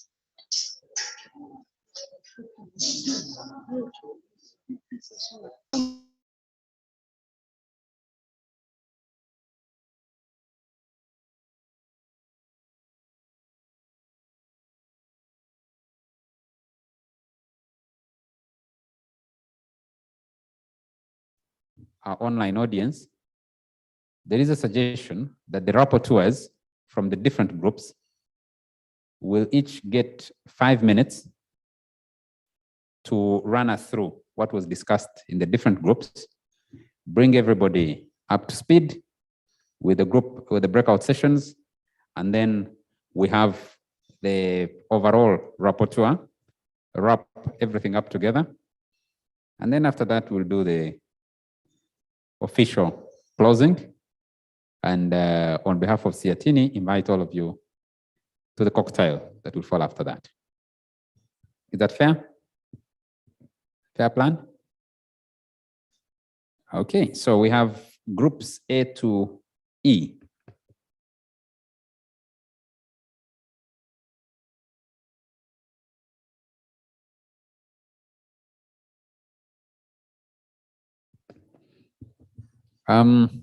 Fair enough. There is no order in, I'm reclaiming my powers from the session chairs. I'm taking them back. So the group that is ready will start us off. Fair enough? Whoever is ready, if it's group E that is ready, group E can start. If it is group D that is ready, group D can start. We'll make sure we have feedback from every group, every breakout session, and then go into the general closing plenary. I mean closing rapporteuring. Yes? Yes, Jackie.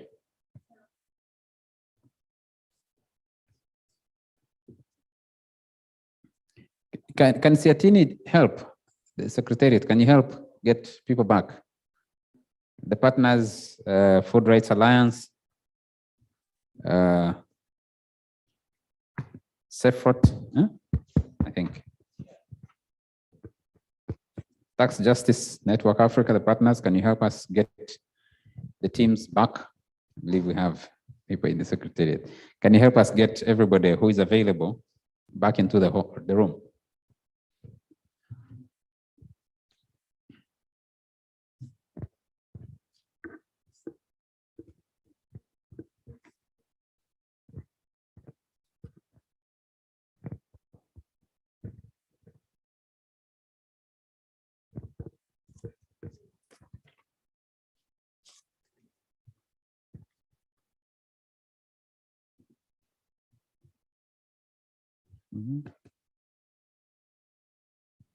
You ready? Please. Please.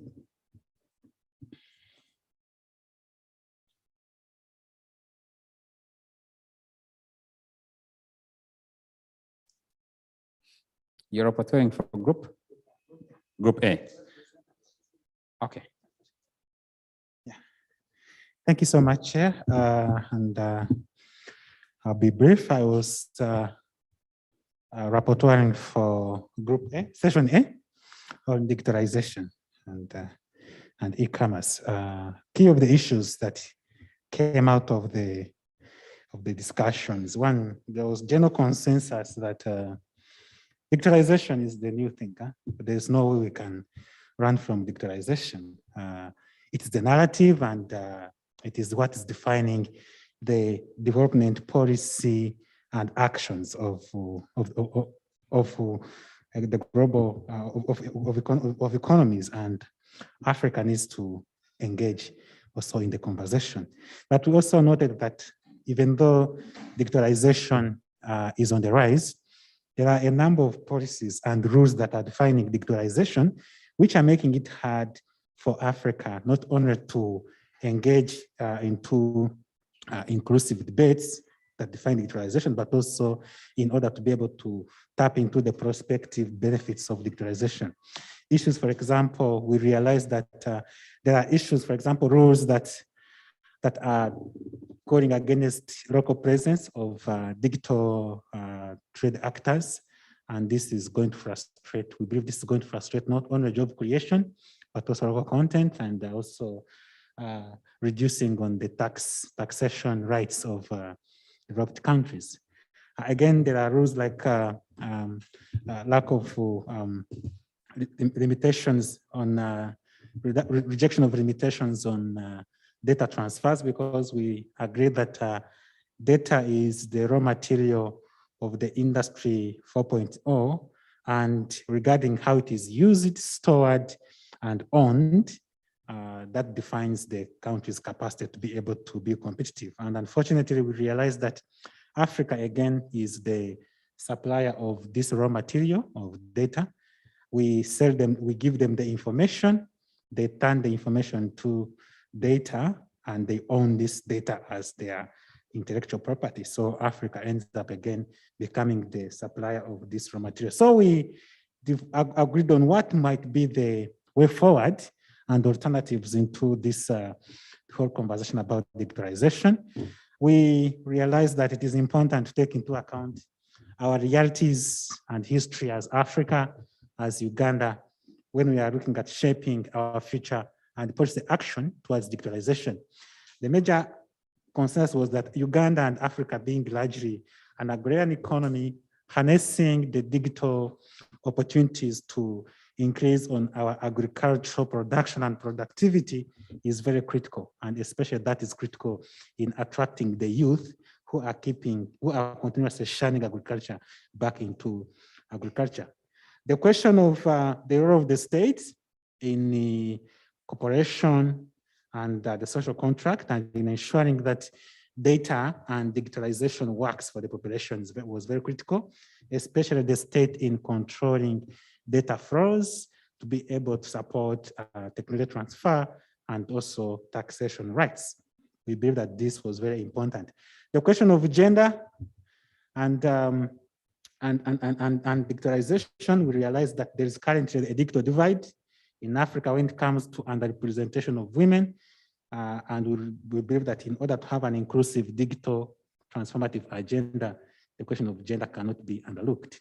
We also looked at the aspect of digital infrastructure as an enabler of an inclusive digitalization agenda and e-commerce agenda, and the question of accessibility of internet, affordability of internet, and availability.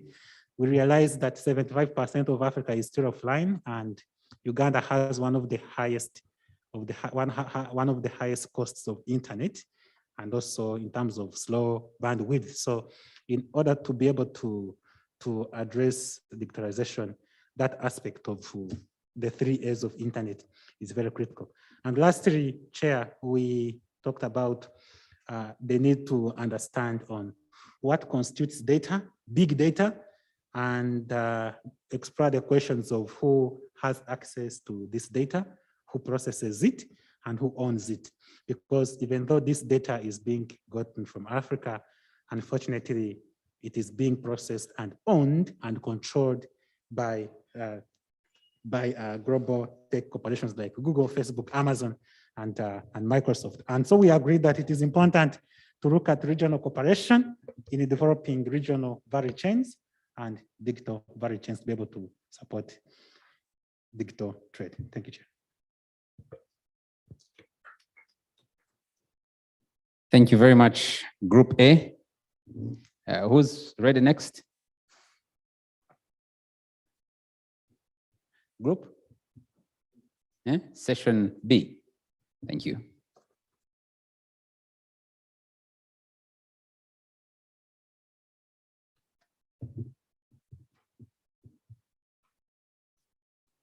Yes, thank you. My name is David Muyinga. I was the rapporteur for Group B.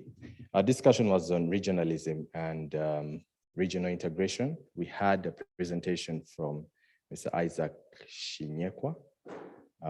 He's a senior research fellow at Economic Policy Research Center. So our discussion one revolved around first finding out what's the place for Africa within the regional integration arena. How do we fit in? What are the challenges that we face? And what is the way forward for in regards to these challenges? One, he mentioned to us that open regionalism involved regional economic integration without discrimination against economies outside the region. Of this, he noted that this drive towards regionalism comes from the colonial legacy, where a continent left fragmented with geographically scattered small populations along distances between capitals, and inadequate infrastructure then drives Africa to integrate among itself. So the organizations like the OAU are born out of this conviction. However, then there are bottlenecks that Africa ends up facing in line with this journey to integration. One is the fact that even while different policies are brought up to ensure that integration is grounded, there is bottlenecks that come in to stop this. So, for example, the presenter was attentive to the fact that some of the free trade agreements, for example, within Africa, within the African bloc, are actually beneficial to the continent if Africa takes best use of these kinds of policies and does not does not bury itself and go outside of the agreements. And so part of these issues were related with the governance structures that we have in Africa, where you have an agreement that is signed, but then the leaders go astray to do something that is ulterior to that case. So for example, the speaker mentioned that the East African community is one of the strongest regional blocs in Africa. And so, however, in light of this, whenever there's a need for economies to be able to facilitate the trade agreements, for example, they choose to go a different direction. So part of this discussion centered around the case with Kenya, and with AGOA, with the AGOA agreement expiring, and with the AGOA agreement expiring, America is then trying to make agreements with Kenya directly, so that they cut out this East African regional bloc. And the danger with this, with the US being a third party in these agreements, is the fact that when they make some of these agreements with Kenya, for example, they can flood their market with cheaper goods, of which Kenya will not have to buy products from Uganda or buy products from Tanzania. This could also be related to the case in which China is dealing with African countries individually, of which it's able to exploit each country by itself, rather than if Africa negotiated with China as a regional bloc. So part of these were issues that came up and that were discussed. As a solution to this, the speaker told us that what is best for Africa is that we need to avoid these third-party agreements. So Africa having a third-party agreement with China, with the US, and yet they have a regional agreement in place, does not benefit the continent. And so the discussion in our group ensued, which was a very insightful discussion, and there was a lot of push and shove in a good way. No one failed, but the pushing was there verbally to discuss some of these issues. And the discussions went into the fact that we have contradictions in regional integration. For example, most of us have heard of BUBU, which is Buy Uganda, Build Uganda. And then there is Buy East Africa, Build East Africa. So if we go forward with some of these arrangements, what is the place for example, the trade agreements that are supposed to support the whole of the African continent? So if you're buying Uganda, building Uganda, what is the place for the trade agreement between East African countries? So some of these contradictions then speak against regional integration moving forward. Another issue is governance. That came out quite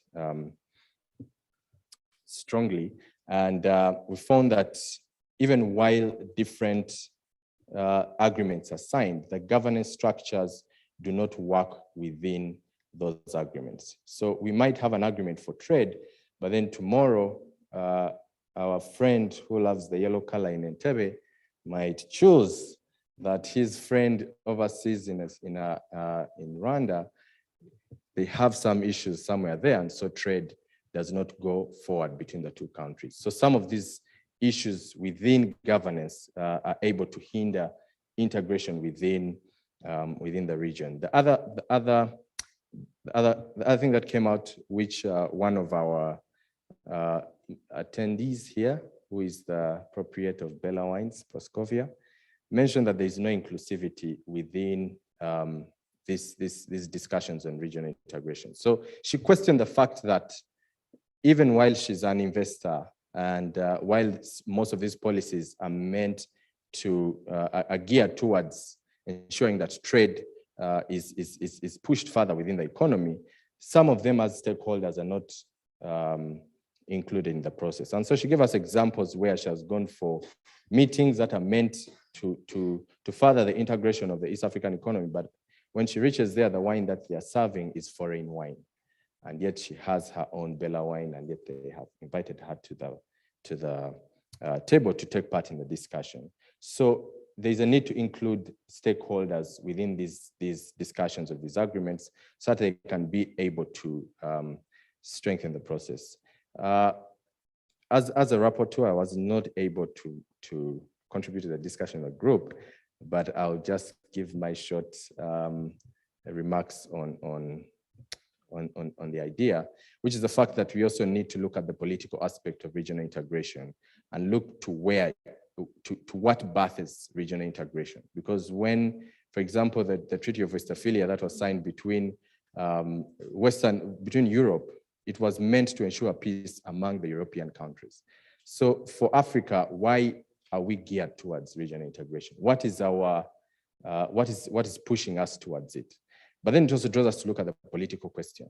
The political question that as economies, African economies, we are yet to address the question of divisions within our own countries. How then are we going to ensure that we address a regional question? So how will we unite regionally if the national question is not solved?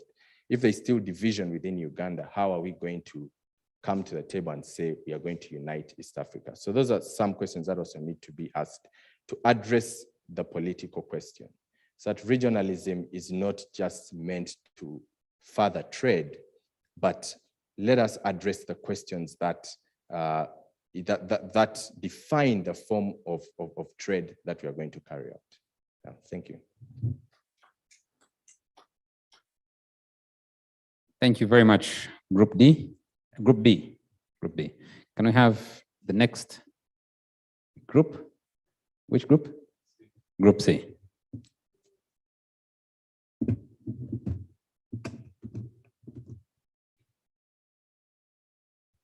Thank you, Mr. Moderator. Our group, we're looking at agriculture, food security, and climate change, and how governance of agriculture and food systems affects the realization of food security and climate change in Africa. So we discussed a few issues and looked at three concepts which are very key in this, which is agriculture, food systems, and climate change. But the big issue is governance, because governance, what is governance? So food systems and climate change are interlinked and they are inseparable. But governance is something which we look at, and governments are institutions, and they are both soft and hard. So what is food security? According to our discussion, people define food in different ways. And now for us, we looked at defining food in terms of now and the future. And food security means like we looked at all people at all times have physical, social, and economic access to sufficient, safe, and nutritious food that meets their food preferences, which is a big issue which we need to look at, and also the dietary needs for their active and healthy life. So the major points here are people, the people. So that's because if you look at governance, people have the power. And then looked at the physical and economic to access the food and sell food. So in Africa, we realize that sometimes we don't pay attention to food preferences, and people are a symbol of power in terms of governance. So there should be economic power and to have food access. So food systems since 2019 has become a major discussion and a major issue. And the world realized, all countries came together and realized that the world wasn't on track to achieve the Sustainable Development Goals. And food was one of the major pillars of that discussions. And of recent, there was the Food Systems Summit, and where actors came together to discuss on how ways of securing, food security and what. And in terms of food and food systems, this is the whole journey, the whole journey from production to the plate. So it encounters a lot of processes involved there, and there's physical interference. So food systems bring out the lenses of trade, investment, among others, because you can't talk of food systems. Of course, it will bring out the issue of trade. And now, what does Africa fall here?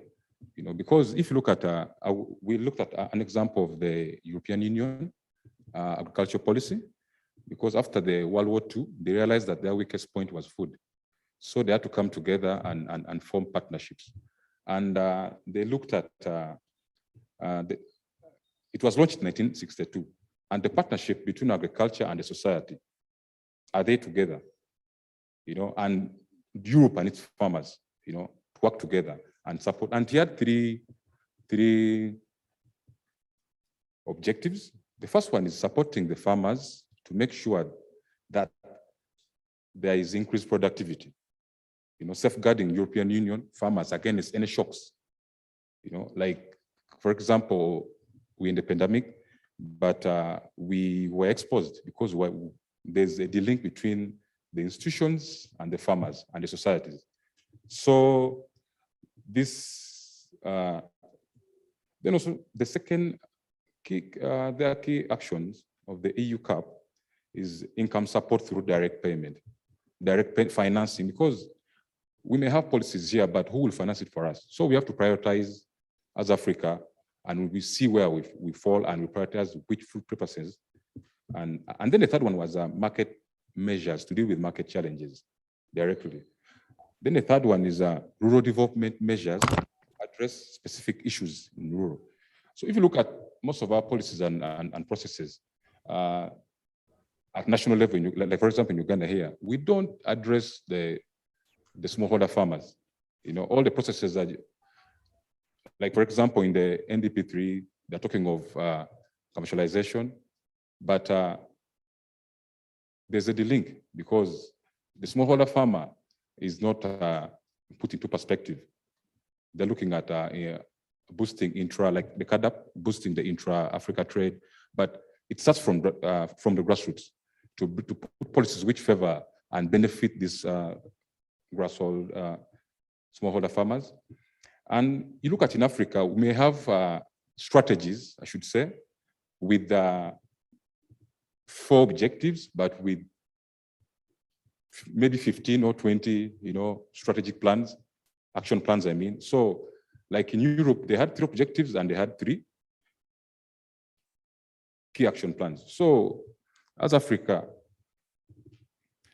I'll look at, we discussed also on CADAP, the framework in Africa, which tasks every country to allocate at least 10% of their budget allocations to agriculture. But how many countries are doing it? Very few. So we need to define financing in terms of agriculture. Then also we discussed about the agreement on agricultural trade, on agriculture under WTO, and this provides a long-term reform agricultural trade and domestic policies. You know, and the focus area of the agreement were 3: market access, domestic support, and export competition. Agriculture must be defined, and we should know where we belong, and our priority is very vital in realizing development and food security. Then also we looked at, we can't talk about agriculture and we leave out the issue of land. The issue of land has been very, very, very critical in terms of the reforms and the land tenure we have here. So we also discussed issues on land and the tenures we have. Then also climate change. The chair talked of climate change and the ongoing talks in Glasgow. And we need to go to these debates with a different mindset, because we realize that climate change is a great opportunity to some extent. So if we go to these negotiations, we should go with a mindset that climate change is an opportunity, because they painted that climate change is a problem, but it's not a problem. And we went deep and realized that climate change has never been static. It's ever, it's ever changing. So these debates, there are always these talks, corporate talks, because if you look at the climate change in Glasgow, there are those so-called big multinational companies, they're dominant, and we go there. But there's a big gap between the talks and actions and implementing these actions they take. So we need to define what is food, And they say that we are producing less at too much in Uganda and Africa at large. But should we continue to invest at too much in the too low? Why are we getting less in agriculture? So the issues looked at. Also, these smallholder farmers don't understand the value, of what they're producing. So we should look at making them understand the value of what they're producing, so that they're encouraged and they're boosted to produce more. So those are the things we looked at. Thank you.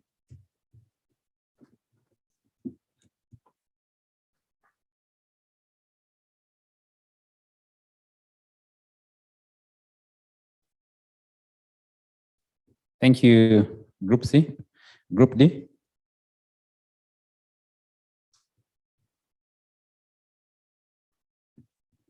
Group D is Group E session.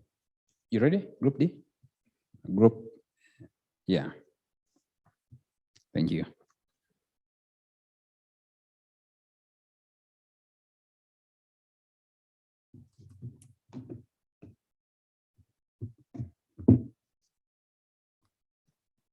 Good afternoon, everyone. From Group D,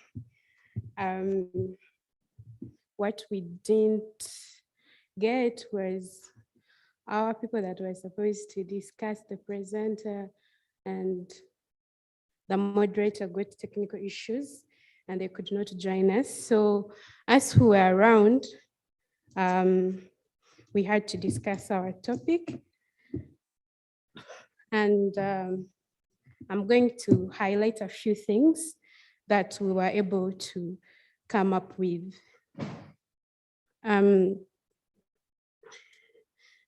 Feminism is all about advocating for equal opportunities and advocacy for women's rights.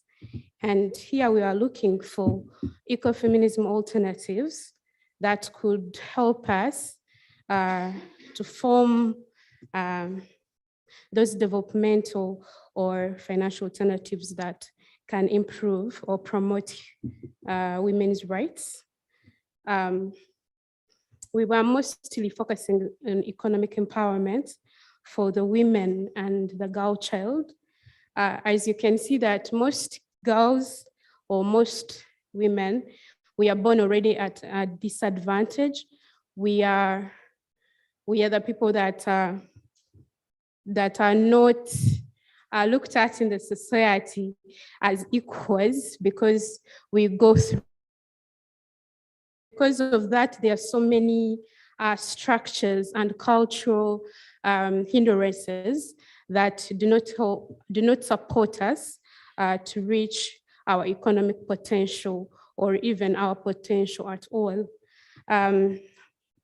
We looked at structures like gender, class, age, neoliberalism, race, and we brought about all these things that, because we cannot, most of the things that we do, we don't decide for ourselves, then there are people who are deciding for us what we're supposed to do. And we are talking about these international bodies that tell us women are supposed to be like this, women are supposed to be like that, but we wanted to see what are the spaces that Uganda has created already that we can use to make sure that we form policies that support us. We looked at the initiatives that are already there, like UEPA Fund, we looked at Emyoga, we looked at the 30% that the newly developed parish model that is supposed to bring. But we have seen that all these things that have been formed have had challenges. they have not fully helped the woman who is in the informal sector. They have not fully helped the woman who is at the grassroots level. We are still seeing that there are the people who are being raped on a daily and they don't know where to go. Or when they go there, they ask them, where is the evidence? And of course, they do not have that. And then they are not helped. There are the people that are saying that, you know what, now you wanted equal rights, then they remove the 0.5% that takes you to campus or to university. But then how about these girls that drop out of school because they have to take care of the sick person at home, or because they go into their menstruation period and they are laughed at and they can't go back to school, or maybe they are moving because they are the ones supposed to go and fetch firewood, they are ones supposed to collect water, they are ones supposed to go to the garden, and they are not given the opportunity like the boy child also to read. But that means that the marks are going to come when they are low, when they are not competing favorably with the boys. And then we are looking at all those things. Then we said, what should be done? There are so many tables, round tables that are created, but a woman is not part of it in forming the policies that affect them. I remember one time in Parliament when they brought that policy about the domestic bill, and someone was like, they can't approve it because they have said consent. A woman is not allowed to consent whether they should have sex with their husband or not. So if we are still dilly-dallying and we are still debating on such a very simple issues, then how about the things to do with the economy? How will the women come and compete favorably? We are looking at all these taxes that are put on domestic or what we call basic needs. The woman is the one that will go to buy food. The woman is the one that, goes to the garden and digs. But because they are put so much taxes, you find that even the little money they have, is taken away. We are looking at these programs, maybe we say they are giving money to these women, but they're not equipping them with skills on how to use that money, like maybe the yoga and all these things. We are seeing all of them like they are politically brought to say that because women, we are the majority in this country, and because people need our votes, the politicians, so they will bring these enticing that look so good programs, and yet they are not aiming at helping these women. So we are looking at solutions, and the solutions we came up with are tax incentives. Women should be given tax incentives when they are coming up like in agro-processing, because they are the ones digging, they are the ones doing all these things, but they can't come to the market. I gave an example of, I went to the northern Uganda, and these women are the ones who dig, they're the ones who grow things, they're the ones who sell them, but the man is the one who comes to fetch the money and goes and drinks it. They're the ones who roof the houses. But if the man died today, the family of the man would come to take over the things, like as if she didn't exist, and yet she's the one who has worked for it. We are looking at policies that can change all these narratives to give space to the women also to develop. We are looking at unpaid domestic work. There are so many things that a woman does. The woman cooks, the woman takes care of the home, the woman does all these things, but they are not paid for it. And as giving an example, as in the group, like if you go to the 5-star hotel, including this one, the top chefs in the country or in the world, they are men. Why? It is because they are paid. And when it comes to home, it is the woman who is supposed to do that work. Why is it like that? Why can't they also be paid for doing that work? We are looking at changing the cultural narratives that bring women down or doesn't give them space. Our cultures are good, but they are also bad. We can take the good and go away with it, but then they remove the bad ones that infringe on women's rights. We are looking at the banks. We have some women who are in the informal sector. Normally, they really don't have collateral and all this to give, but they want to do something. Even when the COVID came, you saw that the markets remain open and the women were there, they were the ones selling the foods. But these women need support. And the banks, we are looking at them like if there is a way like the Bank of Uganda can have a way of controlling and say, you know what, women's interest rate will be low. And then they can also come and, participate equally with the men who have all these things that the women do not have. we are looking at, I think, organized funding for the women. There is a lot that has been put in place. The UEPA came first, then there is Emyoga. I was asking why then Emyoga, if the UEPA was doing the same thing. But all these things, you can see that they are just politically motivated to be in a place, and they are not really doing anything. They're just smearing on the already existing problem. So there should be an organized funding that the government comes up with in one source, in one place, and does massive campaign and mobilization so that the women can be able to come and get this funding, and it helps them to also participate equally on the men's table. I think that's all we had to come up with. Otherwise, thank you so much for listening.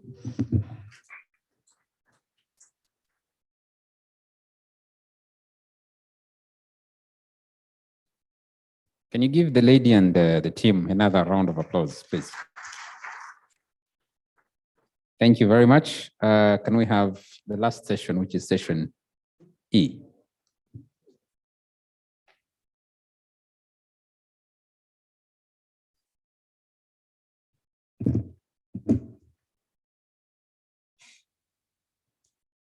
Good afternoon.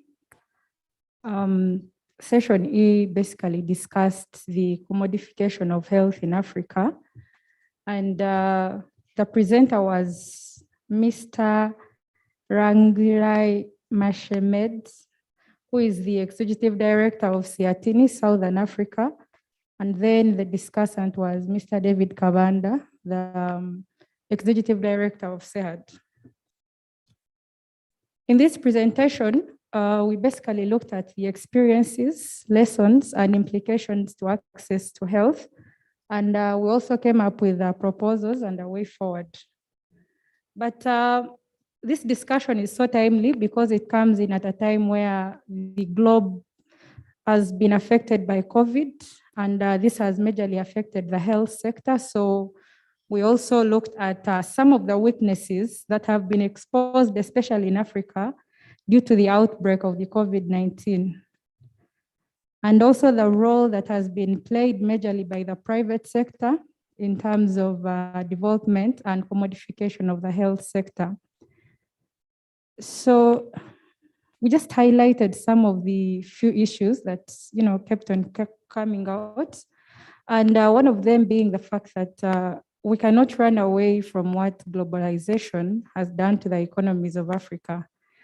And the basic understanding of what globalization was is the fact that it has accelerated from the 18th century, because to date we have advances when it comes to technology, and even when we go to the healthcare commodification, because of this, what we have seen in the health sector and the commodification, there's been an increase in unmet healthcare needs.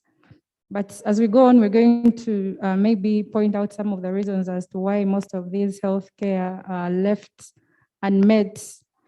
So, as portrayed in the World Health Organization report, there is increased inequalities, and this has created a gap between the global north and the south, and this gap keeps on growing each and every other day. And the most recent is that we have seen, especially when it comes to access to vaccines for the COVID-19, we've seen that there's been a lot of inequalities, especially within the global north and the global south.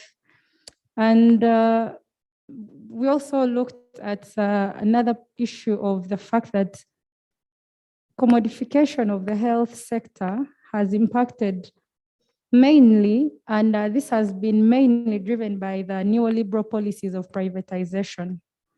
So the best way that we could interrogate this is that privatization basically looks at maximization of profit, which would ideally be different if we were looking at the government being in charge, because with the government, it's all about service delivery. And the other thing is that at the moment, the market fragment view health as a commodity, and ideally that is looking at health as an input or a source of revenue. And one example that was actually shared is that when there was the outbreak of COVID, we saw that even the hospitals were increasing the rates. And some of them were giving an excuse of because there is demand, so this is our time to shine. So ideally, they look at it more as a source of revenue as compared to maybe what it should have been referred to. And also, in responding to COVID, countries have been exposed, and we've been able to note how weak the health sectors are. And when we talk about, it's not just the health sector, the weakness has also been manifested in other areas because the COVID-19 has affected the economies, and people have even failed to access certain basic needs such as water, electricity, and all that. But we also looked at some of the other challenges that have been manifested. And one of them being the fact that most of these transnational corporations put a lot of pressure on government, especially through the European Union. And this is under the certain agreements that are signed, the FTAs. And one of the agreements we looked at is the TRIPS agreements, because it is one of those that affects directly the access to medicine. And most people in Africa have not largely benefited from such an agreement because it does not necessarily open up so that access is to everyone. But one of the other areas where we've seen that pressure is exerted is in the IMF and the World Bank, which because of the pressure that they put on the African countries, they've been unable to even develop their own health sector because most of it is spent on their debt financing, and that is all they can now concentrate on. But the other issue was that there's also pressure at the World Health Organization because the World Health Organization is infiltrated by the different countries which have segmented Africa's health sector, and this has weakened the sector. So in the discussions, because it was more of a participatory kind of discussion, one of the major issues that kept on coming out is that we used to have the traditional systems. For instance, maybe our mothers knew that if you get sick, you would go to a certain forest and pick a certain leaf, and then you'd get healed, which is a different case today because we have even lost that trust because of the information that we get. And as we move forward, someone actually raised the proposal that maybe we should create more awareness to the young generation, because if our grandfathers still believe in such a system, we should also maybe get to believe in it. So the other issue was that because of the high levels of indebtedness, there have been failed policies right from the WTO. There is also the capital and market outflows. There's also the exporting human skills. And because, one of the examples was that, for instance, when you look at Uganda, we are one of those that are known for training the best doctors, but because we cannot retain them, we cannot sustain them here, so they end up going elsewhere, so we don't even have the capacity to retain them here. And the other major issue that actually kept on coming out is the issue of privatization of the health sector. This privatization has made it difficult for most people, especially in Africa, to access some of the basic needs, as basic as water. So it is one of the major challenges, and water, sanitation, education, all those are very difficult to access because of the privatization, because the prices are quite so high, and so it is difficult for one to access. But moving away from that, we looked at how best such challenges can be addressed. And one of them is that right from the national level, in the distribution of our budgets, there is need to reduce the inequalities. To start with Uganda itself, every other year, we see that the budget of the health sector is actually going low, even when we are facing, when it has been manifested that we have a lot of weaknesses within our health sector. So there is need to distribute our budgets equitably so that we are not concentrating on maybe security, but we are also looking at financing the health sector.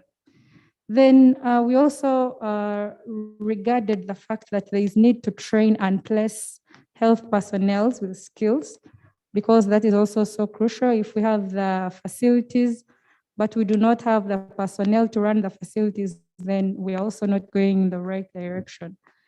One of the other proposals was that there is need to support the health workers with adequate resources such as infrastructure in form of equipment, medicines, and most importantly, the need to emphasize the policy space for government to intervene, because of the privatization that we have, it has even been difficult for the government to intervene and maybe set a standard price for maybe certain things within the hospital.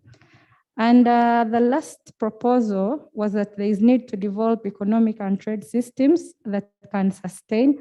And one of the proposals was that even within the negotiations, the trade negotiations, we need to negotiate as a region, because one of the challenges that we have seen actually as we looked at some of the pressure that is being put on our governments, on the African countries, we realize that even the pressure exists amongst us as the African continent. So if we are able to negotiate together and come up with a decision together, that would be for the best. But an issue was also raised that there is need to resist the WTO obligations, which are imposed upon the governments. So we are not ideally, because the realization was that even the WTO has pressure by those, especially the European countries. So even us as African continents,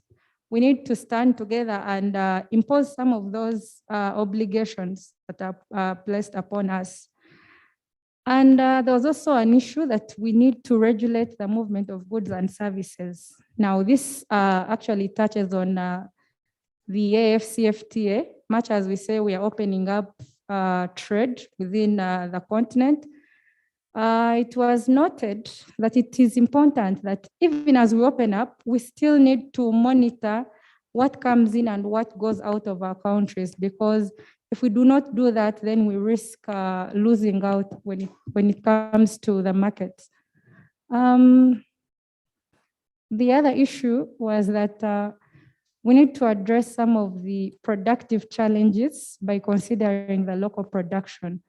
So this actually comes in when COVID came out, which was last year, most countries closed up, especially in providing the PPEs, because they needed to reserve them for their own countries. So we said if we can also support the local production so that even amongst us as a country, we are able to manufacture ours and support the local market, then it would be important.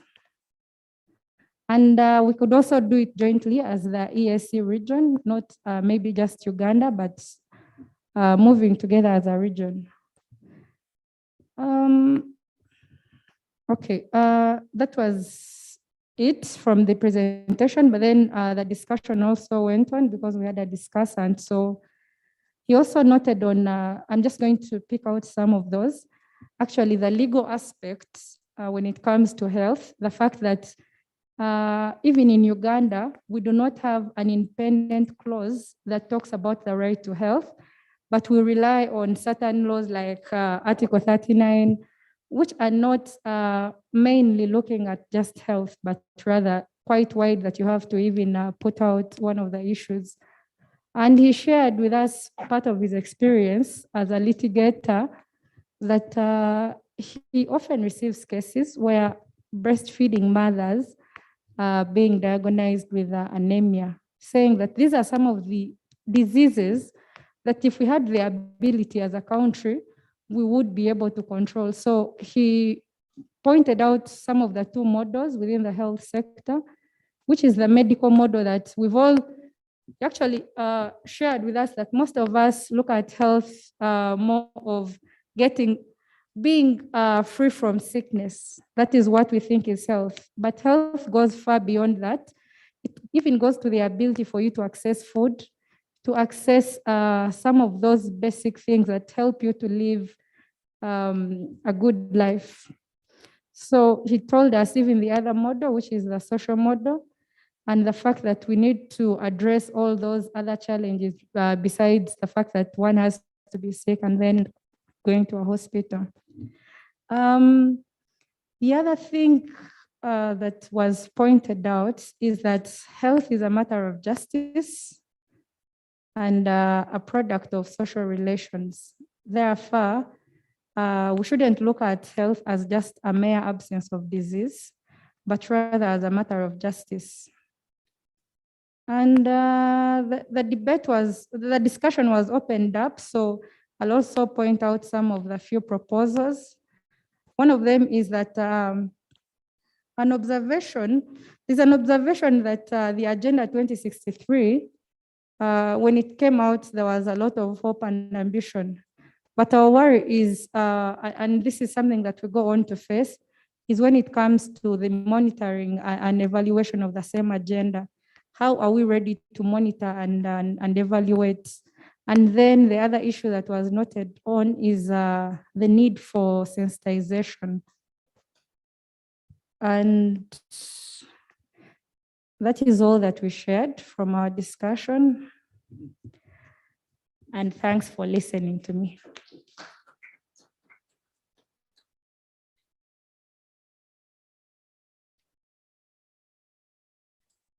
Thank you very much. Can we give her another round of applause? And can we do one general one for all the rapporteurs? May I now invite the overall rapporteur, Julius Warigaba, to present the general outcomes since we started yesterday. And then after that, we'll go into the closing session. Thank you. Julius?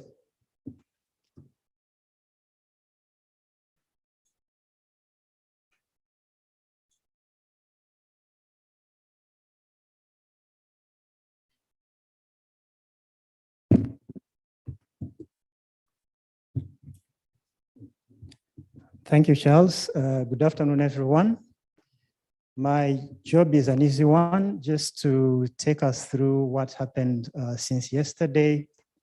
I have quite a lot, but I hope I'll be able to condense it, collapse it in a few minutes. So I start from exactly where we started.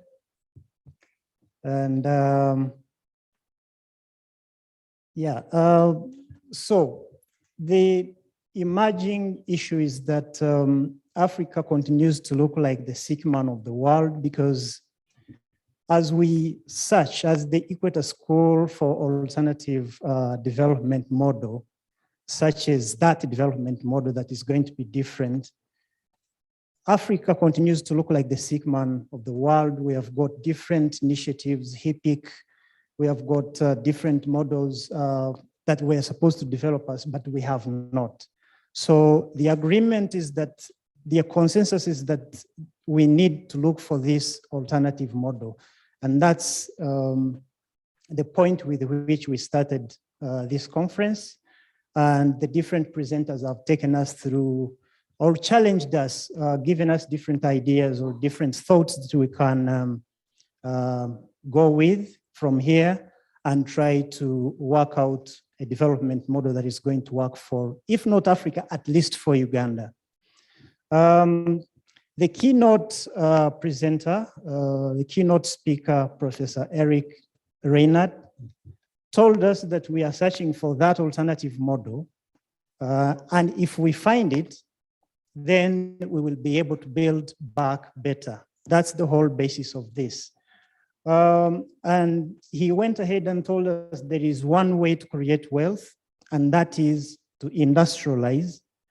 And the funny thing about this is that both the communist models and capitalism,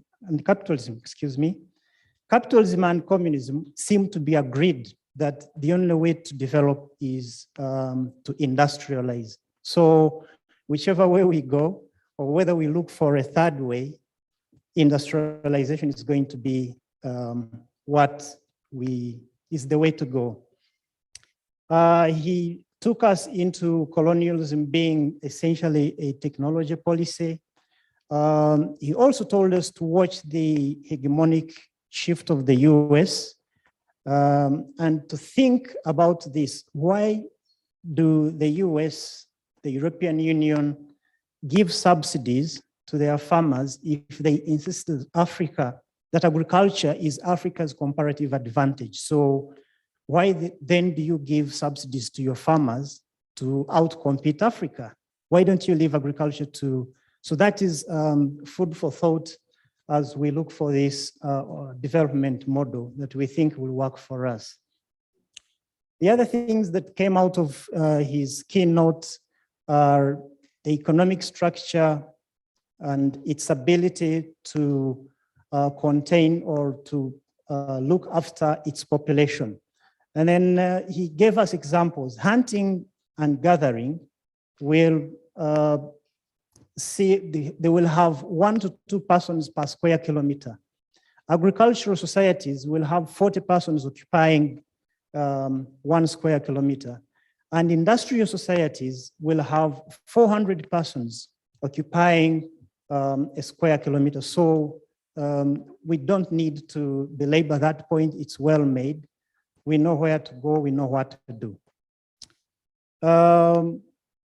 The other thing that came out of his presentation is to take inspiration from the development dynamics in the former communist bloc and borrow their models if we should. The examples are that Belarus has a very terrible political system, but it didn't listen to the IMF prescriptions, and now everybody is rich in that country. Compared to Ukraine, which became a model consumer of IMF policies, they are now struggling with wages and a lot of other development issues. So do we go Belarus? Do we go Ukraine? That is something that he challenged us to think about. The other country that he gave us as an example in the communist bloc is Uzbekistan, which was left to itself. The West did not interfere a lot in forcing IMF policies on them. And right now, many years later, Uzbekistan supermarkets are filled with their own homemade spaghetti, which favorably competes with imported spaghetti from Italy.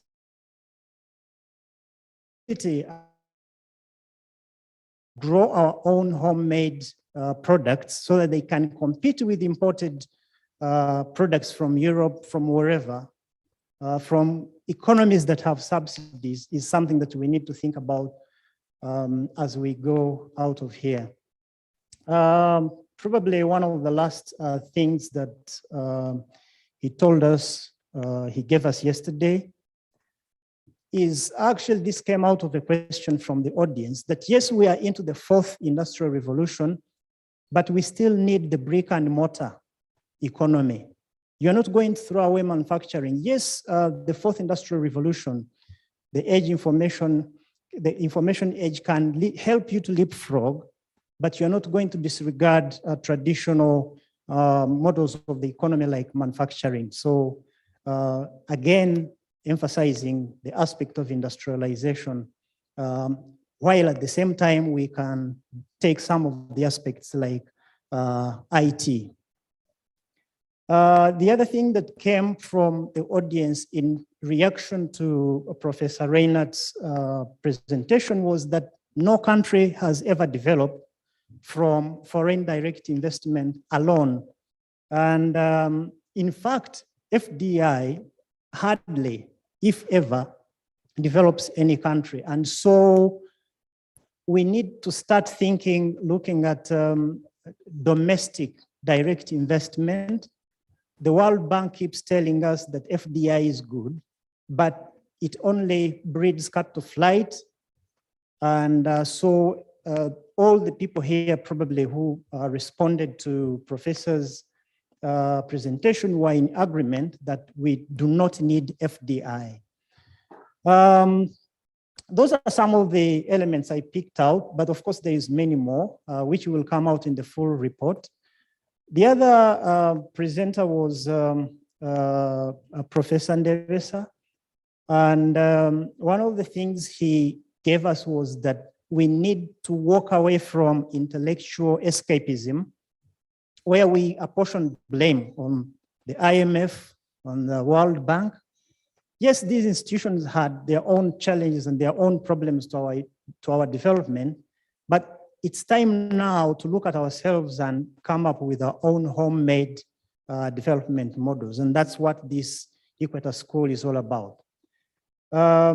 We cannot influence, this is something that he said, we cannot influence World Bank unless we look at our own ideas, take them up as alternatives, and be able to have a Kampala consensus or a consensus from the global south, if you will.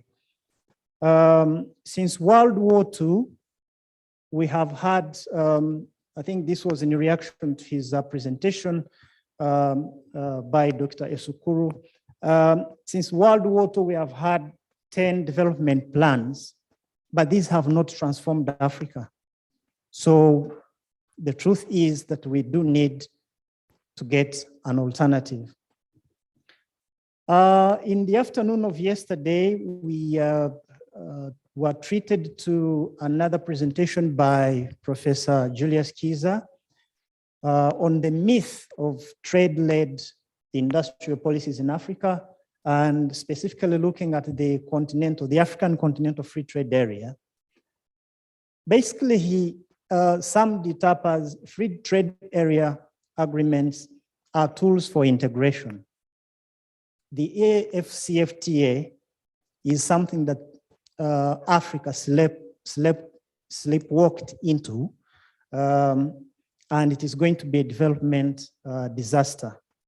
Because Article 6 of that agreement it provides for the scope of what is to be covered: trade in goods, trade in services, investment, intellectual property, and all the other issues that have remained controversial at WTO level.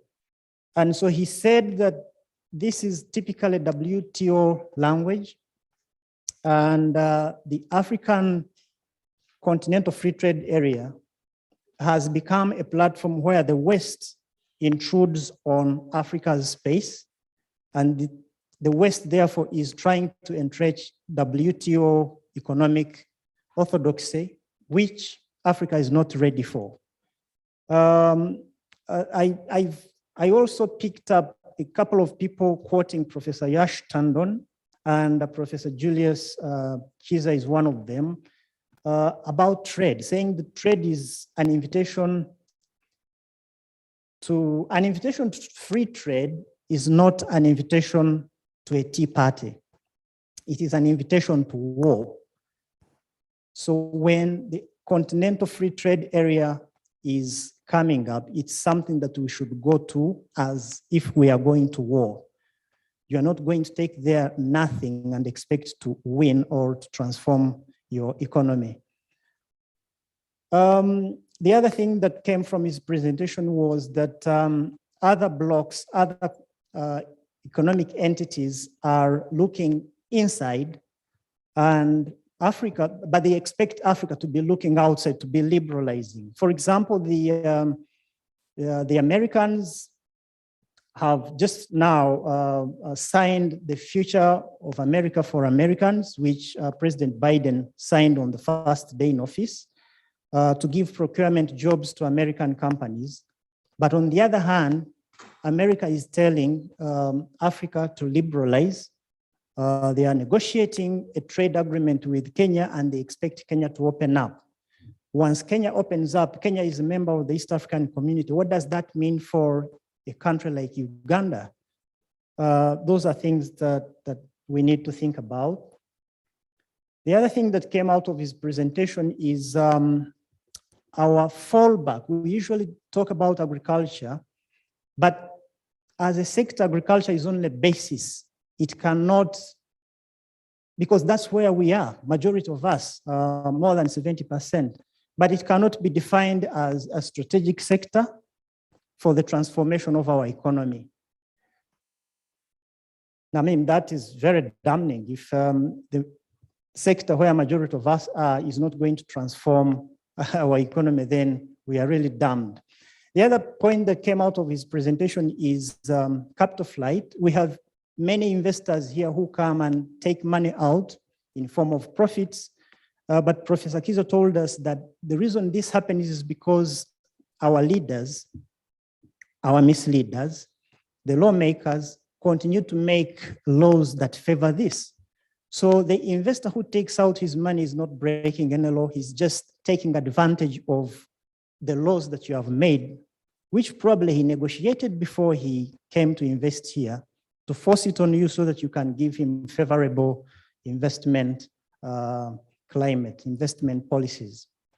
We also did learn a bit of Kiswahili, a lot of it actually, from yesterday. I remember this, uzuri wa kitu kwa nje, si usalama kwa ndani, which basically means looks can be deceptive. So when the West tells Africa to liberalize, Professor Kiza said this is not a bad idea. It's just not right for Africa. When someone says liberalize, the question should be, am I ready? Is Africa ready? Is Uganda ready? So that is something that we will go out of here with and maybe form consensus about and an alternative to that. The other thing that came out is, like a build up to the previous point that if you do not have a United States of Africa, there is no point in having a united economy of Africa. It does not work. The discussant to his paper at Ventino Banjwa, PhD student at MISA, basically he agreed with some of the things that Professor Kizo presented. Yes, development is resistance, which again alludes to Professor Yash Tandon's quote, and that historically there has never been such a thing as free trade. So we need to agree on what needs to be transformed and how. The other thing that he put his finger to is to think about industrial policy, but to link it with climate change. Because right now you cannot run away. Everything you do, you cannot run away from climate change. This morning, we started with Alvin, who presented finance and financialization in Africa, trends, dilemmas, and implications to Africa's development. Basically, he opened us to the thinking that the Equator School could not have come at a better time, because at the fall of the Iron Curtain, there was consensus that the Western hegemony would dominate Africa and the rest of the world with its liberal policies and development models. And this school is now here to challenge these models. I don't know whether it will succeed, but I believe with all the energy that we have seen in the last 2 days, we probably will come up with something that will challenge the Western hegemony models. He gave us an example of Tesla, which lost 50 billion in 2 days, overall $199 billion. Tesla has not sold any spaceships since it was founded. It has not sold many electric cars. But the reason Tesla is a wealthy company is because the shareholders bought into the promise that it offered. And so the idea is that if you have policies, if you have models that people can buy into, they will transform each one of us. They will transform economies, first of all, but they will also transform each one of us, and they will build wealth. That's the idea. He moved on to the issue that without a serious commitment to regulate the financial markets, we are one step away from another financial crisis. Despite concerns raised in terms of financialization, we see trends, especially in Africa here, we see trends of increased financing instruments like public-private partnerships. And he said this is the elephant in the room because the institutions through which PPPs are financed tend to be offshore. And this could be a disaster for Africa if we keep buying these kinds of financialization policies. Yeah, he also touched on the emergence of IFCs in Africa, in Kenya, Rwanda, Ghana, Botswana, and other places on the continent, which are setting up in search of elusive capital.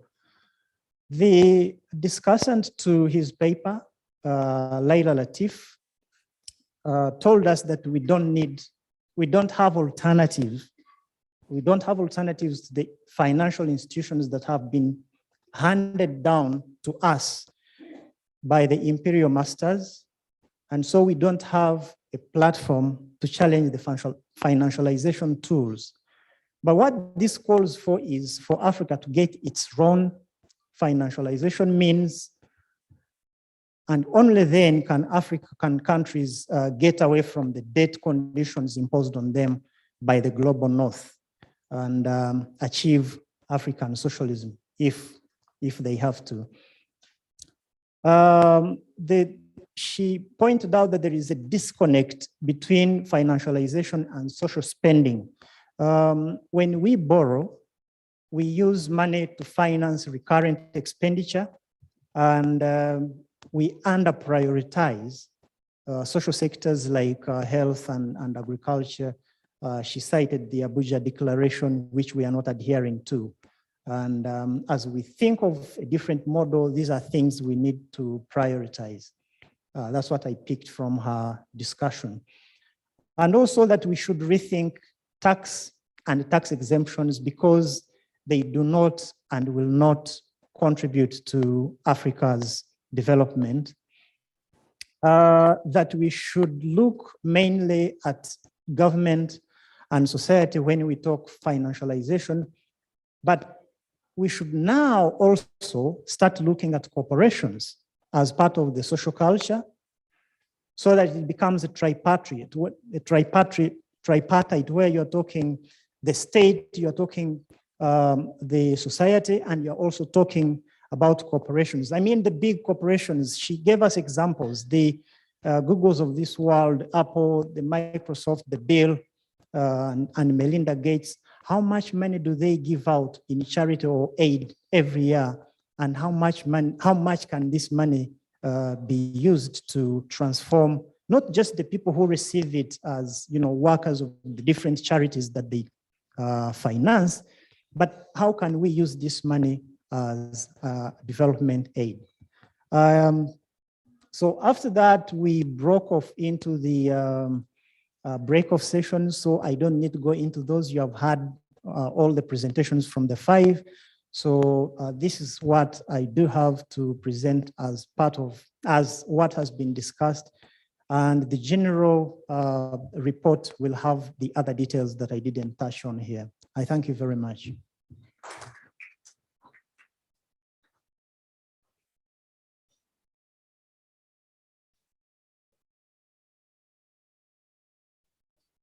Thank you very much, Julius, can you give him another round of applause? We are moving very fast towards closure of this two-day inaugural conference for the Equator School. I would like to make mention of a few people. Maybe let me begin like this. One, we give ourselves a big round of applause, all of us, for coming to this point. Then we can go into the individuals. Yesterday, we had with us Ms. Sarah Mukasa, who's a Deputy Executive Director at the Open Society Institute for Eastern Africa. They are the sponsors of this conference. So let's recognize her. And let's also recognize Mr. Geoffrey Opio Atim, who's Health Rights Program Officer at OSEA.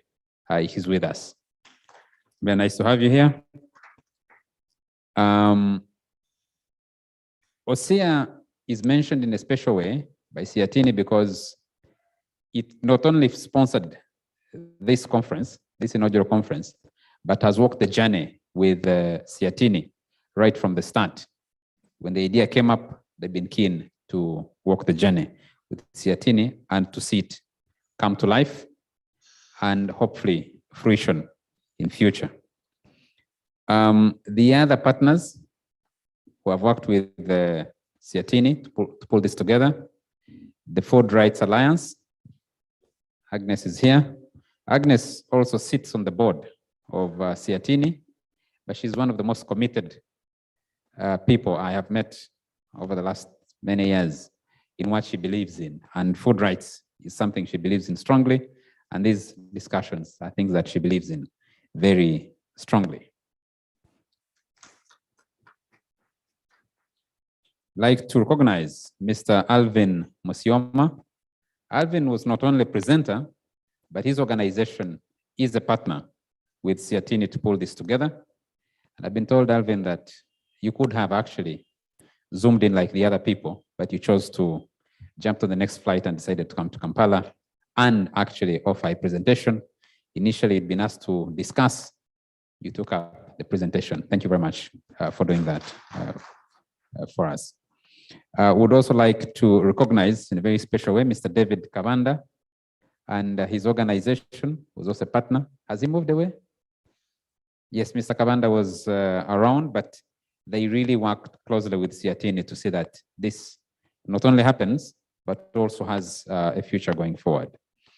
Allow me also to recognize Mr. Ndebesa, Mombusi Ndebesa. He was here earlier. I think he moved after the morning session. Mr. Ndebesa is the chair of the board for Siatini at the moment, and he was also, he triggers a lot of thought. What did he call it yesterday? Weird thinking. Said we should have weird thinking, and he said it's okay to think outside of the box. So let's recognize Mr. Mombusi Ndebesa. Would like also to recognize on behalf of Siatini someone, unfortunately, who will not be able to join us. That is Africa's problem. We'd hope that you would join us virtually.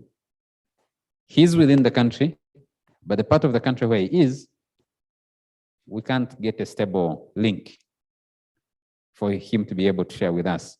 Professor Yash Tandon. Professor Yash Tandon is Siatini itself. He founded it many years ago. And if you check back in Uganda's history, he was part of the famous Gang of Four.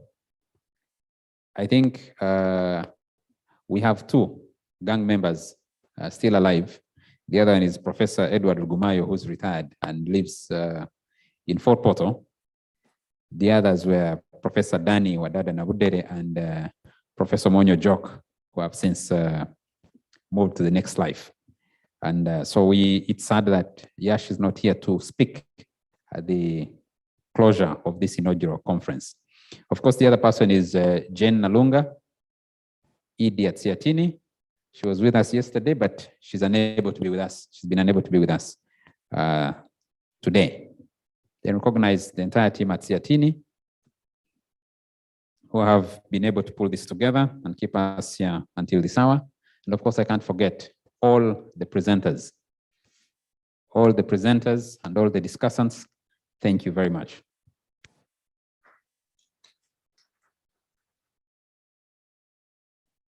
Okay, yes, out of all the presenters and discussants, you're appreciated deeply, but I've been advised to mention something, one of them.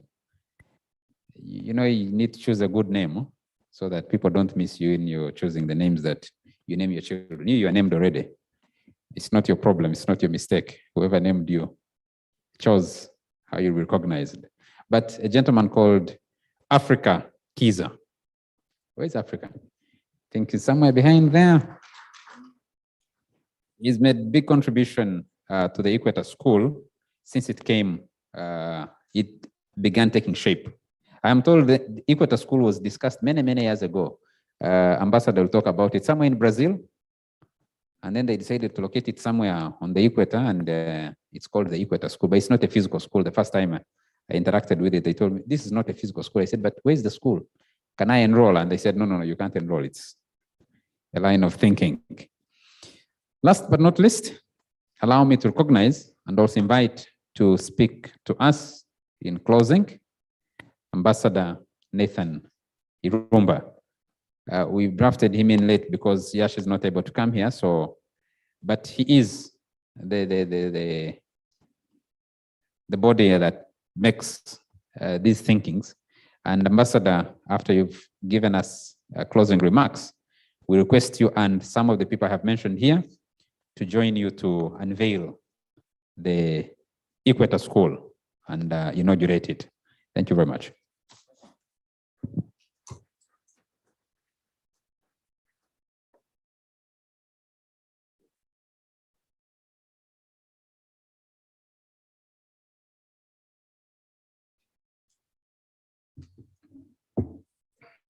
Thank you very much, moderator.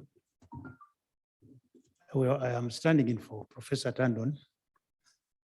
It's a big shoes to stand in because he is founder of the Siatini. He was my teacher at Makerere, and we're colleagues in Geneva when he was in South Center, struggling within WTO. This morning, I think we talked about financialization, which reminds me of Professor Navodere's analysis of finance. Really, what is the value, what the role of finance? Normally, finance or money is supposed to be originally a medium of exchange, how you can save your savings, and how you can make investment. But progressively, as we have seen, and the talk today, this morning, amplified on that, money has been divorced from production. And that's the biggest problem. Money has become a commodity.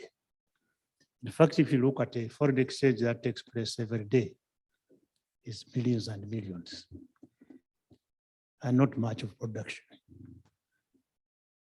I lived in America for about 8 years, and the Americans try to ensure that don't have another reserve currency. People don't know it that America is the biggest debtor.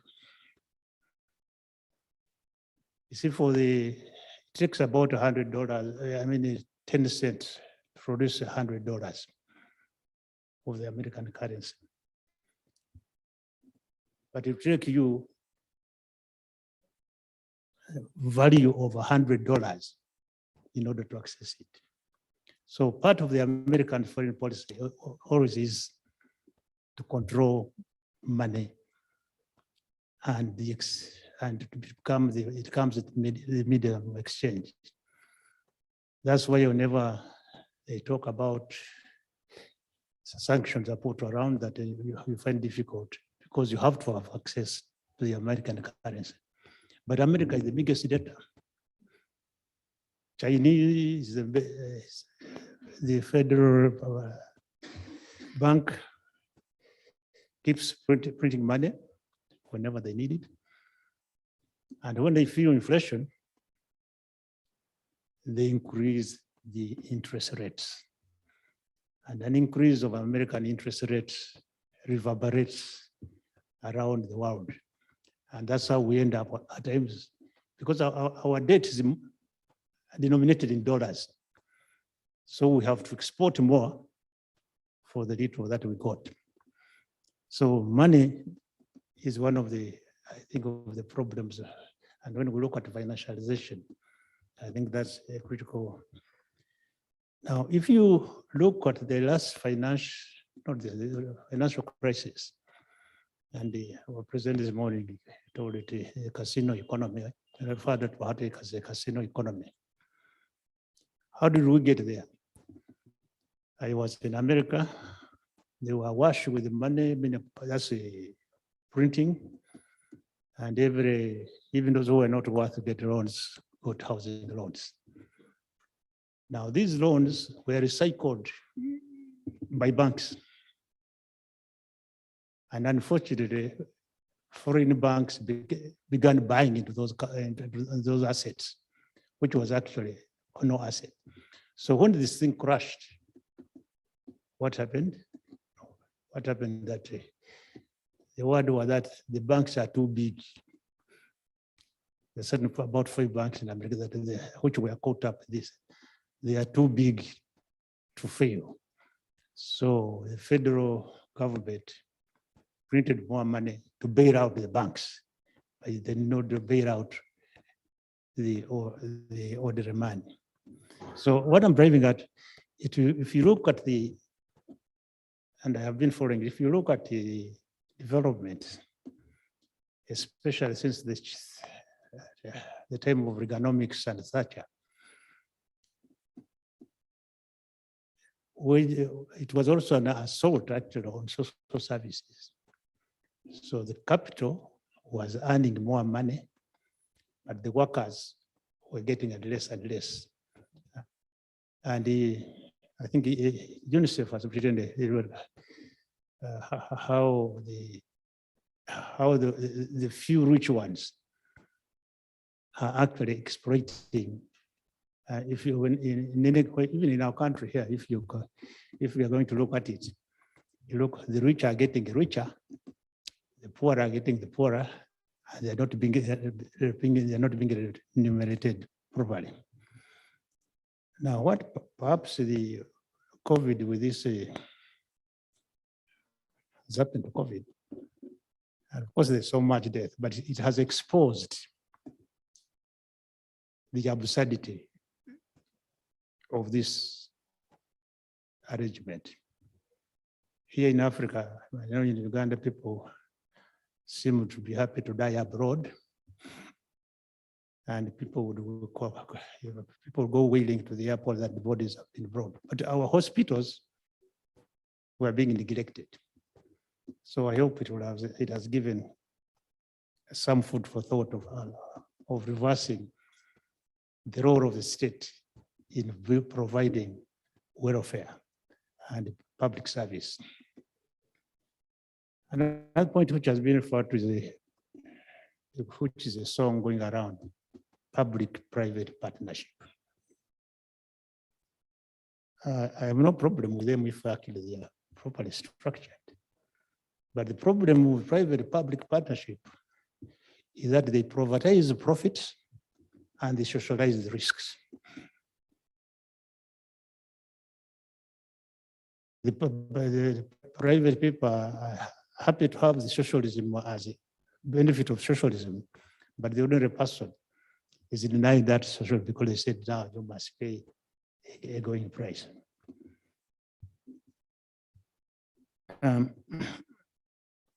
Equator School, as the moderator said,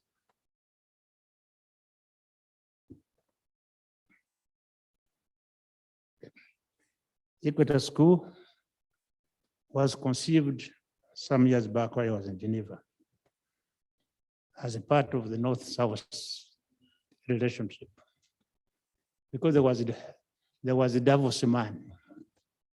And Davos, that's where the rich, the prime ministers normally meet every February to determine how the world will go. So initially, the World Social Summit was going to organize the social summit, which was supposed to counter that Davos and the corporate. And Equator School was born initially in that context.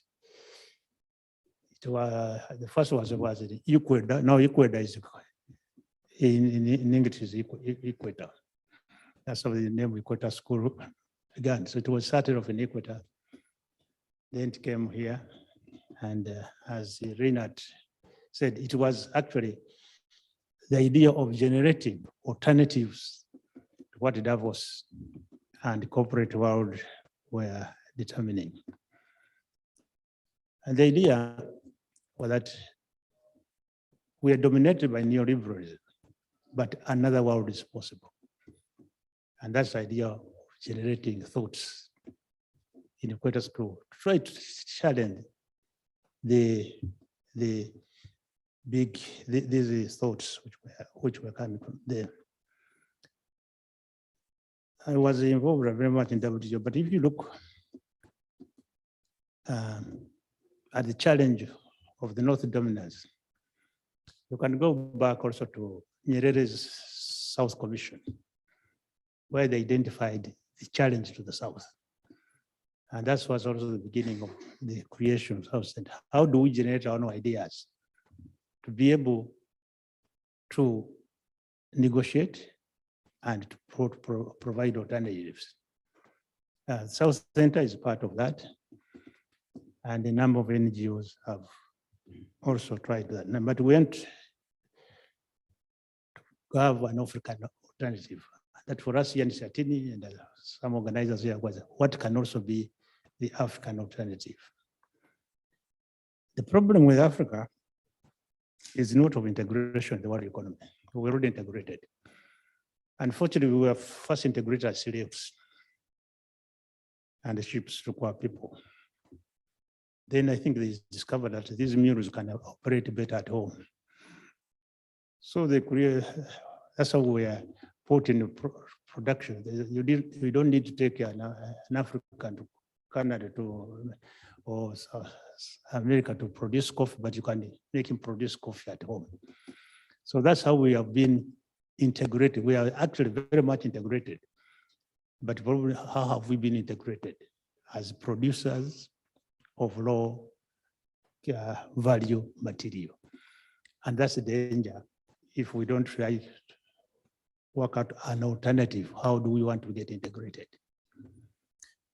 Kiza, not Africa, but Professor Kiza yesterday alluded to the question of African integration, and he had quite a lot of what to say. My problem with African integration is not that it's bad, but the problem with Africa, we like announcing where we want to go as if we are there. So we talk about East African common market when there's no free movement of person, when there's no free movement of labor. So people say no. So the other aspect is how do we sign up to these aspects, and we're not really committed to them. I was in Geneva with my colleague, Professor Kwandi, then he was my deputy. So we were negotiating, as I told him, you know, when I'm negotiating, that the Western countries rather take so long for you to agree on the word. But our people come, they sign on. And he told me, and he gave me an insight. You know, the Africans, they don't intend to be bound, so they don't mind signing. So we signed these agreements, even of integration. But the question, are we serious?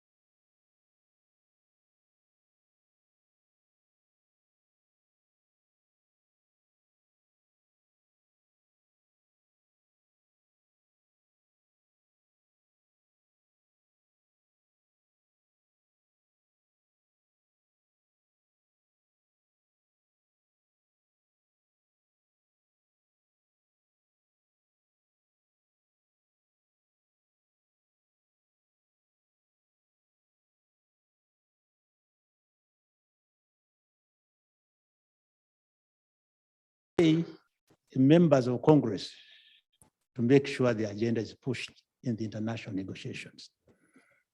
But for us, and I hope this is what the school will also do, is very often Africans go there unprepared. They are reactive. It is only in the conference already when you begin cobbling together an assembly. Very often, a document which you can agree on, but usually, even if we're infiltrated by the other group to make sure the document conforms to their to their problem. Now, this is an experience I got in the WTO round, and I would advise you to read the Jawar and Eileen Kwa's work, The Other Side of WTO.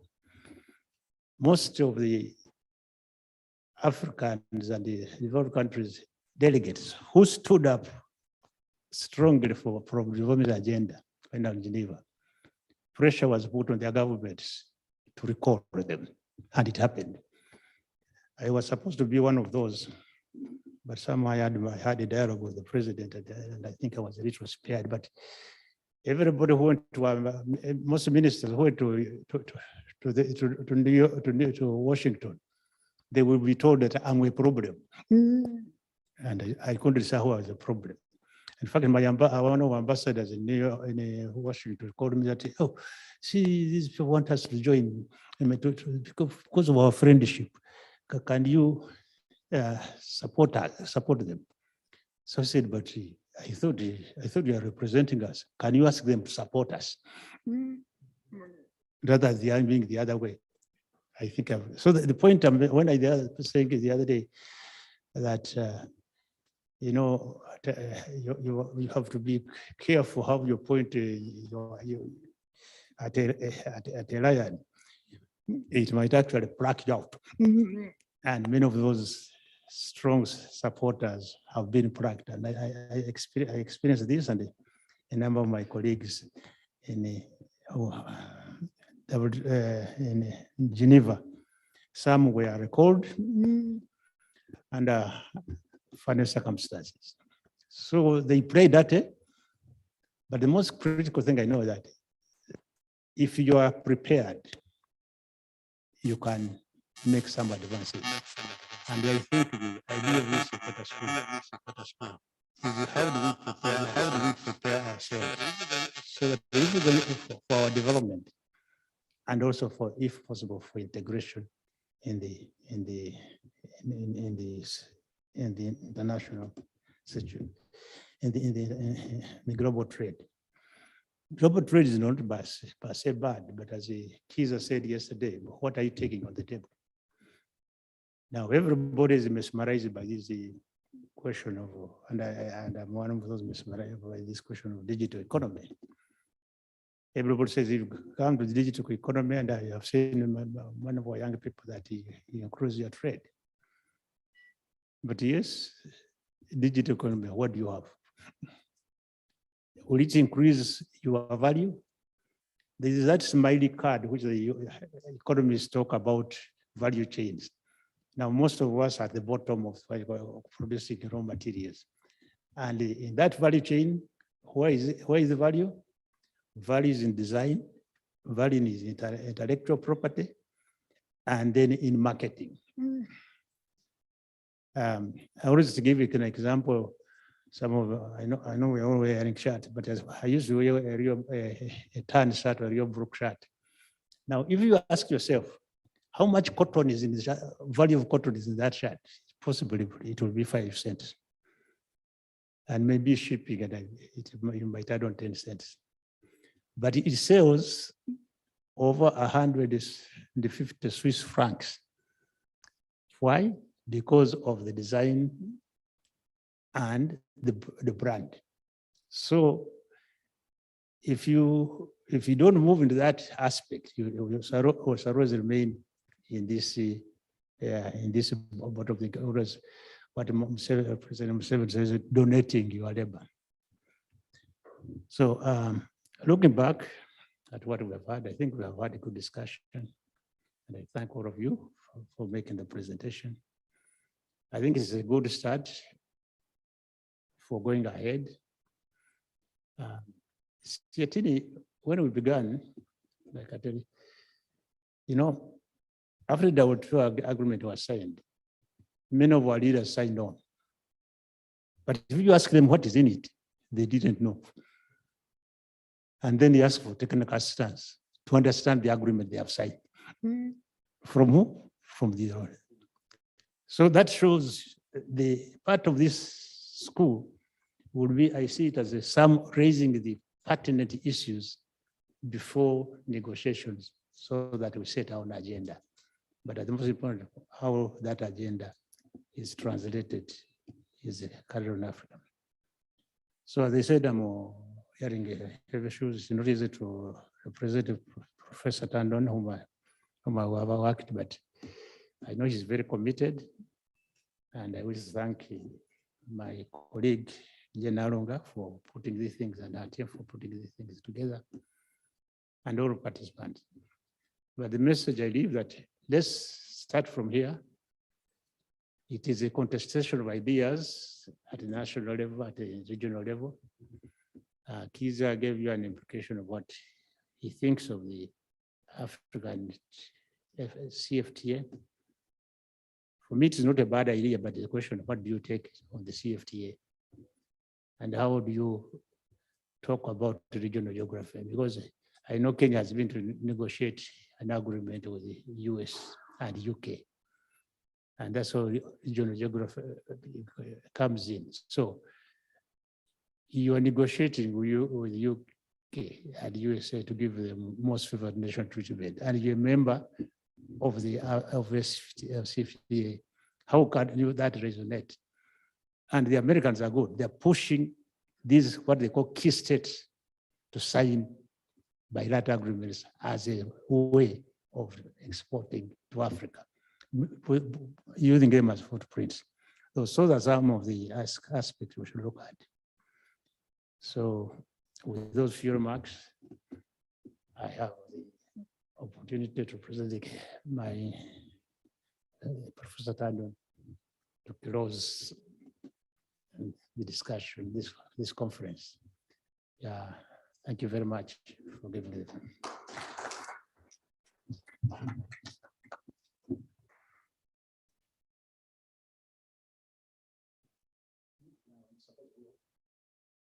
Thank you very much, Ambassador. Can we give him another round of applause?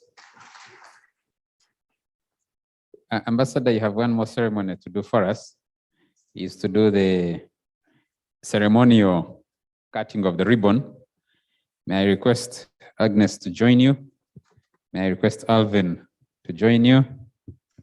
I don't want to be picking through the room who else should come up here, but they will cut the ribbon and sign on this board, and after that, all of us can have an opportunity to come and put our signature on there.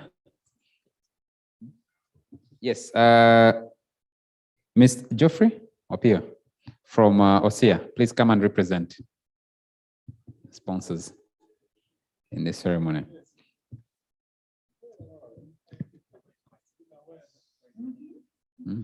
Are you cutting it? Okay. Okay, in a bit, we should be able to get that done.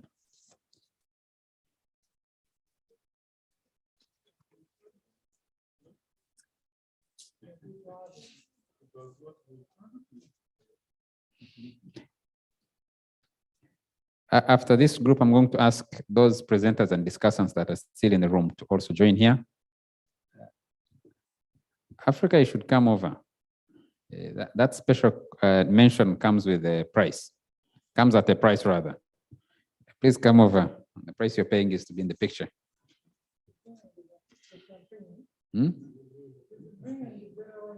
Huh? Bella, do you have some champagne? Because we could pop some here.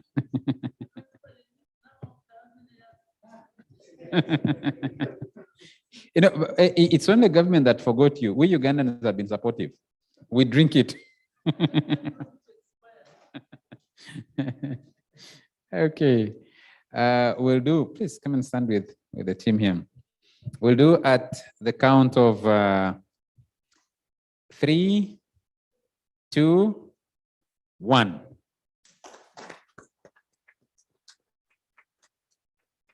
Thank you. Let's have a marker, and they'll put their signatures on the board here, and then the rest of us.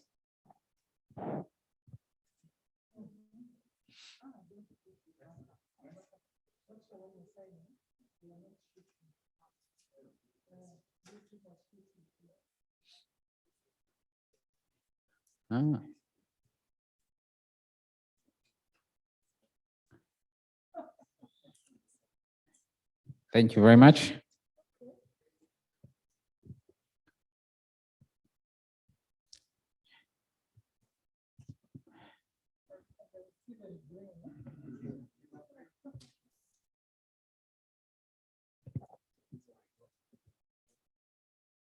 Mr. Bajwa, you should come over. I don't know who is in the audience among the presenters that I haven't seen. Our rapporteurs. Do I see Mr. Kavanda somewhere? On the back? Not back, okay. Where is Dr. Shinyakwa? The commissioner from the Ministry for East African Community Affairs. They stepped out. Okay, thank you very much, gentlemen and lady. Thank you. Madam Bella, you should come and sign on our book here, this, so that we remember. Where are our rapporteurs? The ladies especially, please come and put your signature here. Where are the markers? Let's have the markers.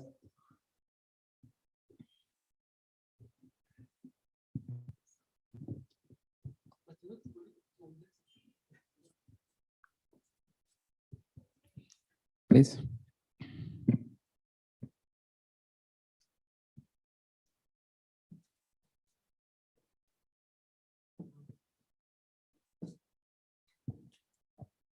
Okay, please.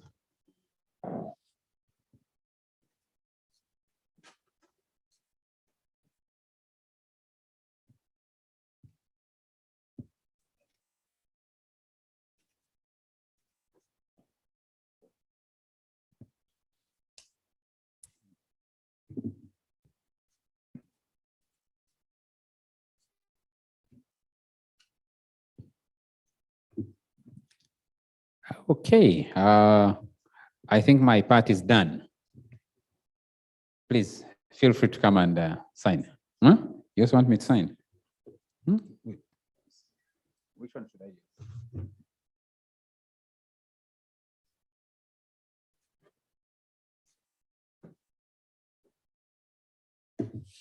Okay, anybody who feels like you want to put your signature on here?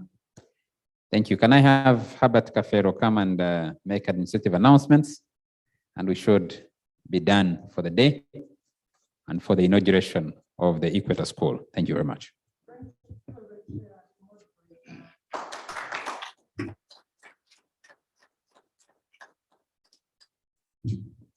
Thank you, the moderator.